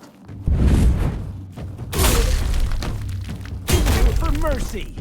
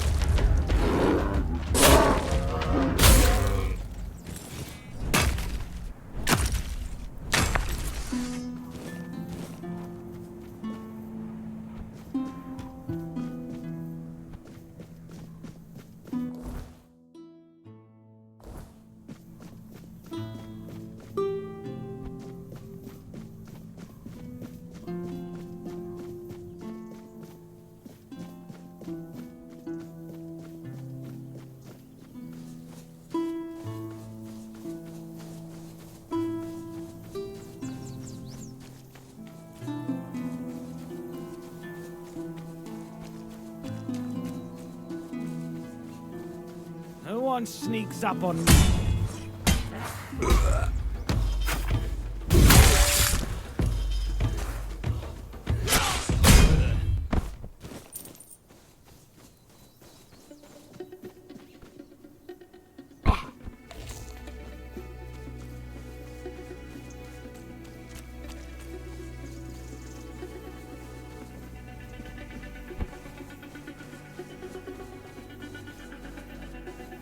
Each day feels heavier. Hello. Have you learned anything new about the sabotage? So it turns out that the perpetrators of all this mess were indeed hiding there. Thank you for taking the risk and for your help. I'll send a messenger to Denholm. He's the only one who can give further orders, though I have no doubt that justice will be served. Here's your reward. You deserve it. Someone's bound to stop.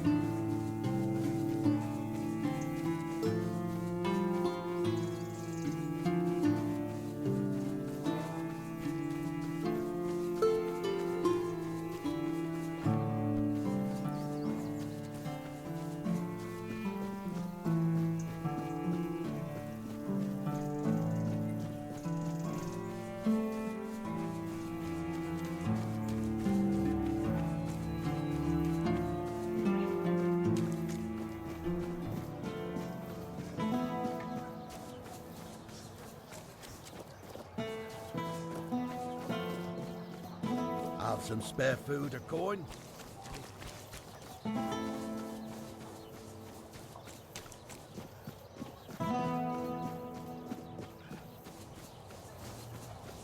Spare a coin for the hungry.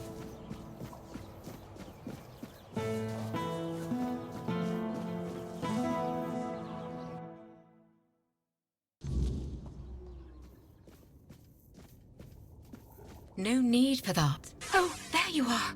I'm so glad to see you. I haven't had the chance to properly thank you for helping me with the hospital. Truth be told, it's still rather hectic here. But at least I don't have to constantly worry about money and supplies anymore. I do wish I had more time for all the patients. But perhaps, in time, we'll be able to bring in another healer, or at least an apprentice. Not really. Everything has been going quite well, though Legate Denham isn't too happy about this development. Oh, if you come across any herbs or potion ingredients, feel free to bring them to me. I'd be happy to buy them. Bongsi is amazing at what she does, but you can never have too much of that kind of thing.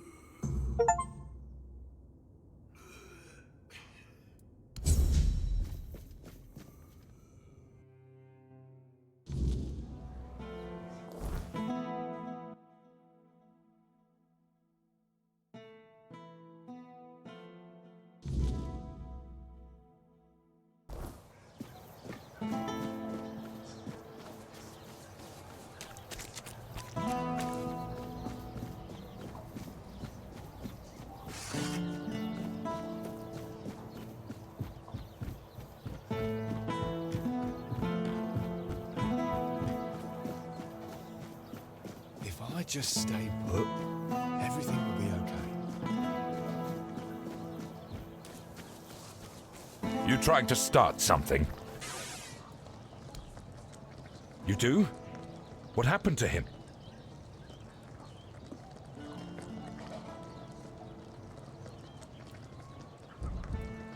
You... What were you thinking? That's madness! I told you, Gert has a wife and child in Camelot. How can we be sure he won't try to see them?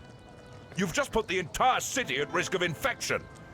Don't expect a single coin after this stunt. I cared for Gert like a son, but Camelot's safety means more than one soldier. Don't show your face to me again until you fix this foolishness.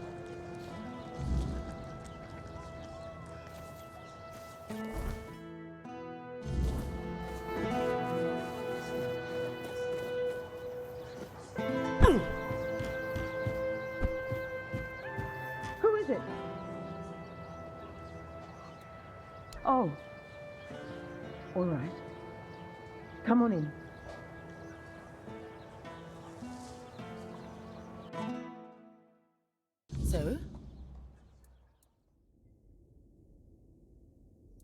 So he won't be home for dinner?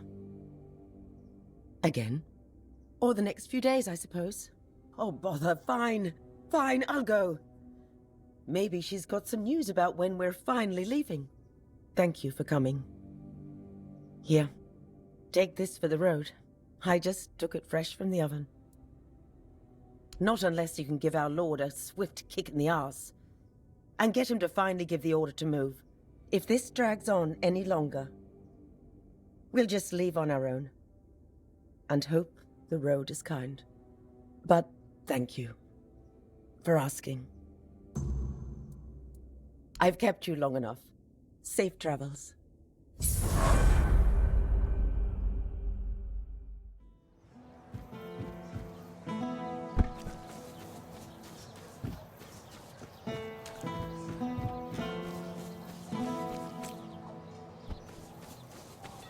Back again?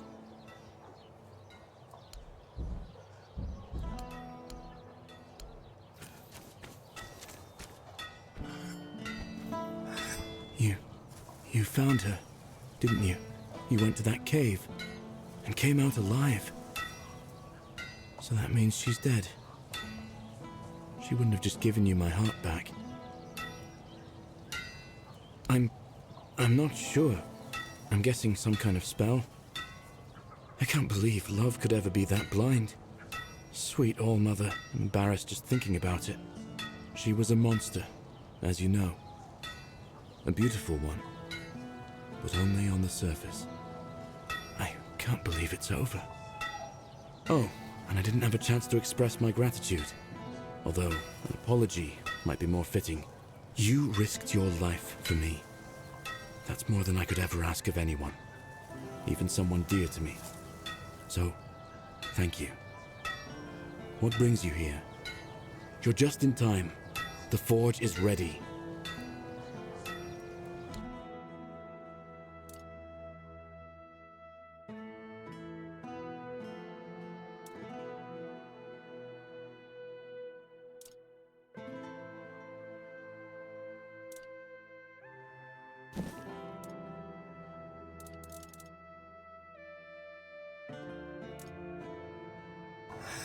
You're just in time.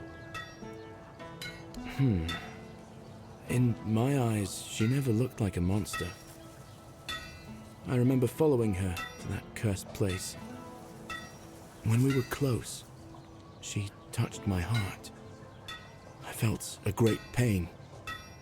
And then I saw what she really was. I got scared, grabbed something heavy. I managed to get away, but inside, I felt emptiness. Each morning after that, the burning of my wound grew more intense.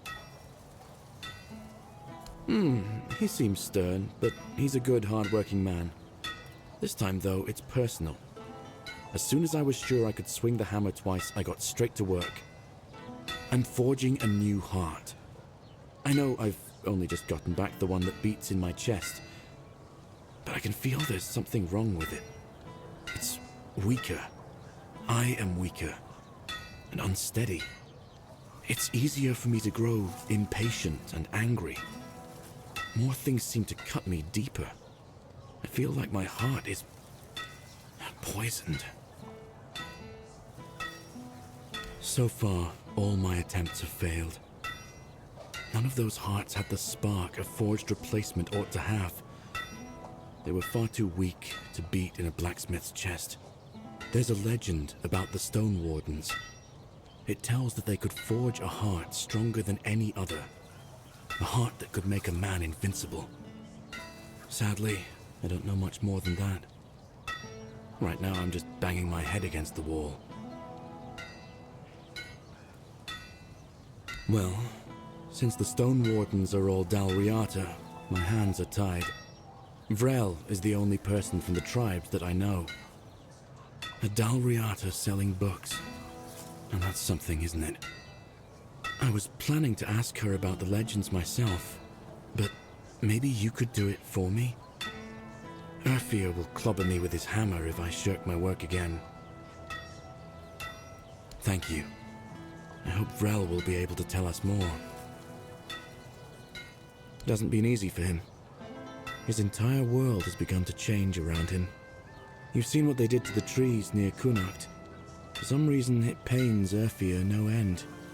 Even before I got sick, the Camelotians had commissioned a lot of work from us.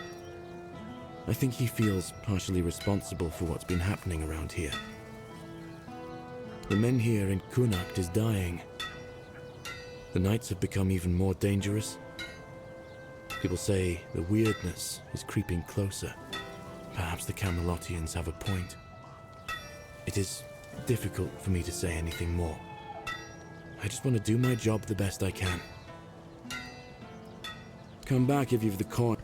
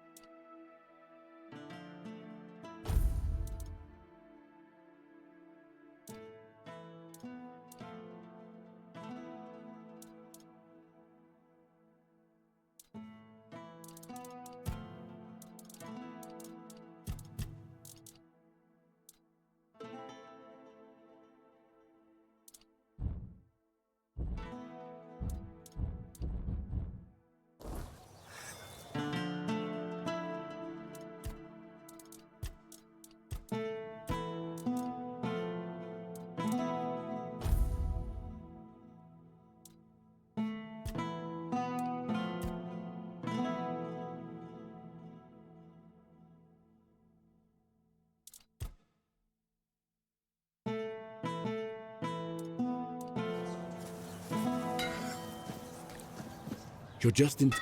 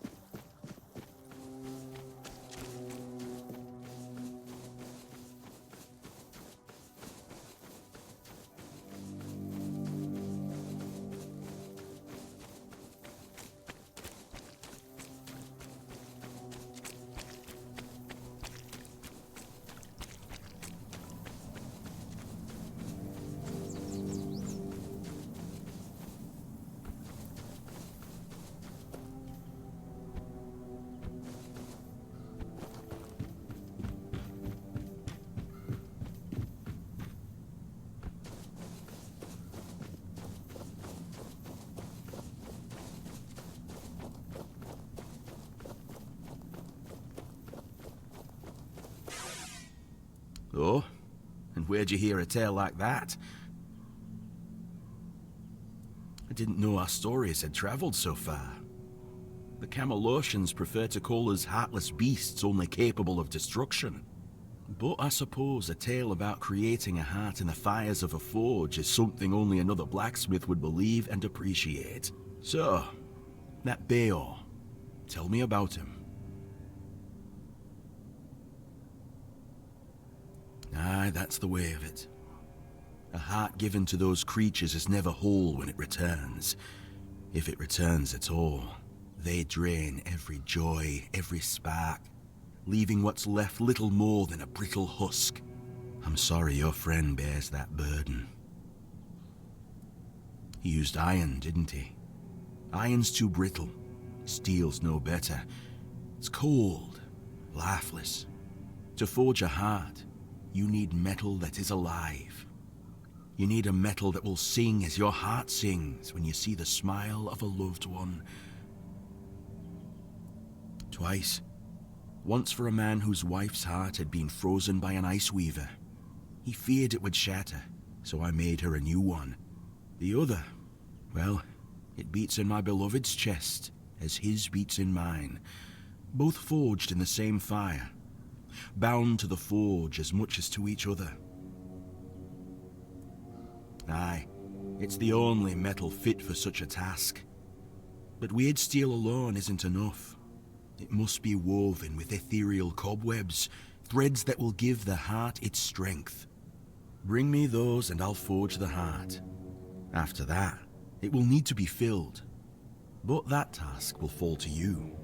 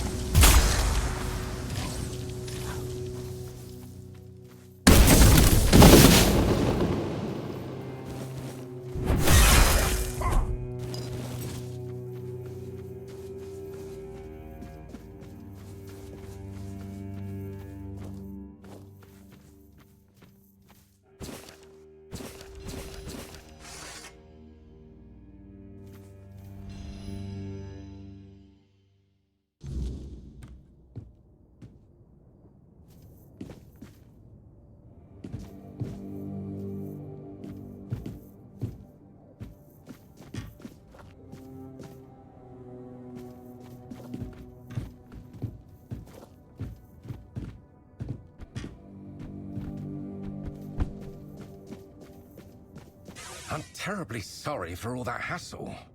I should have taken more precautions. Yes, thank you. Just a bit shaken. The beasts must have somehow escaped during the night. When I woke up, they were already prowling the territory. I bolted the door and sat inside, hoping they'd leave. But, well, it's a good thing you showed up. Otherwise, I'd have had to choose between starvation and being mauled. Their pen, of course. The beasts were... my test subjects. I was sure they were significantly weakened and wouldn't pose much of a danger. I must have miscalculated. It's a bit of a shame they're all dead. I'll have to start everything from scratch. After the autopsies, of course. I lured them.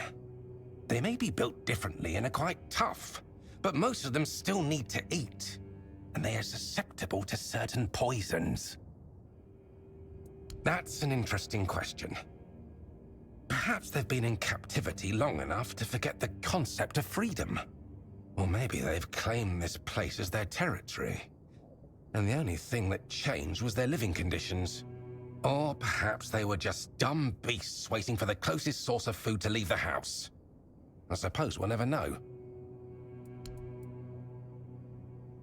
Oh, did he? Well, if the guild is so impatient for results, they should have sent someone sooner. Now all my beasts are gone, and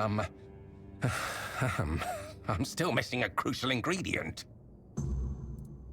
You see, weird beasts are unique creatures. The spark of life they carry is as twisted as it is relentless. I believe it can be extracted and transferred, creating a being capable of living in the weirdness without succumbing to its corruption. With everything that's been happening on Avalon, I believe this is the only way we can survive. The pigs can already do that. Well, yes, but they hardly escape disfigurement and corruption, do they? Besides, they only skirt the edges of the weirdness. They don't dwell deep within the fog. If I succeed, humans will be able to live in the weirdness freely, no matter how dense it becomes. The heart of a Fae, well, the Fae, to be precise. I'm not interested in the heart of some half-feral beast from the host. I need something far more powerful. I've heard of a Fae that calls itself Foxglove. It dwells in the roots of an ancient tree, lurking for unsuspecting travelers. Supposedly, it's cunning and quite vicious. If you bring me its heart, you won't just be doing me a favor. You'll be aiding all of Avalon. Splendid, I assure you. If everything goes as planned, the guild will hail us both as heroes.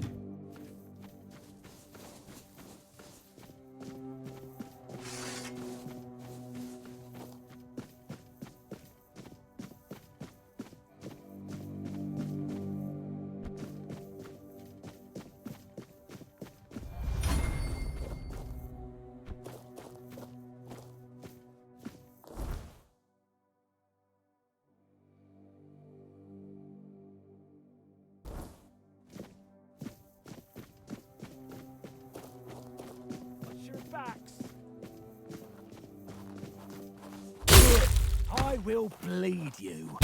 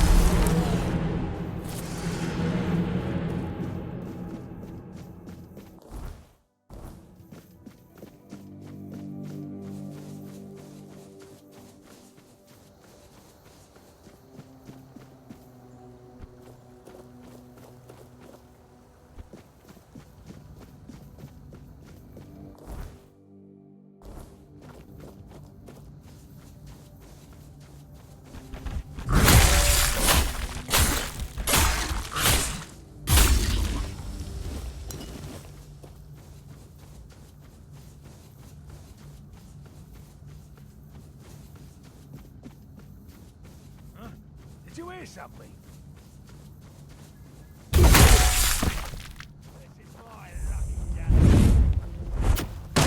Back to your hovel, coward! You are nothing but a... I'm invincible!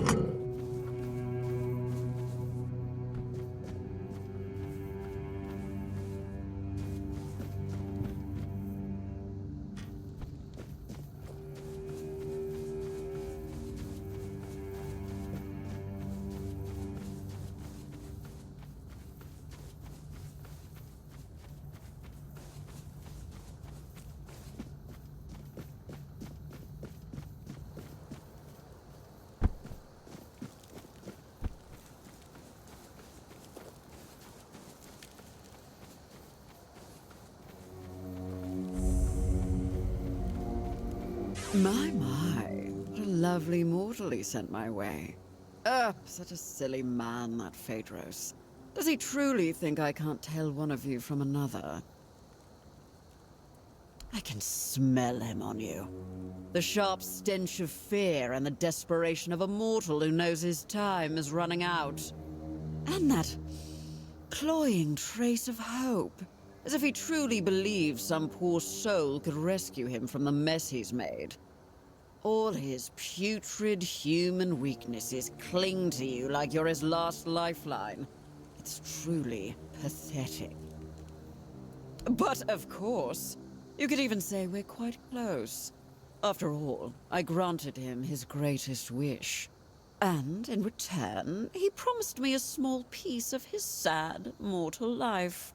Only now it seems he's trying to weasel out of the deal. It's a bit insulting, don't you think? Mortals. I should have known better than to trust him. He swore to leave Avalon for 3 years, 3 months, and 3 days to serve me in my domain. Exactly! I can't understand why he's making such a fuss. Time here flies by so quickly. Unlike in the court, where a year can feel like a century. Oh, maybe he's not as foolish as I thought. Knowledge, of course. A lofty dream of saving Avalon by filling it with monstrous beings. On the one hand, it sounds delightful. On the other, it's a bit of a waste. You see, in my realm, mortals can live as long as we wish them to. A few adjustments here and there, and they can serve us indefinitely. Yet you mortals always believe that death is your escape. Even though we tell you time and again that a deal once made cannot be unmade. Phaedros thought it could work on Avalon too.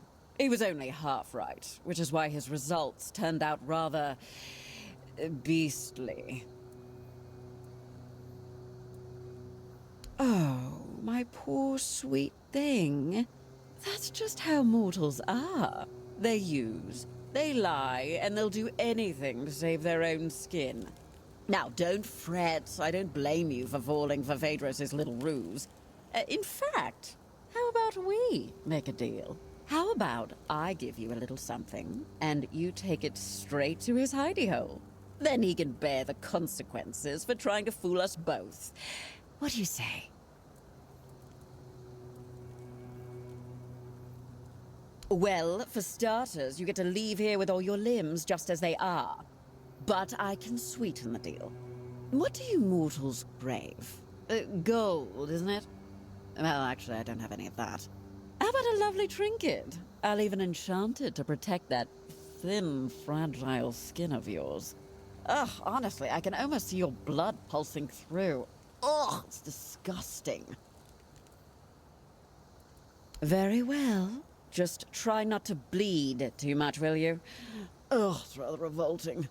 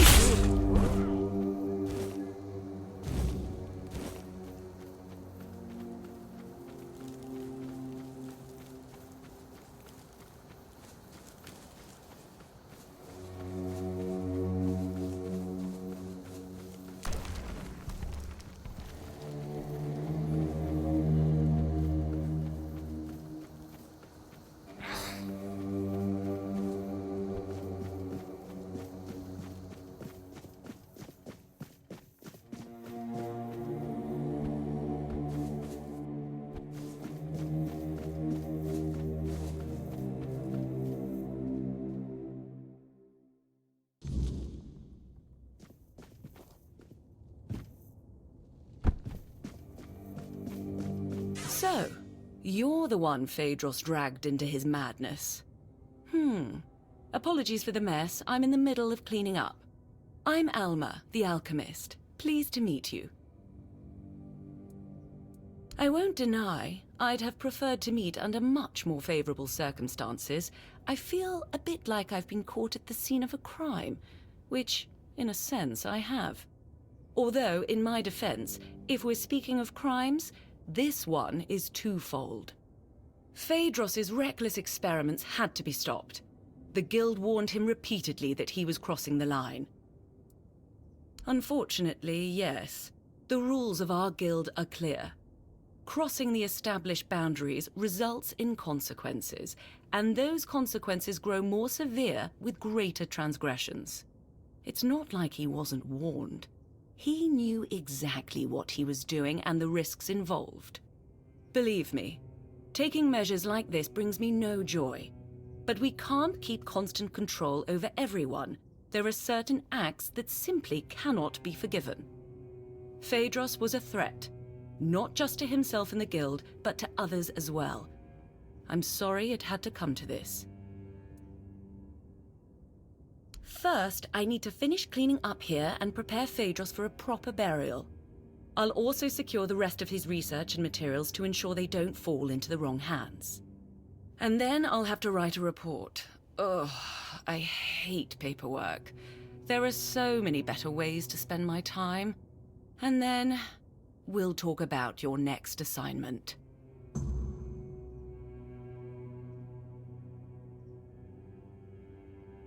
Now, that's better.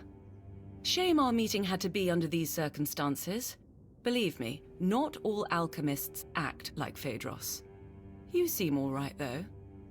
Charles's calm demeanor confirms that. Tell me, what made you join the Guild?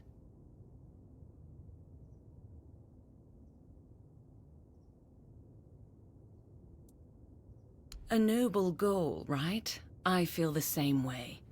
And I'd like to believe that everyone in the Guild thinks the same, but people can be, well, unpredictable. But anyway, what do you need? Lately, situations like this have been happening far too often. Some alchemists within our ranks are starting to rebel. Or they're coming up with utterly ridiculous ideas. I really hope this doesn't become a recurring pattern. To answer your question, unfortunately, yes, it was necessary. The rules of our Guild set clear boundaries. Crossing them results in a response from us, one that becomes more severe the greater the transgression. That's my role. Let's just say I'm a sort of guardian of alchemical ethics. But more seriously, I was assigned to this task. Apparently, I'm the best at playing nanny to misfits like us. Charles is my Croakmore, though he's far from a typical specimen of his kind. He won't bite your hand off, unless, of course, he senses ill intent. At the moment, he trusts you, which is rather uncommon. I wouldn't call the process taming. It was something different.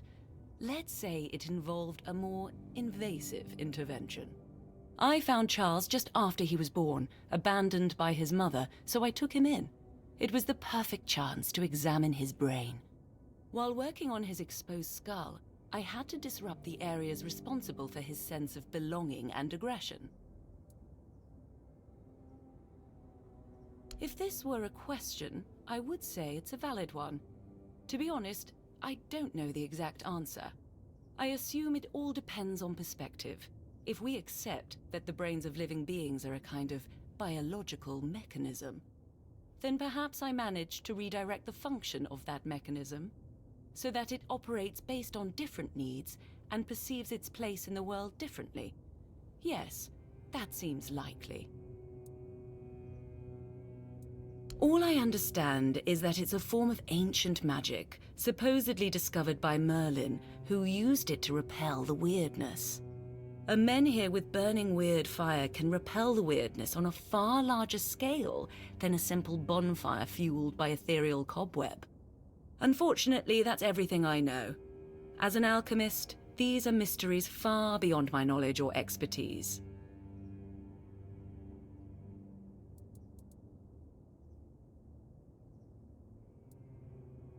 The hierarchical structure of the regular Camelosian guilds isn't something we strictly adhere to in the Alchemist Guild. Each of us has freedom in our research, as long as we don't violate ethical guidelines. It's hard to say. While we share a guild, not all of us keep in regular contact. Many members aren't as open about their affiliation as I am. They have their own lives and obligations, some of which might be highly conflicting. I'm trying to conduct field research, but the last few weeks have been exceptionally frustrating. I lack the necessary specimens, and I'm not exactly equipped to gather them myself. I'm skilled with a lancet, not a sword. I heard you're trustworthy. But first, a warning. The task I have for you is unpleasant and messy. It involves extracting brain matter, but before you even get to that part, you'll need to risk your life to get close enough. I need brain centers from 3 creatures. A Nokalivi, a human infected with the Red Death, and a villager touched by the Wyrdness. I've heard stories about peasants on farmlands near Kunacht. They were unlucky that the Menhir stopped protecting the place where they lived. I'll reward you for each of the 3 brains, as long as they're intact. A bloody pulp is better suited as a snack for Charles.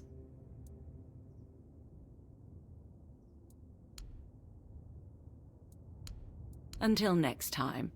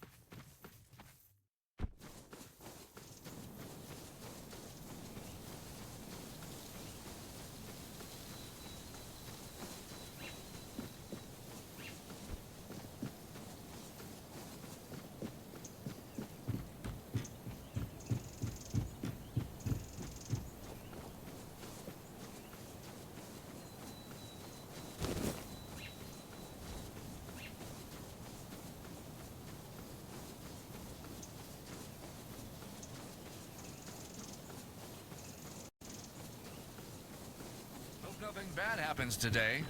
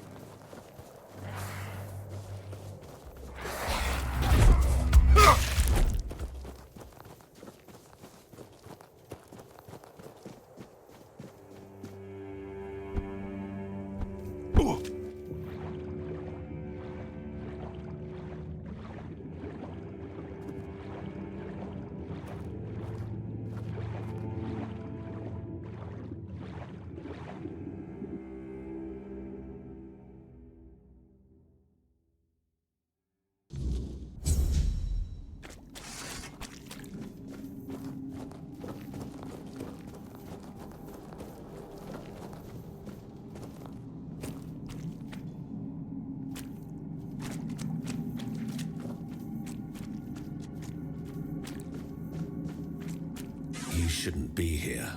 This is no place for the living. Poor sod. I pity you. I think my name was Mallory. I wandered in search of meaning, until one night, a very special dream came to me. In that dream, a beautiful, towering flower whispered to me, "You will find me, if you want me, in the garden." And so, I resolved to seek that place. This is what I found, from the rain to the gutter. I suppose it's what lies beyond those ever-watching, ever-listening doors. They wait for our next move. Soon, it will all be decided. When we finish our little conversation, all will be set in motion.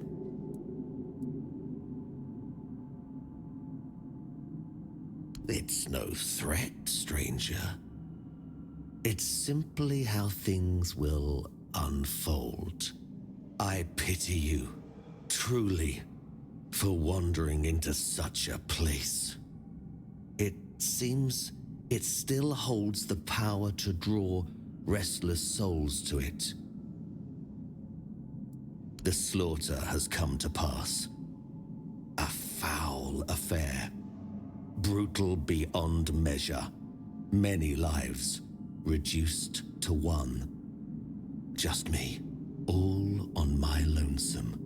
Humans have a rather dreadful tendency to descend into madness, especially when forced to live among others in a cage like that one.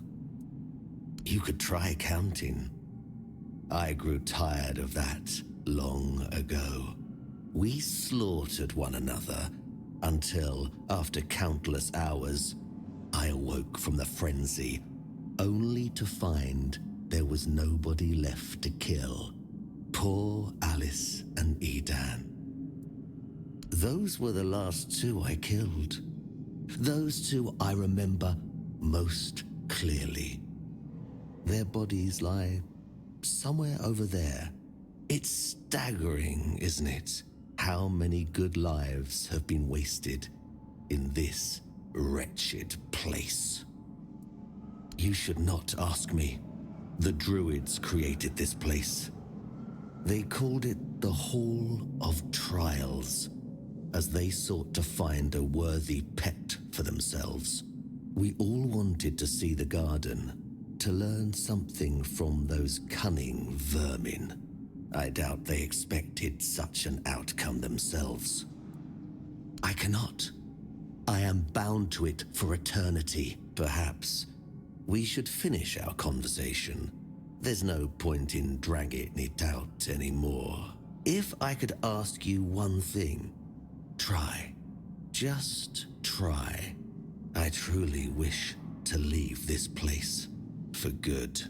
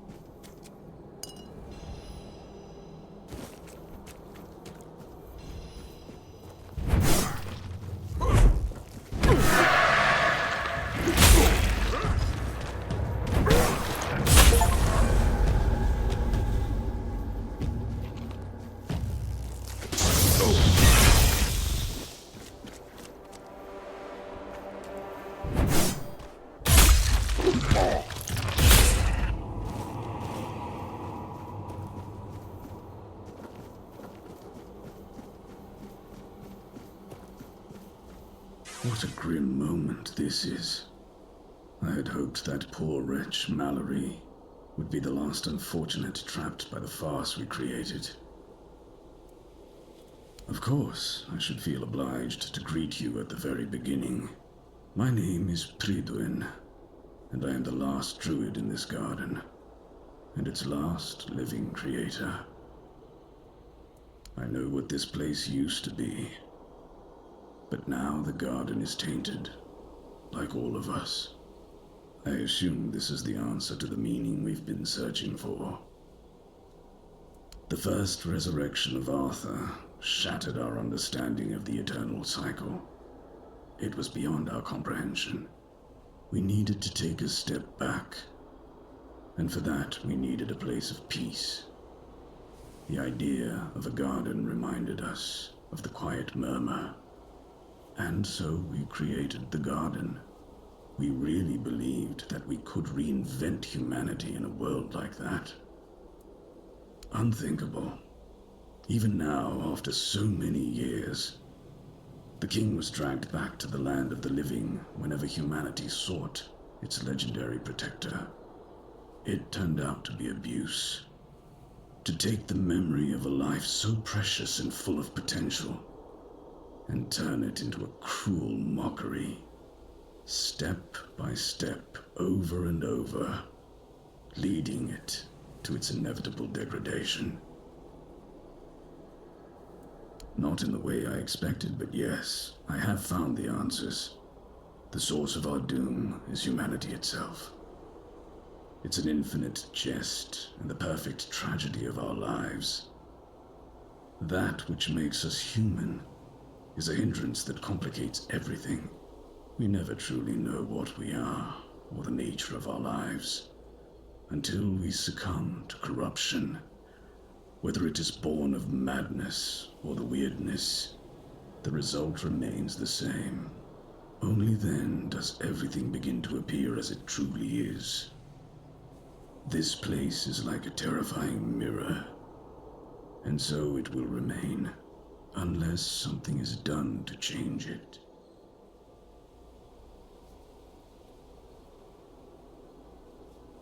What has already happened cannot be undone. There is only one thing left to do, to bring it to an end. There is a sealed gate. Beyond it lies something that must be destroyed. Whether to face this terror or not, the choice is yours. If you consider that to be your path, then here, take the seal. Abomination born from a futile and wasted life, the child of our vain pursuits.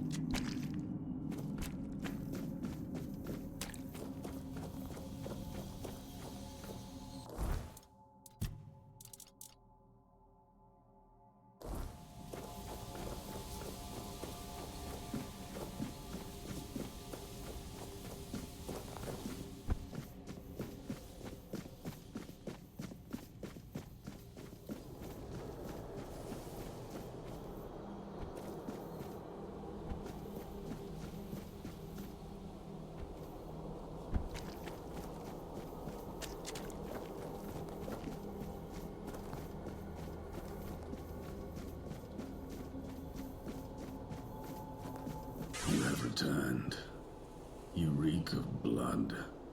You reek of purification. You've killed our child and set the fate of the garden on a new path. So, peace will come sooner than I expected. Now, at last, I shall have quiet and slumber. Let the flower bloom in all its beauty and die as it was always meant to. Thank you, Seeker.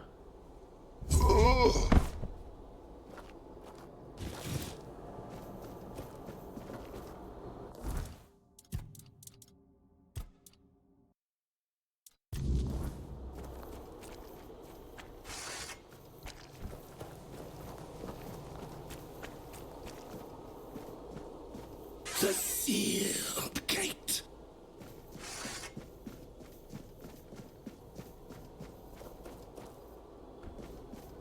The seal.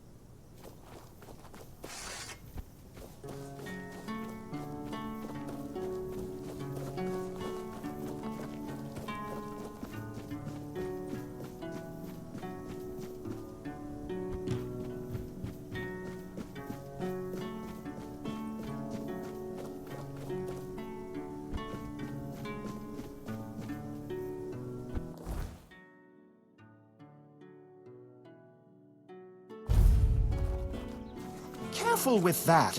Hello there. Looking for...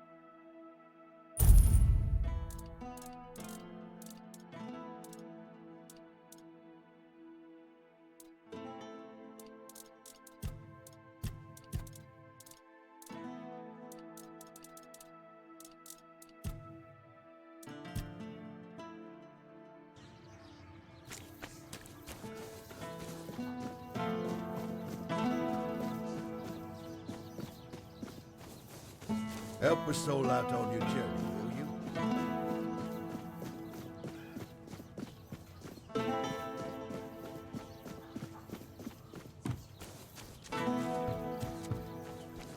Have you dealt with Gert yet?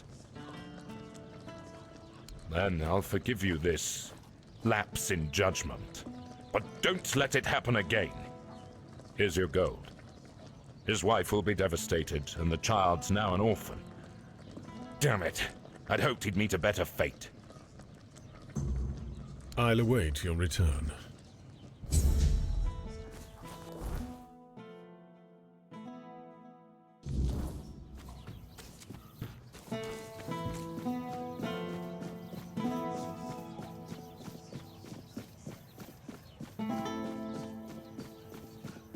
Spare a coin for the hungry.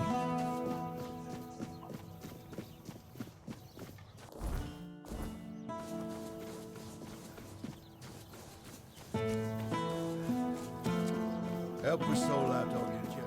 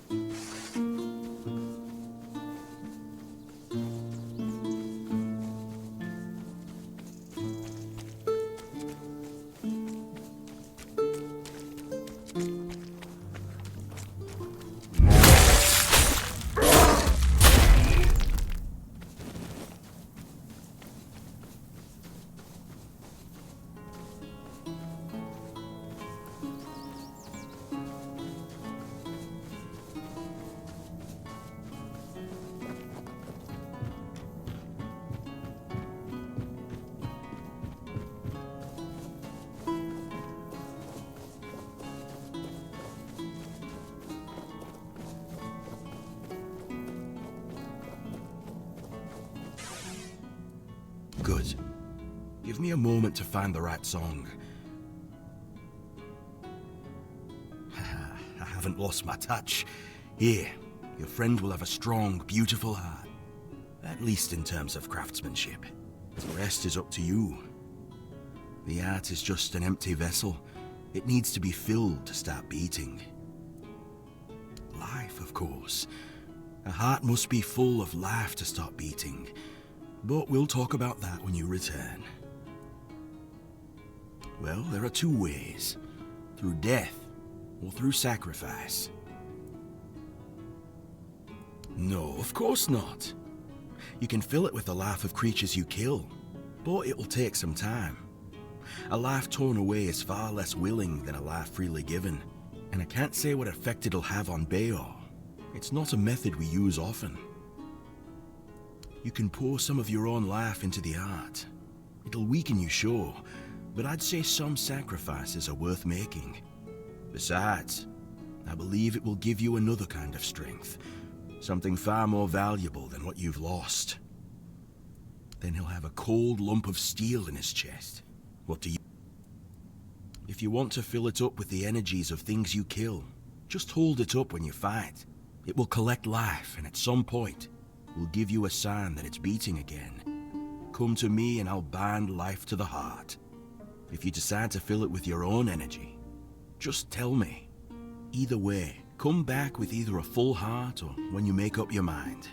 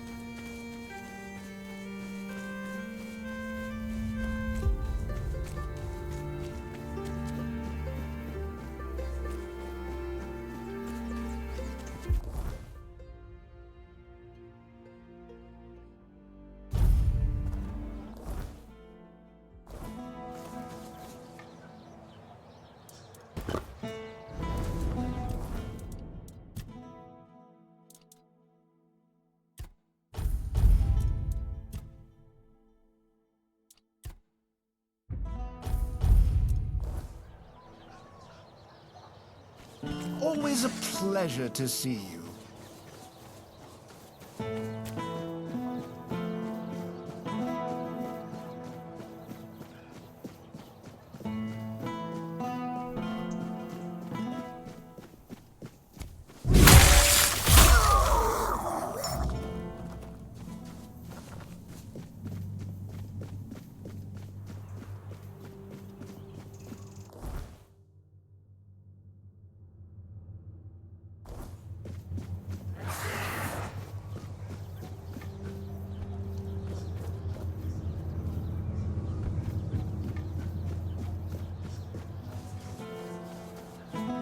Have some spare food or coin?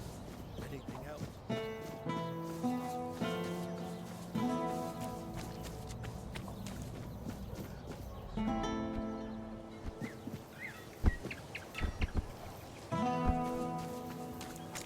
You looking for trouble?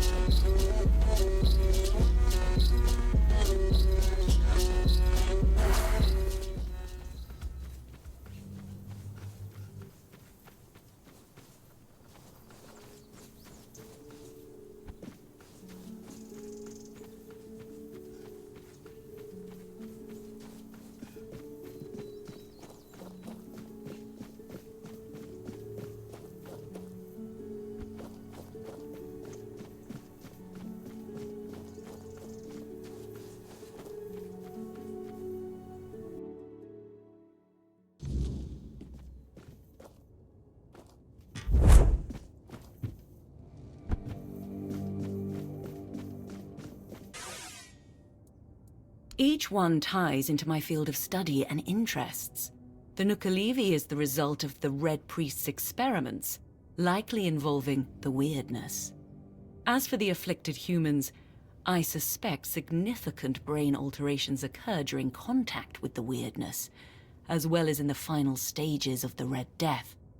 The Red Priests have written studies, but I'd like to see for myself. Oh, the brain of a truly unique creature, though I do pity its existence. The conflict between such opposing instincts must be such a torment. Nuka-Levi are hybrids created by the Red Priests, certainly a cross between redcaps and goats, though other animals were likely involved in the experiments. Regardless, thank you. I'm glad you came out unscathed. Here's your payment. Thank you. I trust you took the necessary precautions. The plague is known for its high contagion rate. I must admit, this is an important moment for me, for various reasons. I will soon begin the brain examination. Thank you again.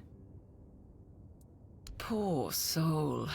I only hope his consciousness completely vanished, sparing him any awareness of this nightmare. Since the Wyrdness began to re-emerge, cases like this have sadly become more common. Thank you. I hope that through these studies I can better understand the connection between our biology and the Wyrdness. So, it seems we're almost done.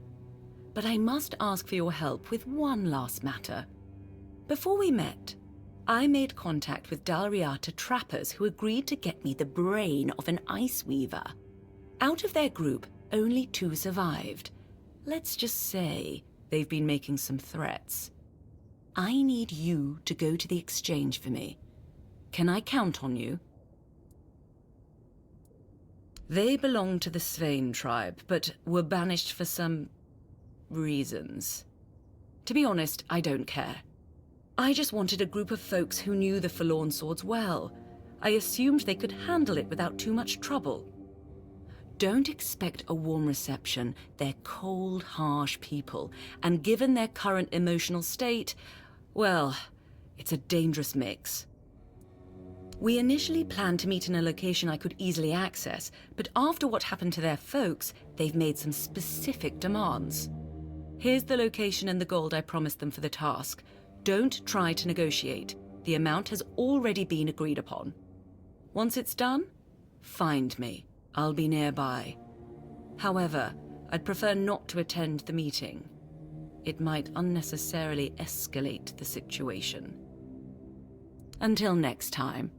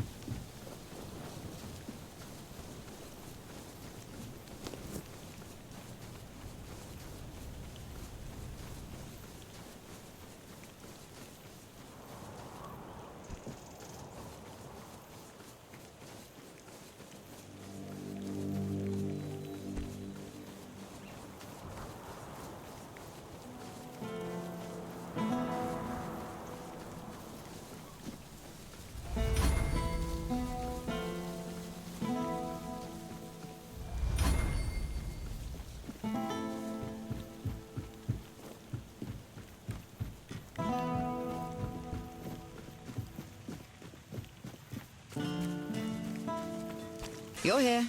Speak.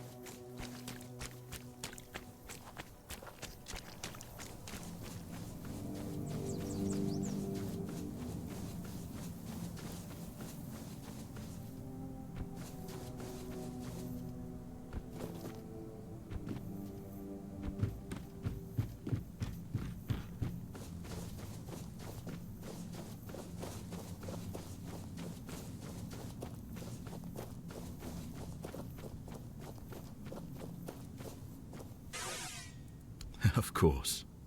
Ah, this part never gets old. Remember, don't resist it. Let go of your instincts and focus on the heart. You'll feel a bit weak afterward, but don't worry. Strength can always be rebuilt. Here, feel how warm it is. It will serve Bayor well.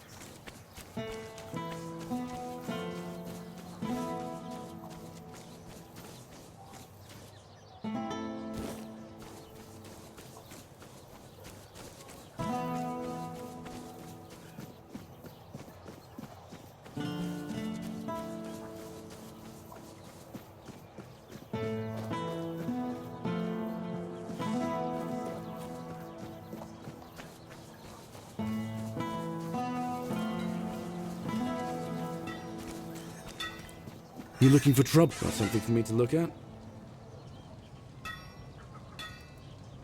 What?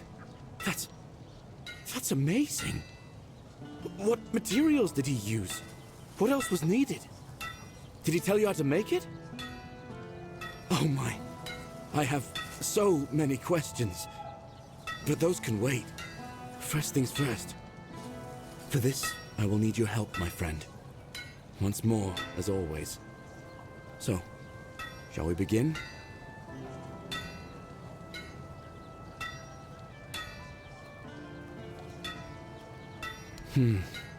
Okay then.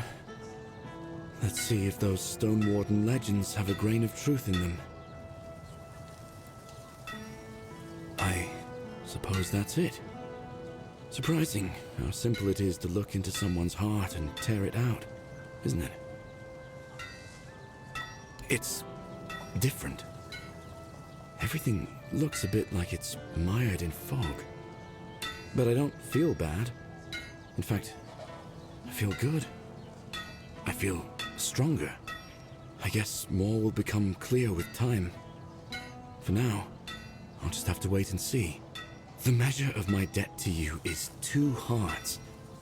I don't know how a man could ever repay something like that. I'll be going back to work. Visit me sometime. Don't be a stranger.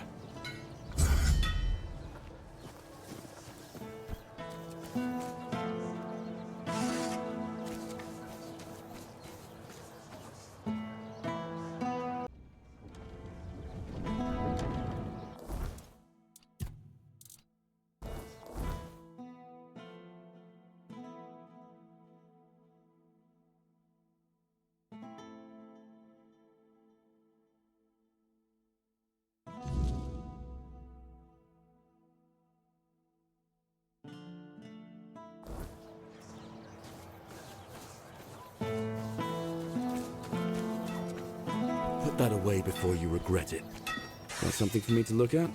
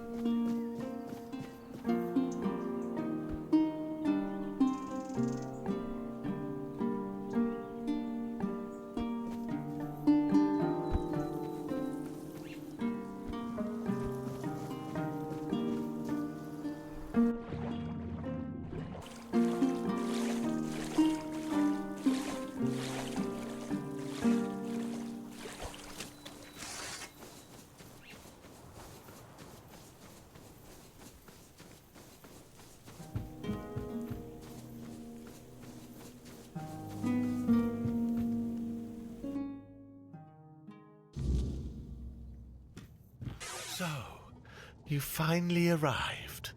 Or is it the two of you? It's a pleasure to meet you. Call me Maggot. I don't like that other name Denholm and his men insist on using.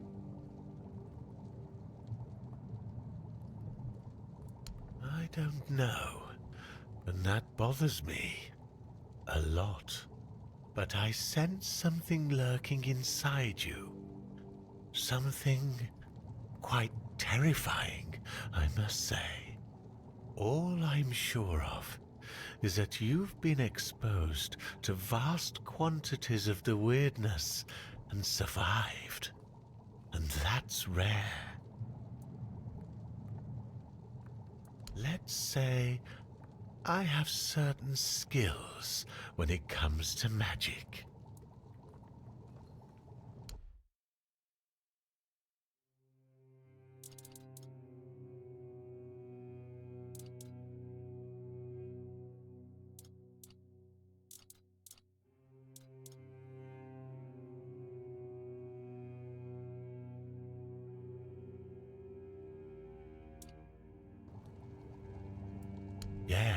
Yes, the Mynheer.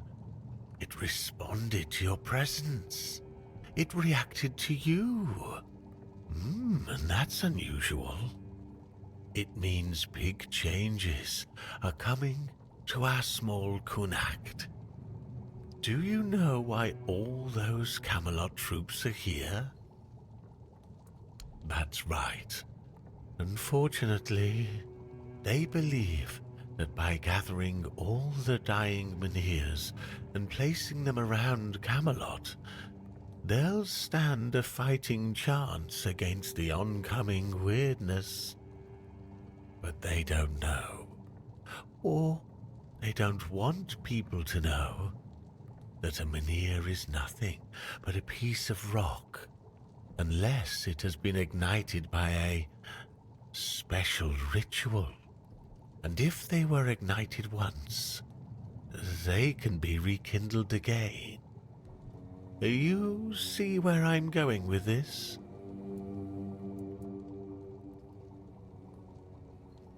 No. I want you to rekindle the Mynheer in Connacht. I'm too old to play a hero, but I can help you become one. If you care about things like that, and I, for once, would like to stand on the right side of history. That's the problem, you see. I don't have one. The moment the Mynheer reacted to you, I felt something. As if a piece of my brain was trying to tell me something, but I couldn't quite reach it.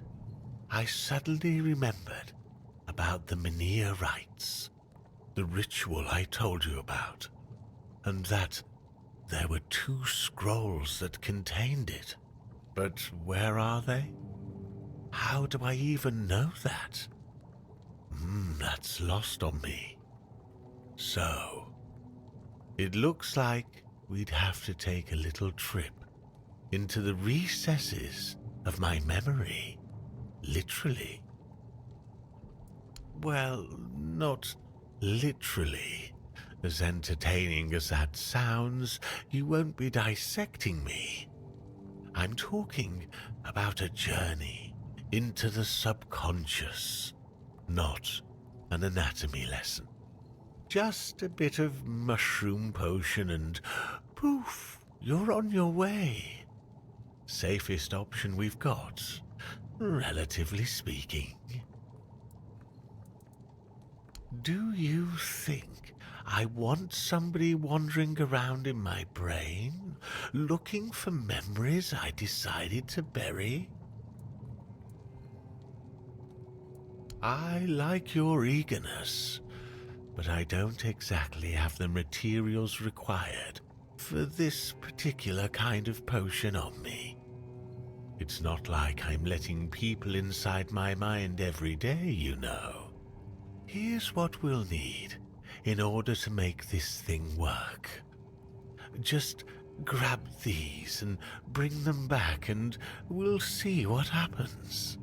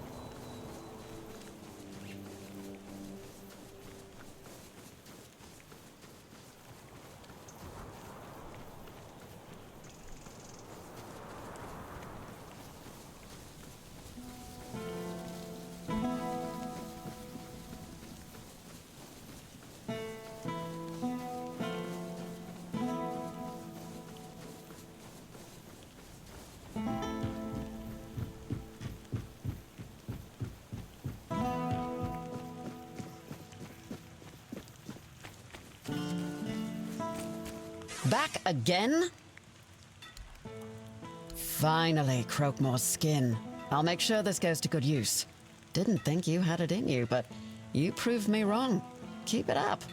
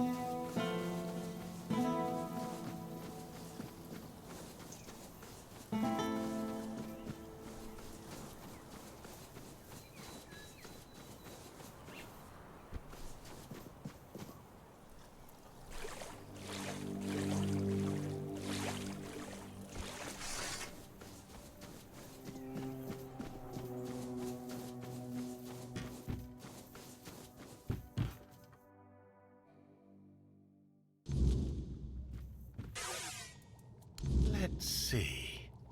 Ah, the raspberries. We'll save those for later.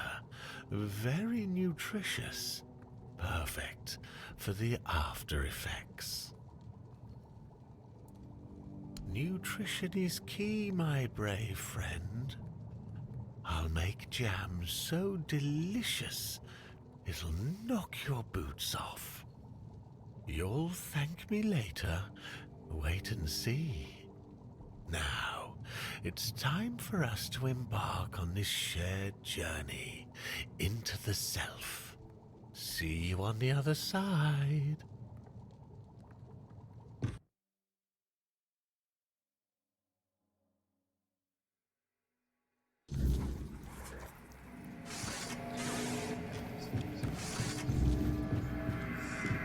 Silly mushrooms. They whisper behind your back again.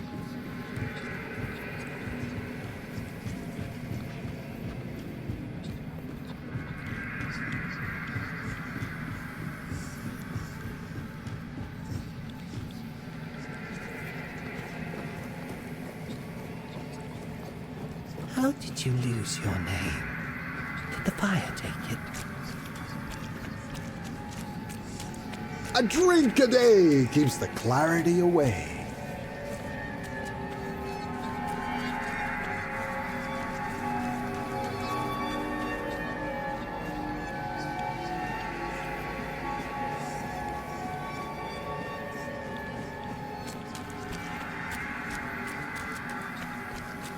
You just wanted to save your life. You just wanted to save your life. It could have happened anyway.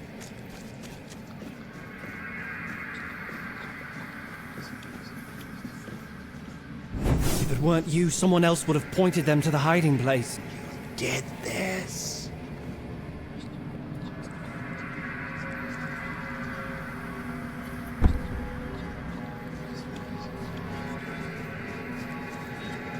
Wait! Just wait! There must be another way!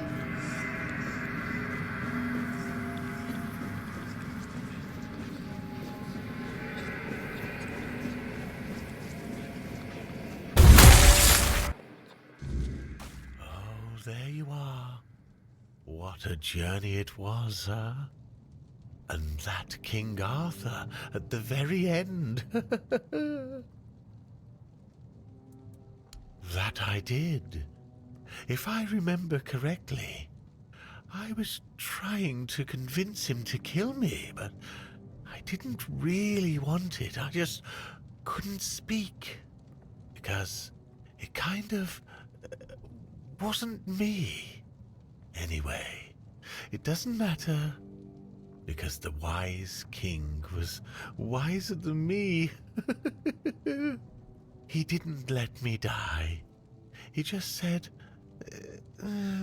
actually, I don't remember what he said, but I feel like I've spent ages in icy water, and now I can finally warm myself by the fire. Now, the world is going to change, my world at least. And that's all thanks to you. I am eternally grateful for that. Oh, it helped, believe me. A good trip shakes things loose I've forgotten. Things I didn't even know I knew. And it turns out it's not a scroll, but a tablet split in half. One part was guarded by the druids, and the other was taken by the priestesses for safekeeping. A smart move, considering that back in the day, both the druids and the priestesses held equal power in this region. I know where you can find the part that belonged to the druids, at Sagramor's castle. He wasn't exactly a pleasant fellow, and I have no idea how the druidic half of the tablet ended up in his possession.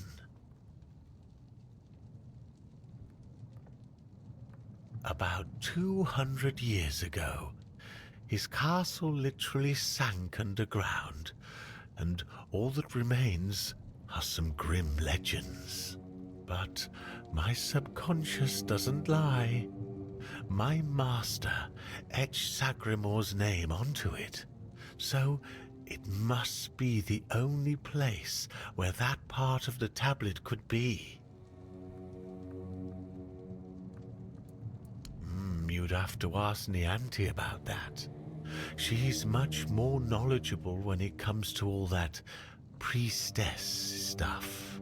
Ailey's a good girl, but she's up to her elbows in work, and I doubt she's had time to dig deeper into the history of their order. So, that leaves Niante as your best option anyway.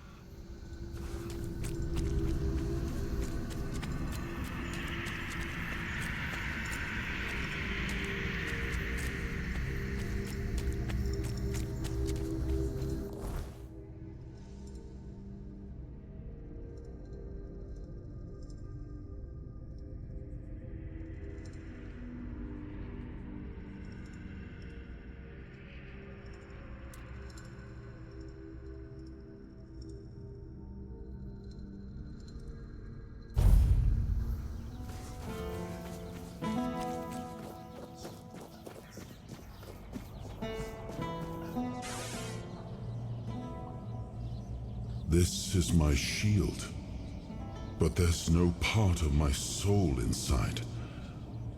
We need to look somewhere else. But I can feel the missing part. Close. Maybe it's the men here. Maybe it needs something from us.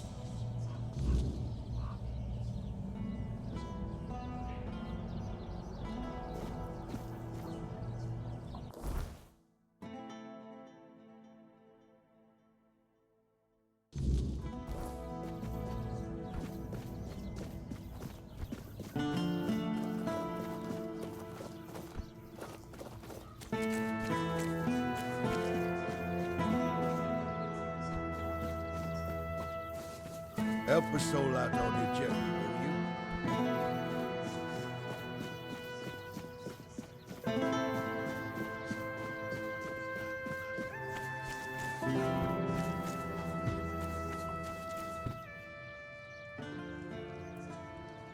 Oh?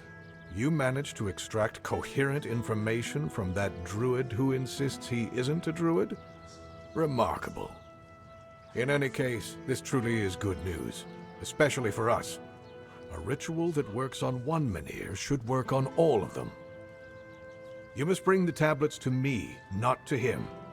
We'll use them in Camelot for many menhirs, ensuring the safety of nearly the whole population of Avalon. If you give them to Maggot, only Cunnacht would benefit. Do you really want to doom all of Avalon for the sake of one small town? I'll await your return.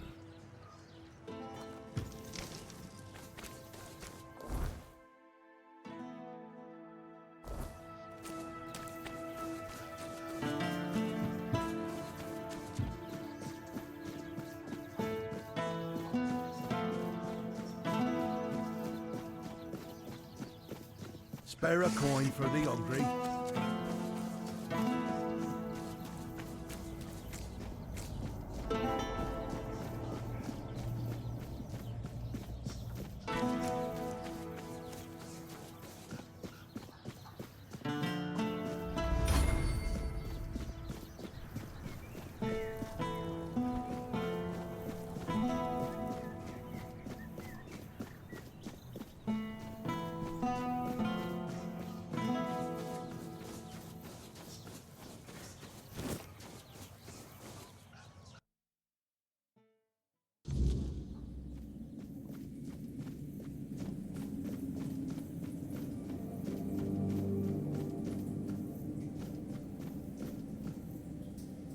You're here. Let me look at you. You seem to have recovered after whatever happened at the Menhir. The All-Mother herself must be watching over you.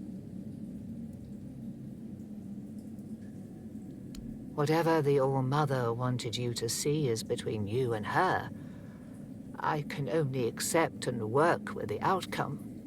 Besides, I'm more concerned with the impact your little spectacle had on the sentiments in the village. You've given people hope. Only time will tell if that was misguided or what the consequences will be if it proves true. You shouldn't listen to that lunatic.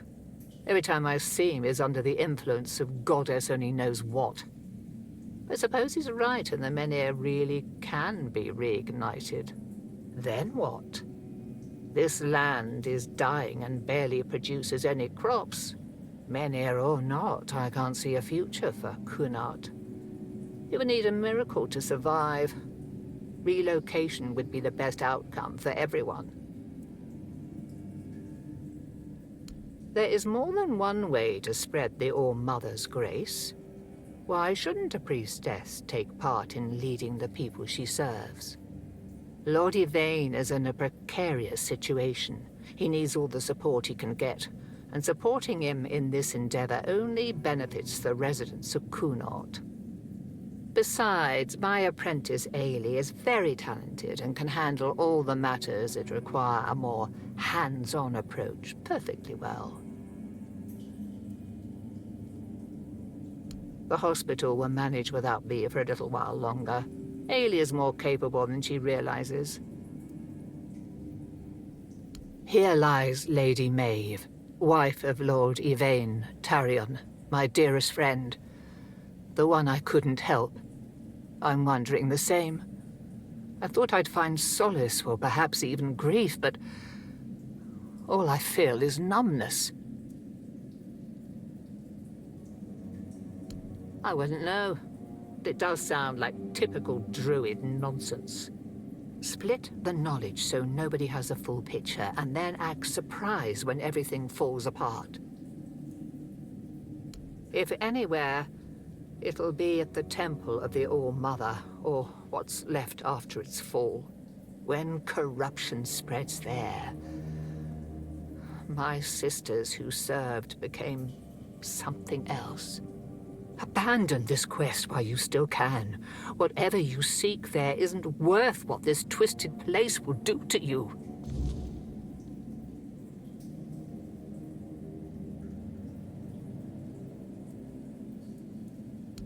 Wait, that didn't scare you off? I feel ashamed, even thinking about asking you for help. But maybe the Menhir's reaction to your arrival was a sign from the All-Mother. Maybe you are someone who can help. You never asked me whose grave it is. I come here because it's a reminder of how I failed those who counted on me, and I should feel sorrow, guilt, something. But the truth is, I lost part of myself long before Maeve was taken. I stand here. I wait for a feeling to appear, and nothing comes to me. Not ever. At the corrupted temple, Something happened when I was still a priestess out there. I feel like something was taken from me, ripped from my very soul. And I've been hearing her voice ever since. Lorelia. I don't remember. I should, but the memory eludes me. She's calling to me, but I can't answer. Help me, please. I need you to go to the corrupted temple, find her, find out what she wants from me. Because I fear what I'll find. If she's calling for me, it means facing something I'm not ready for. But you might see the truth more clearly than I can. Thank you. Whatever this is, it has haunted me long enough. May the All-Mother watch over you.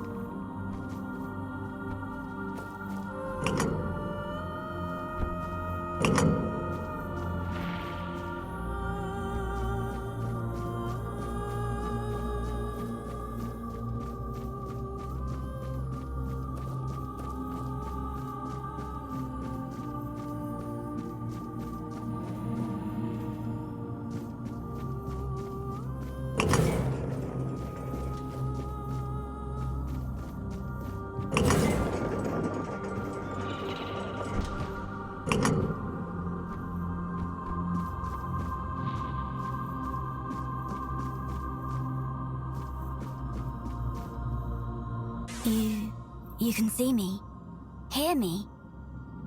How strange. That's not how it's meant to be.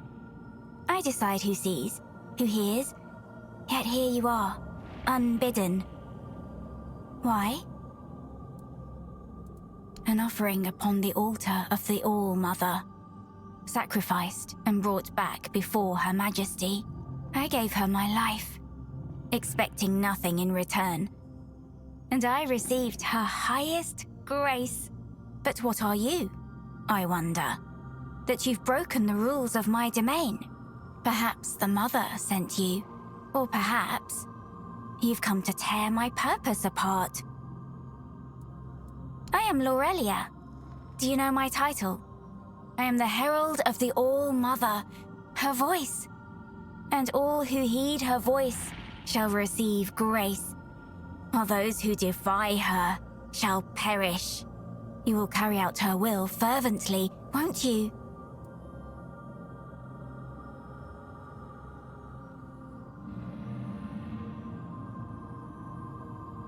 I dreamed of her since I was little, almost every night. Sometimes even during the day. The villagers said it was a gift, but I was afraid. I was afraid of the mother. Can you believe it? I lacked faith. I didn't know I was chosen. I resisted serving in the temple. How silly I was. And then she came. Warm, good, present. Take my body and soul. Take my life, Mother. I accept your offering, my child. Rise and walk, and I shall speak through you. Be my voice. Her will is to offer you the truth that will guide you in the darkness. Entrust your soul to her, and she will lead you to salvation. The All-Mother holds all wisdom. In her womb, the threads of destiny intertwine. The tides flow to the rhythm of her heartbeat. In prayer, you will find greater wisdom than in all the scrolls and books of the world. Oh, I hoped it wouldn't come to this. And yet, it is as I feared. The fire dims, the song ends, and the voice must fall silent. If this is her will, her voice shall be yours now. Few are touched by her in such a way. The voice of the mother is a gift, but also a burden. Go then, and let us see if you are worthy of bearing it.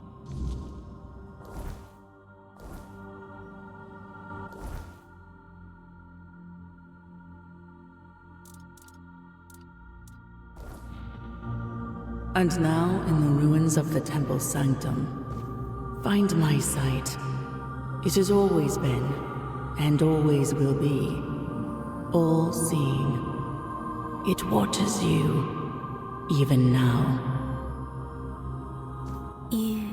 You can see me. That's not how it's meant to be. I decide who sees, who hears. Ah, Niante, the fractured one. Yes, she feels the void, doesn't she? The emptiness, where her compassion once dwelled. What she cast away? A fragment, a spark. Hers, yet no longer hers. It clings to me now, bound in service to the All-Mother. And does she need it? Truly? Compassion can be a burden, a chain that weighs down the soul.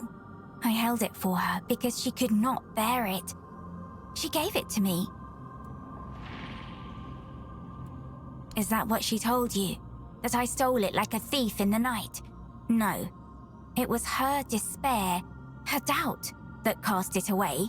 I merely caught it. Because the All-Mother does not abandon her children. Niante's compassion is a spark, a light meant to guide her. Without it, she stumbles in darkness. But to reclaim it, she must prove herself. It is not a gift freely given. It must be earned. Then she must prove herself worthy. That fragment is steeped in corruption. To return it as it is would destroy her. Take this. It holds what she has lost. Bring it to the All-Mother's altar and cleanse it in her light. Only then will it be safe to return. Go, and tell Niante this. The fire she extinguished still burns, but only she can decide whether to let it consume her or warm her soul.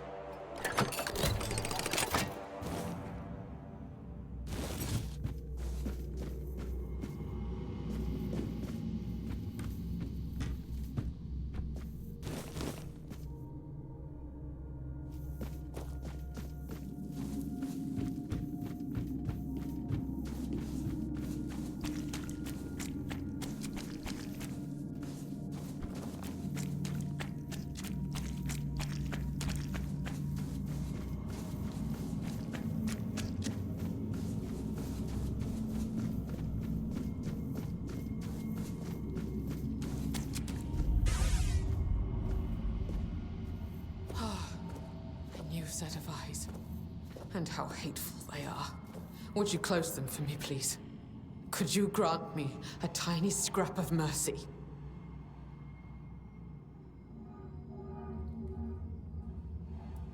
I dislike seeing what they see. There is something about you that reminds me of Mother.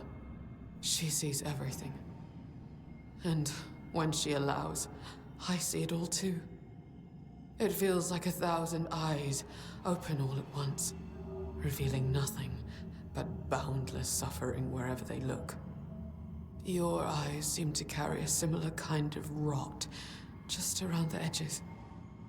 It's as if you were a freshly slain corpse, yet to comprehend your fate.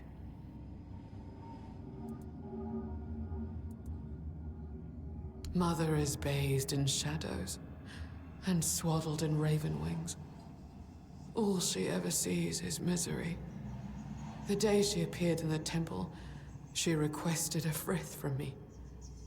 As I cast my gaze upon her, my mind shattered, and my soul was torn into pieces. On that very day, I made her an offering of my eyes, begging her to be freed from my gift. She deemed it an insult, and has been punishing me ever since. When you arrived, I saw a rook perched on your shoulder.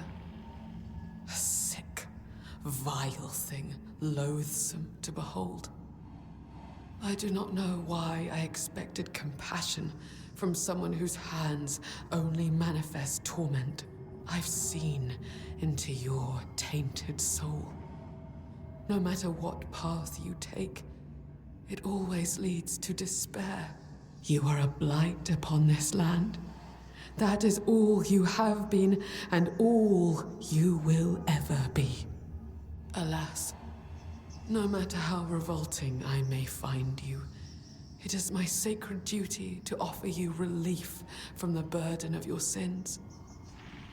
Who knows? Perhaps even you are not beyond salvation. I can't say I'm surprised. Your kind love to parade sins like badges of virtue. Soon you will feel... You will... There are so many. Too many. What are you? It's as though you shoulder entire lifetimes of sin. You are an abomination. You cannot be allowed to continue.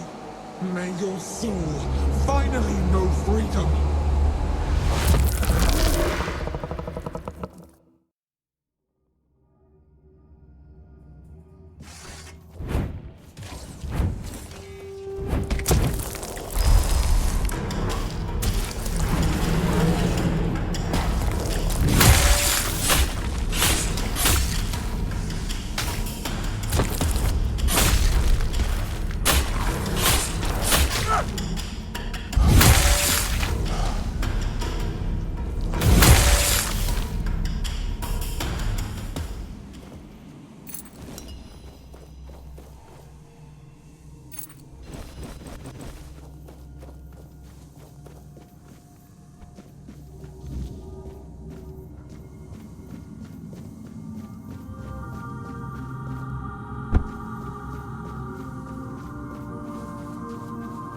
You're here. I've felt your steps through this place. The tethers holding me, unraveling one by one.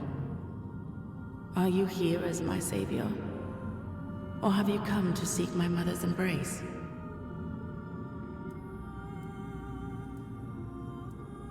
I came here seeking solace, hoping to staunch the loss before it consumed me. I called into the emptiness, desperate to reach what I had lost. But my cries were met with silence. At first, I thought they had gone unheard. I was wrong. The woman here felt it all. My grief, my bitterness, my rage. They trembled before my sorrow. For to make a mother weep is a child's greatest sin. The Wyrdness bound us all together. I became their image, and they became mine. Have I? Or have they? They prayed so fervently, and all their prayers fell on deaf ears. They sought answers to unjust suffering, but found none. Like children lost in the dark, they clung to the first voice they heard. And because that voice carried only agony, they believed themselves doomed.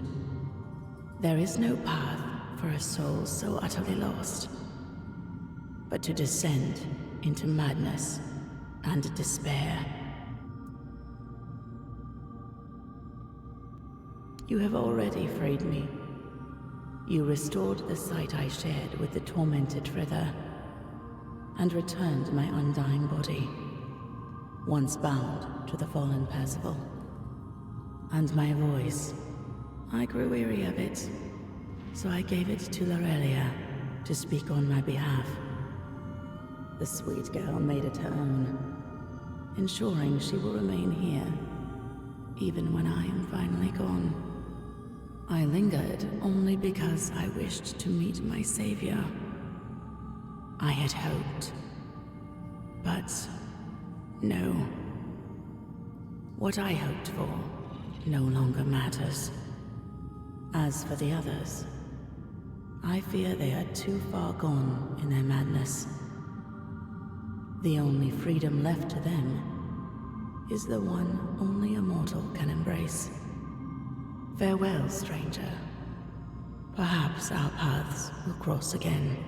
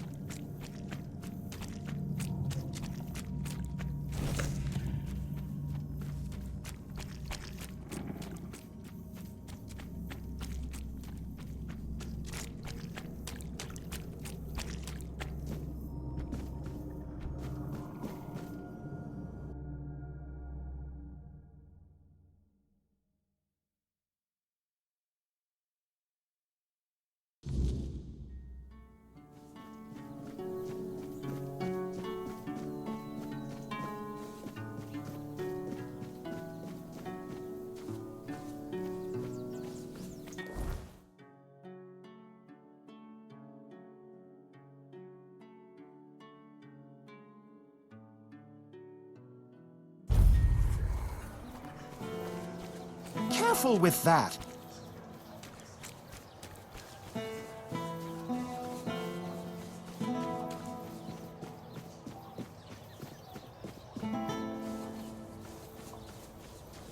Have some spare food or coin?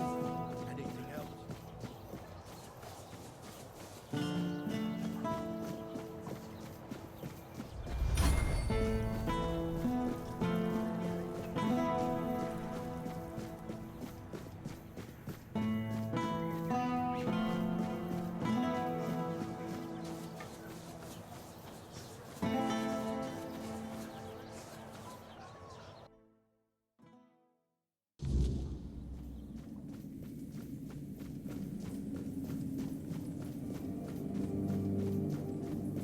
Aurelia's voice, it's different now.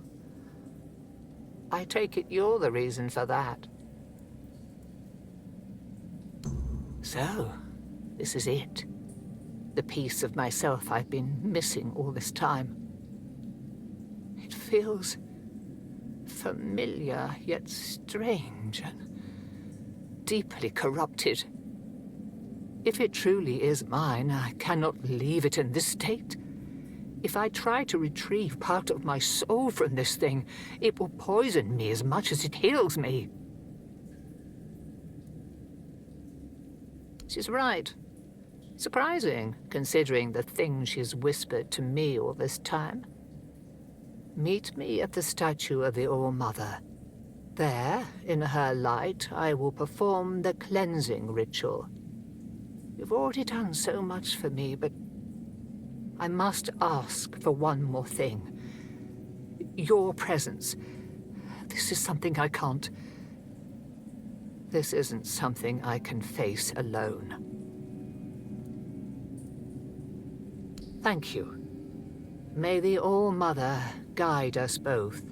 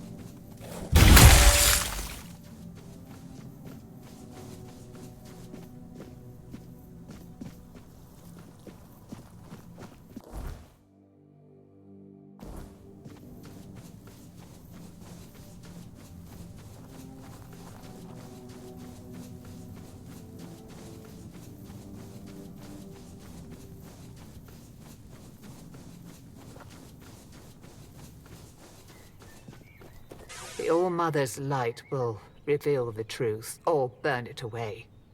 Are you ready? Then let's begin.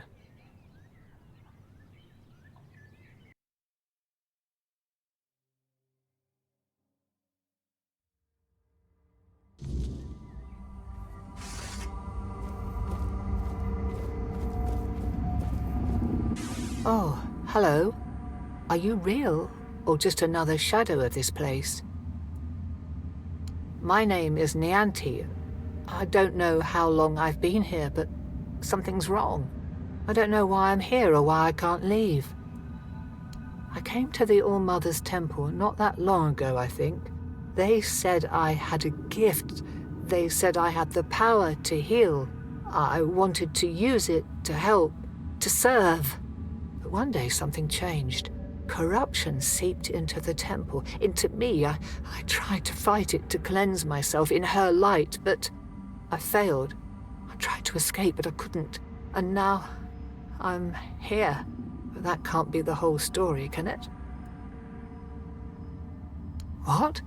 That can't be true. How could I serve when I'm trapped here?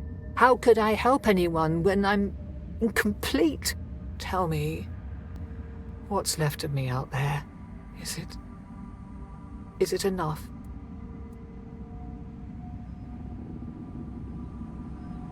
Needed? Maybe that's true if I still have the power to heal, or perhaps my purpose isn't lost. Perhaps I can still serve. Thank you.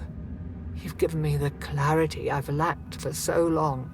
Whatever path I'll take, I'll walk it with purpose.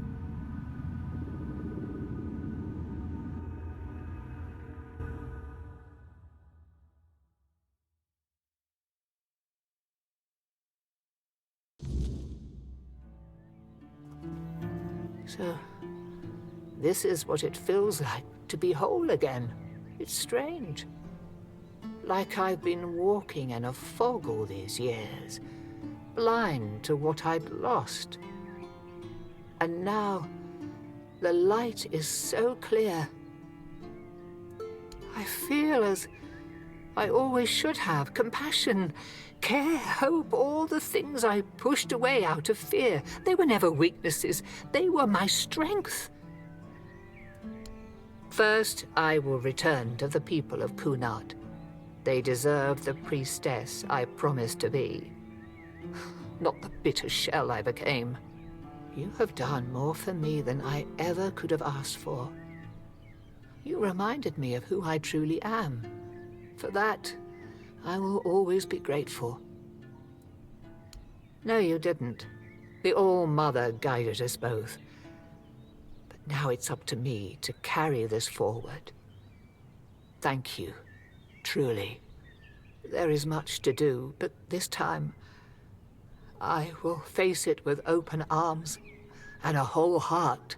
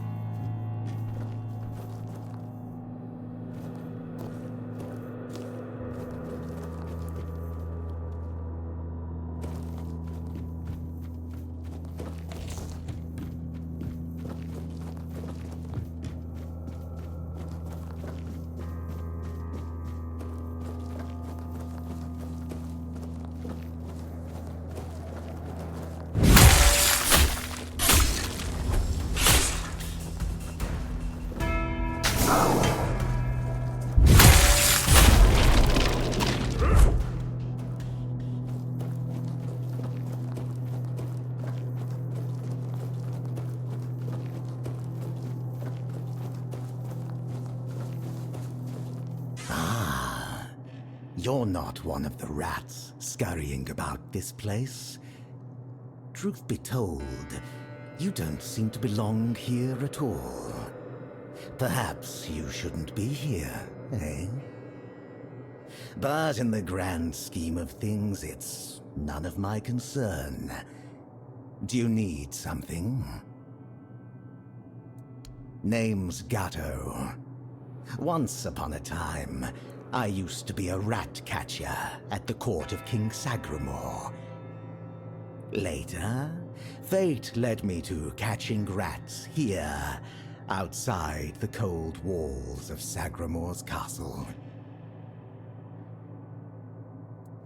A king is a king. He bears the flaws inherent to any ruler, as if the crown itself bestows similar faults upon each bearer. But there's little to say about Sagramore. It's the queen, his wife, who is the true delight.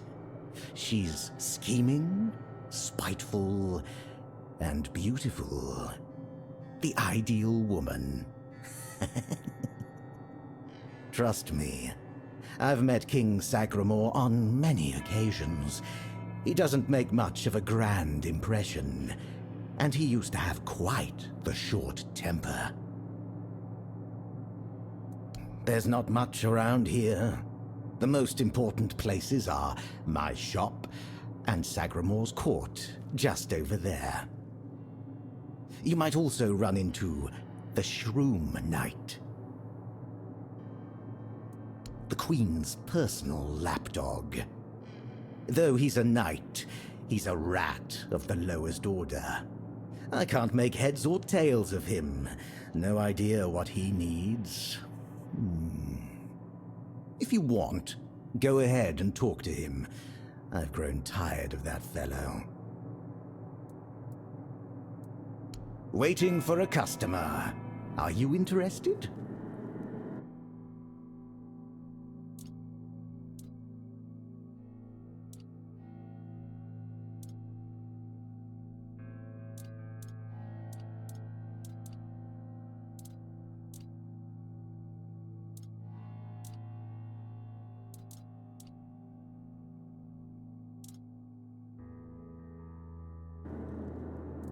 I'll be right here.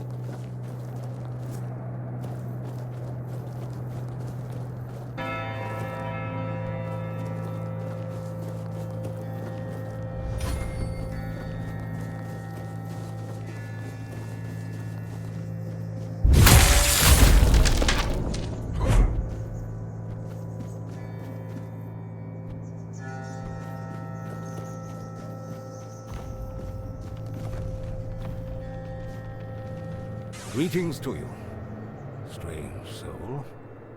You carry a light that doesn't belong to the Sagramore's realm. You're not from here, are you? I fear, then, that you won't be able to grant me absolution, at least not yet. Only a pure soul can bear the sins of another. My soul was once like that. I thought it would be enough to... I don't know what I thought. I've been here for so long.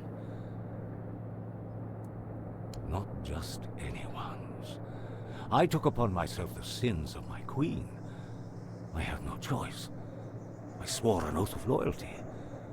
But if I had known the weight of the queen's misdeeds, sometimes I wonder if this is my punishment. A punishment for consorting with someone so corrupt. I don't know. I sought meaning in the All-Mother, pondered the truths of the Red Priests. I searched for a merciful God, but all was silent. Then I came here, for Sagramore, soon to be king, was about to ascend to the pantheon of demigods, and beside him stood the queen, as radiant as dawn, gentle as the light of spring. I swore to serve them until the end of time, yet she desired a true kingdom, regardless of the means. Next, there was the descent into the depths where we now find ourselves. This came to pass at the Queen's behest. How twisted and corrupted must one's soul be to desire something so dreadful, to rule alone over the world of shadows. I was stupid.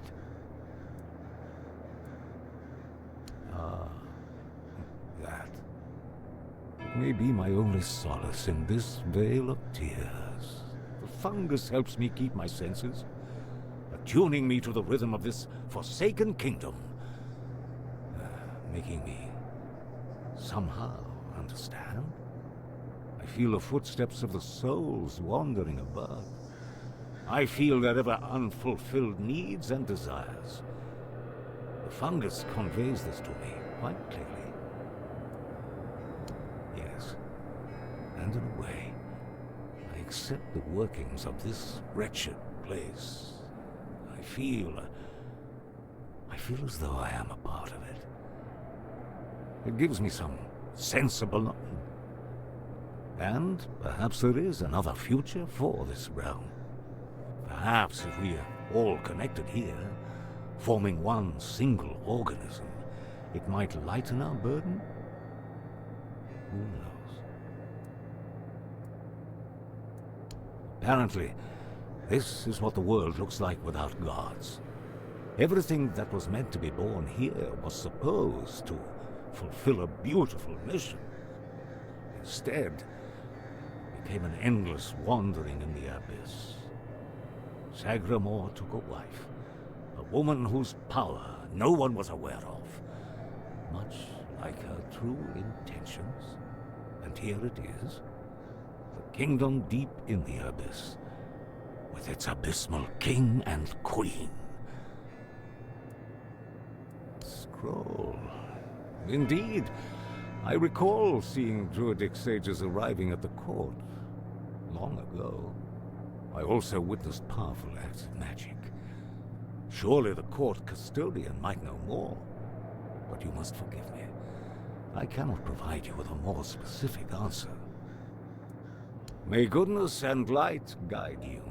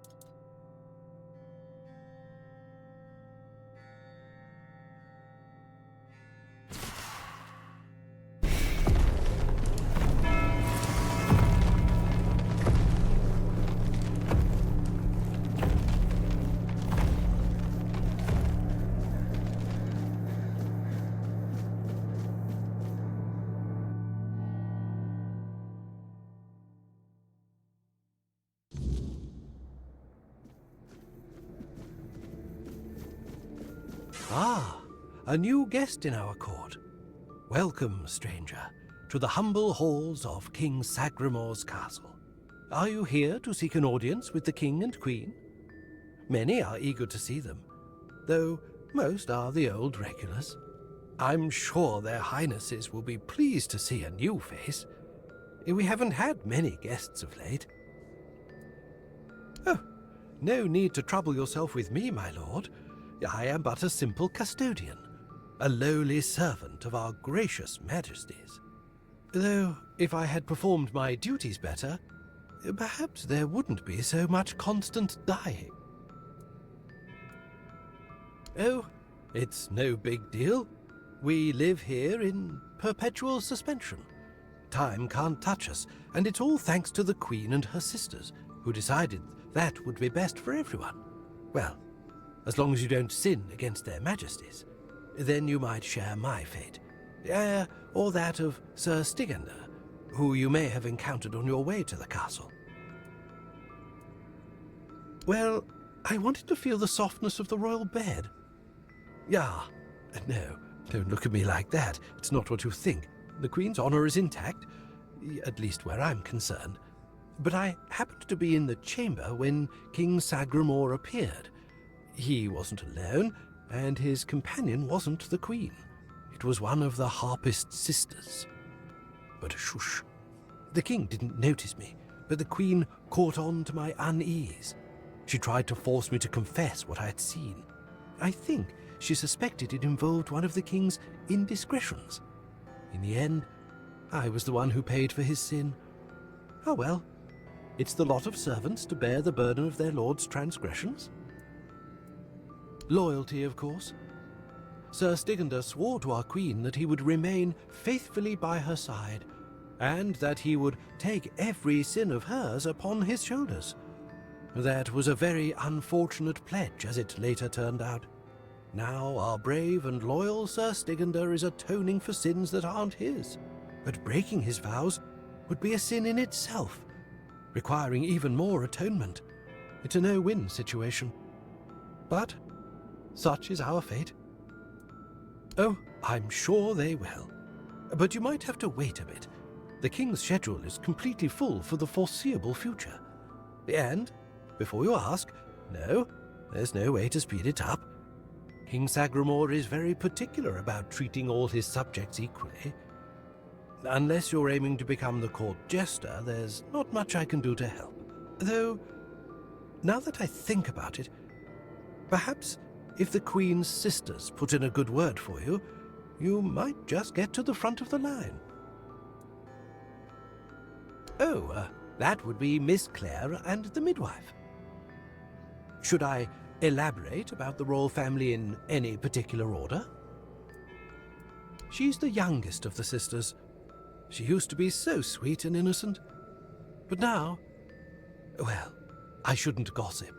I'm already trying to make up for that. Just know that Miss Clare isn't a bad person.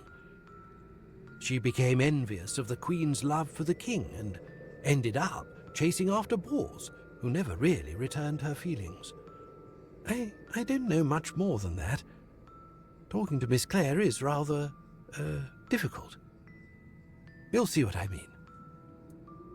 She's a wonderful woman, completely dedicated to family. Her life's mission was to bring a child to the royal couple into this world. She loves all the royal children. Unfortunately, none of them are, suited to inherit our kingdom. You'll be fine, as long as you don't insult her family. I'm glad you asked, my lord. All you need to do is kill me, and the keys to the sisters' chambers will reveal themselves to you. Yes, exactly. It's no big deal. I've died thousands of times. That's just how it is for me. Ever since Sagramor's kingdom was established, I've been the keeper of the keys to all the chambers in the castle. And with magic, when a spell says, "Guard at the cost of one's own life," well, it tends to take that phrase quite literally. If I died forever, I wouldn't be able to guard the keys anymore, right? So I come back to life every time someone needs a key from me. That's just how things work around here.